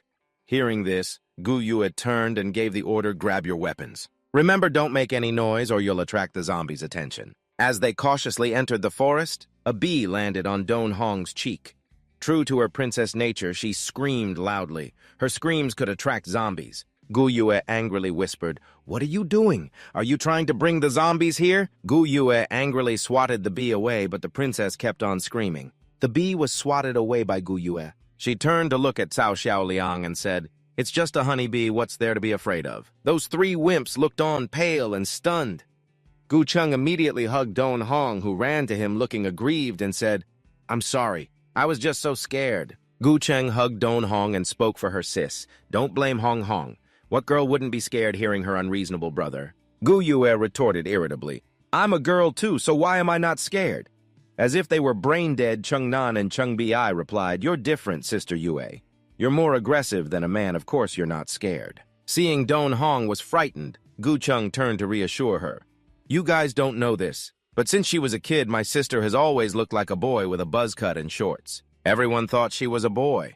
Once she went into the girls' restroom and made all the other girls cry." Hearing this, Gu Yue blushed in embarrassment. Suddenly, someone sprayed insect repellent at them. "Hey, what is that?" Hearing them, Cao Xiaoliang replied, "It's insect repellent. There are lots of mosquitoes on the mountain this season, so I brought a can." He then aimed the can menacingly at the other two. "This spray is very effective. It not only repels insects, but also cures bad breath. You guys should use some." They saw this and ran away in fear. Run It Stinks, seeing this, Gu Yue secretly smiled. Suddenly, Cao Xiaoliang felt that something was off. It seems like something is missing. He turned around and asked, "Where's Xiao Bai?" Suddenly, Xiao Bai leaped down from a tree holding a huge beehive. Gu Yue was stunned. "That's—" Everyone else shouted in panic. A beehive. Xiao Bai held the hive and giggled. Seeing it, Xiao Bai's eyes lit up and she started drooling. Seeing her expression, the other four were horrified. "What is she doing? She's not planning to eat that, is she?" Ignoring everyone, Xiao Bai opened her mouth wide. The others turned pale and screamed, "Stop her!" Cao Xiaoliang also yelled, "Xiao Bai, stop!" Xiao Bai took a huge bite. The group screamed. Standing in front of a tunnel, Gu Yue asked doubtfully, "You said this is the place." Don Hong replied confidently, "That's right. This tunnel collapsed midway through construction and has been abandoned for years. Dad said the more dangerous the place, the safer it is. No one would dare enter a place like this, let alone think there are supplies inside," Don Hong said, rubbing her pained cheek. "Ouch, it hurts." Cheng Nan and Cheng Bi, their eyes red from bee stings, glared at Xiao Bai, whose mouth was still covered in honey. They thought it's all her fault, if only we weren't outmatched. "We really want to tear her apart." Gu Yue, holding her gun, gave the order, "Let's go." Suddenly, Cao Xiaoliang stopped them. "Wait a minute." Seeing him get in the way, Gu Cheng said irritably, "What are you trying to pull now?" Cao Xiaoliang saw how amateurish they were. He calmly explained, "It's this dark inside. We don't know what kind of situation we'll face. Going in just like this is too risky." Cao Xiaoliang threw a flare inside to scout it out. Suddenly a sound came from within. He warned, "Be careful, something is coming out." Everyone got on alert. Suddenly a swarm of moths flew out. "They're moths." Seeing them, Xiao Bai got scared and ran away hiding in the bushes. Seeing Xiao Bai like this, Cao Xiaoliang was also puzzled. "They're just moths, what's so scary about them?" He went over and tried to pull Xiao Bai out. "Come on out." But Xiao Bai resisted, clinging to the tree. Seeing the strongest one among them hugging a tree in fear, Don Hong thought smugly, "Even though this girl isn't right in the head, she's a good fighter, but if we leave her, there will only be two of us, making it easier to handle." Seeing how scared Xiao Bai already was, she spoke up to stop them. "It's probably because of the after effects of the bees just now.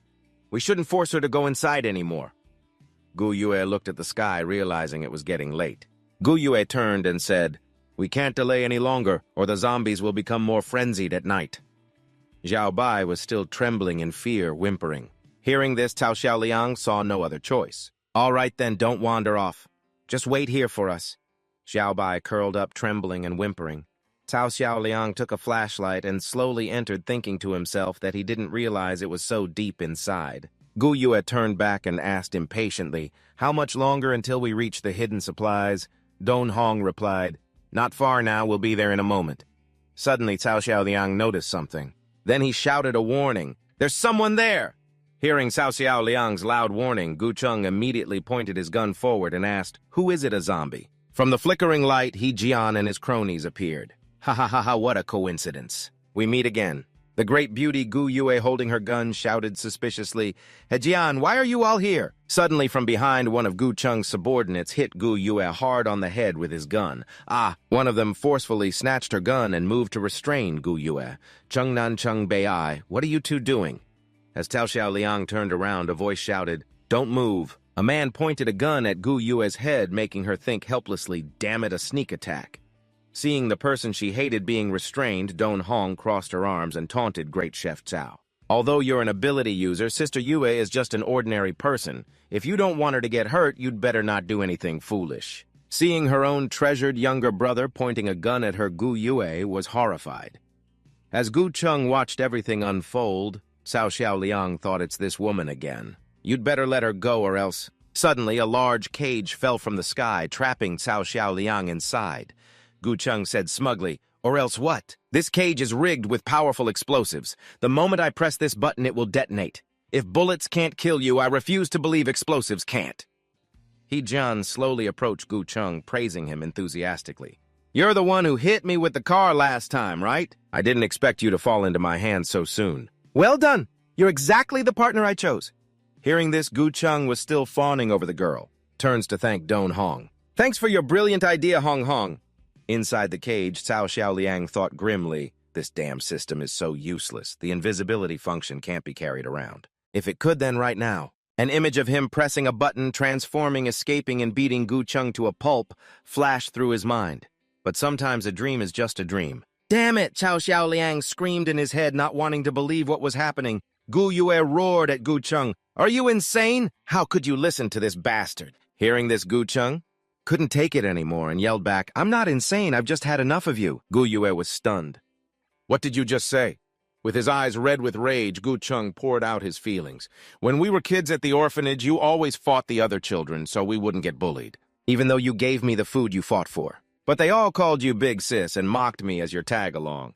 Even after the apocalypse, everyone at the base only listens to you.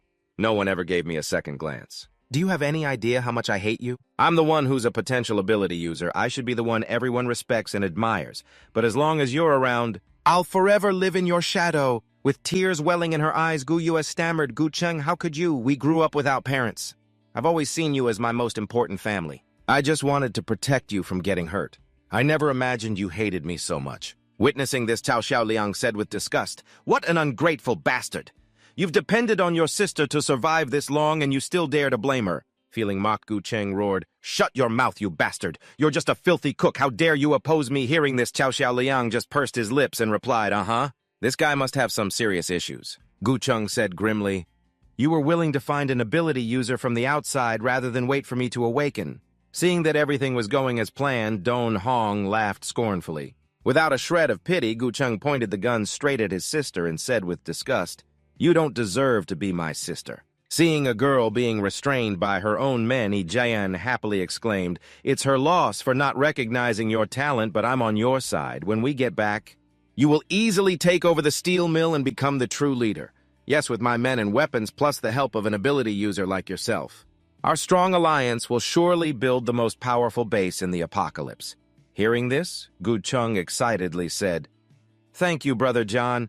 Gu Yue heard this and asked in alarm, "What? You intend to let them into the steel mill?" Gu Yue shouted angrily, "Don't you know what kind of person he Jian is? Bringing them back is like letting the wolf into the sheepfold. You'll be the death of everyone." Hearing the captured woman still arguing, Jian angrily slapped her face. "Shut up, I haven't even settled my score with you from last time. So how does it feel to be betrayed by your own little brother? Uncomfortable, isn't it? A woman should know her place. Daring to boss men around you really overestimate yourself." Even while restrained, Gu Yue continued to glare at Don Hong. Jian leaned down, grabbed her cheek, and said, "But making a strong woman like you cry and beg under me would be incredibly satisfying." Hearing this, Don Hong immediately intervened. She craftily suggested, "Wait. Seeing as you're A Cheng's older sister, I'm willing to give you a chance. I know you've been hiding a password-protected box in the steel mill. If you hand it over, I'll let Brother Jian spare you, and we won't hurt anyone in the steel mill. How about it?" After listening, Gu Yue asked doubtfully, "A password box." Then she thought to herself, "I remember now. When we first got to the steel mill, we did find a password box, but someone noticed the lock had a special device. It would explode after 3 failed attempts to open it. I thought it was too dangerous, so I threw it out. So this is what she's after, Gu Yue said angrily. You think I can trust you? Seeing his sister still acting defiant towards Don Hong despite being captured, Gu Chung yelled, "Stop wasting time on her. Once we take the steel mill, everything inside will be ours. Finding the password box is only a matter of time."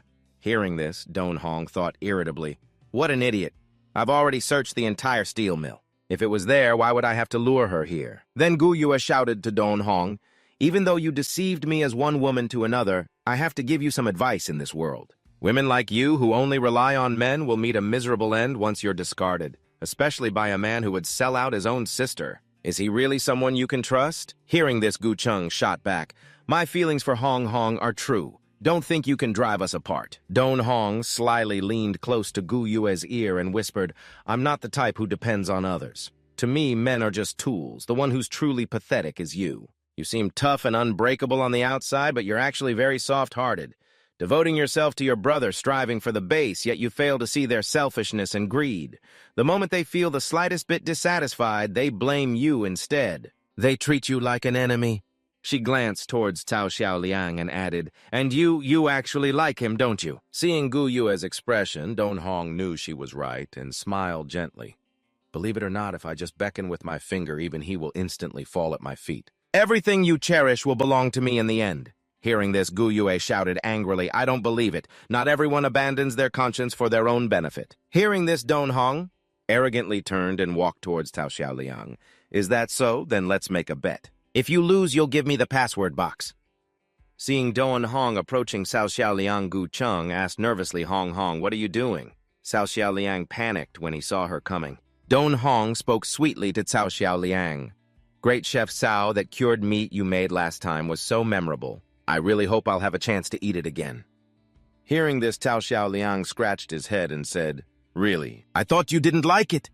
Don Hong replied arrogantly, "How could that be possible? As long as you agree to leave Sister Yue and join us, I can let you stay at the base and continue being a chef." Then she used her ability, creating a pink sound wave that left Cao Xiaoliang looking dazed.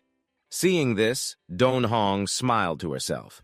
Even an ability user will show their weakness in a desperate situation. If there's just one crack in his will, I'll immediately use my psychic power to invade and make him my prisoner, but Cao Tu Luong has the main character's plot armor. How could he be hypnotized that easily? "Stop your tricks!"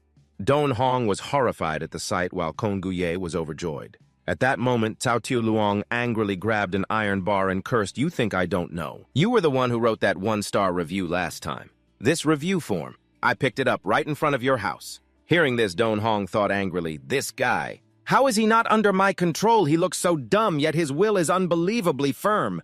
Seeing his goddess being insulted, Khotan roared in anger. "No, he absolutely cannot be allowed to live. This guy must die today," Khotan shouted angrily. "We still don't even know what his special ability is." This guy is so scheming. If we keep him around, he'll be in immense danger later. He thought angrily, "Are you kidding me? There can only be one ability user in this base, and that's me." Seeing Khotan's guard was down, Ko Nguye quickly broke free from Trin Bak and Trin Nam. Then she rushed at Khotan, hitting him hard and making him drop the remote. Seeing this, Don Hong shouted a warning. "Don't let her get the remote control." Then the two of them lunged for the remote, seeing that she wasn't going to get it in time. Ko Nguye elbowed Khotan in the face and kicked him away. She pinned him down and held a knife to his throat. With the tables turned, Ko Nguye yelled a warning. "Everybody drop your guns or I'll kill him," seeing Ko Nguye turn the tables so brilliantly. Cao Tu Luong snapped his fingers in praise. "Niece 1, the bloodline suppression is real. Looks like I can win this one just by lying here." Knowing his sister would go soft, Khotan remained arrogant. "Sister, you can't kill me. I'm your brother." Hearing this, Ko Nguye decisively cut ties with this ungrateful bastard. "From this day forward, I am no longer your sister." Hearing this, Khotan panicked and begged for help. "Brother Kian Hong Hong, save me." Seeing how pathetic he was, Don Hong bit her finger and thought, "Useless at everything except messing things up. What a waste." Seeing him as nothing more than a disposable pawn, she said calmly, "Do you think you can threaten me with this? He's your brother, not mine. If you want to kill him, be my guest." Hearing this, Khotan fell into despair. Hak Kian, Ko Nguyet was also stunned. "Humph, you despicable bastard." Suddenly, from the cave entrance, something like a spiderweb shot towards Hach Kian's subordinate, wrapping her up and yanking her away. Cao Tu Luong looked on, bewildered. What was that? Everyone else was also stunned, realizing that what just happened was... What was that? Louder and louder noises came from the cave entrance. Hach Kien's subordinates asked blankly, "It seems like there's something over there." "So what if it's Thi Tang? It looks huge, still fearless." Hach Kien loaded his gun. "I don't care what it is, I'll fill it with holes." Fire on his command, everyone started shooting like crazy. When nothing appeared, they looked around confused. "There's no sound. Is it dead already?" Suddenly they were viciously cut down. Seeing the monster's shape clearly, Hach Kien screamed in panic, "It's a mutant spider!" His subordinates stared in shock. How terrifying. Can a mutant spider grow this big? Seeing the spider, Cao Tiu Luong shouted in alarm. "That's not right. This isn't a normal mutant. It's a predator." Cao Tiu Luong's memory flashed back. He had met one like this before. He shuddered at the thought. Unlike normal mutants, predators don't just eat humans. They also hunt zombies and other mutated creatures. It absorbs their powers to make itself stronger, just like raising a goo. In my previous lives, predators hadn't appeared yet at this point. Why is it so early this time? Could this be a chain reaction caused by me linking with the system? The people being eaten by the spider screamed in agony, "Save me," seeing the monster about to pounce. Hach Kien's group fled in terror. Run, seeing Konguye distracted by the spider, Ko Tan seized the chance to push her away. Go to hell. Ko and Guye was pushed right in front of the spider's pincer, and she screamed in terror. At that very moment, Cao Tiu Luong immediately used his show-off card skill. He then grabbed an iron bar from the cage and activated his super strength. Cao Tiu Luong flew over to protect Ko and Guye. At this moment, the spider turned to attack Hach Kien's group. "It's the web, help me, save me." At this moment, Hach Kien ignored his men and dashed forward. The exit is right ahead. But the spider quickly blocked the only path with its web. Damn it! Seeing the monster catch up, they screamed in fear. "The monster's here! What do we do now? There's no escape route here. Is there another way out?" Then Don Hong turned to a drainage pipe and said, "This pipe leads outside, but we need someone to hold the spider back." Trin Nam and Trin Bak panicked and looked at each other. "Hold back the spider. That's a suicide mission. Who would want to go?" The two of them turned to Don Hong and said softly, "Hong Hong, we've always been so good to you. You wouldn't send us, would you?" Don Hong replied sinisterly, "Of course. But didn't you say you were willing to sacrifice your lives for me?" Then she used her hypnotic ability, making them walk lifelessly towards the spider. "For Hong Hong, we'll do anything." And then they were dragged away and killed by the spider. The spider, its mouth dripping with blood, was about to finish them off. Seeing this, Hach Kien ordered, "Open it. Let's run." Suddenly, Ko Than realized something. He thought resolutely, "It's the explosives left over from when the tunnel was built." Then he said cruelly, "Ko Nguye, since you were cruel first, don't blame me for being ruthless. You two burdens can just die here together with this monster." After shooting the fuse, he quickly scrambled into the sewer pipe. The bomb exploded, making the entire tunnel roar and tremble. Outside, Tubok was shaking. Hearing the loud noise, she jumped in fright. Remembering the earlier scene, Tubok wailed sorrowfully. But she quickly shook her head, remembering how Konoye had helped and cared for her. With a determined cry, Tubok rushed inside. But inside, flames were raging. Cao Tiu Luong, his face bruised, thought, "Ugh, my head is ringing." "What just happened? Was that an explosion?" He stood up and shook his head to clear it. "Why can't I move my body?" Cao Tiu Luong was stuck to a large spider web. So sticky. But this was no challenge for our protagonist. A mere spider web can't stop me. He swiftly escaped the web and landed lightly. A perfect escape. Cao Tiu Luong looked around and remarked, "There are so many webs up there." Seeing the bodies wrapped in webs, Cao Tiu Luong mused, "These must be Hach Kien's captured subordinates." The cocoon corpses were hanging from above. Cao Tiu Luong shuddered. That mutant beast must see these people as stored food. But thanks to these webs, the blast from that explosion was dampened. He turned and saw the unconscious Konguye. Cao Tiu Luong rushed over worriedly. Konguyet, are you okay? Wake up!" Seeing the fire starting to die down, Cao Tiu Luong thought with worry, "The fire is consuming the oxygen. The air is getting thin. If this keeps up, the tunnel will run out of oxygen soon. We have to get out of here fast." Realizing the danger, Cao Tiu Luong picked up the sword and tried to cut through the webs, but failed. "It's too tough, I can't cut it." But when he glanced at the iron cage, he seemed to realize something. "I've got it." Cao Tiu Luong threw the ammunition at the web, then pressed a button on the remote. It exploded instantly. Seeing it work, Cao Tiu Luong cheered success. Suddenly, something burning fell. Cao Tiu Luong looked up confused. What was that sound? Inside the cocoons, the figures of mutated people began to emerge. Then they slowly dropped down, closing in on the two of them. Cao Tiu Luong wondered, are these people still alive? Then they lunged forward like ghouls. Cao Tiu Luong yelled, no, they've been infected by the virus in the cocoons and turned into zombies. The horde swarmed him. Cao Tiu Luong used his secret massage technique, taking them down one by one. Done. But even with their bodies twisted and broken, they kept rolling after him. Damn it, they've turned into abominations. Then, they unfurled their bodies and charged madly. Zombies have no nervous system, so massage is useless on them. Looking up at the tunnel, Cao Tiu Luong seemed to notice something. After 2 explosions, this tunnel is about to collapse. With so many troubles behind me, damn it. If only Tiu Bak were here now. Suddenly, he stopped and looked at the zombie horde, thinking he had to deal with these zombies first. Then find a way out. He put Gu Yue down, then used his spatial storage skill to retrieve an item. Gao Xiaoliang grabbed a gas can and hurled it towards them. The zombies slipped on the gasoline, creating a domino effect that made the whole horde fall. Then Gao Xiaoliang jumped up and kicked the ceiling hard. The tunnel ceiling broke and rocks rained down on the zombies. Here's a burial plot for each of you. I'm such a good person.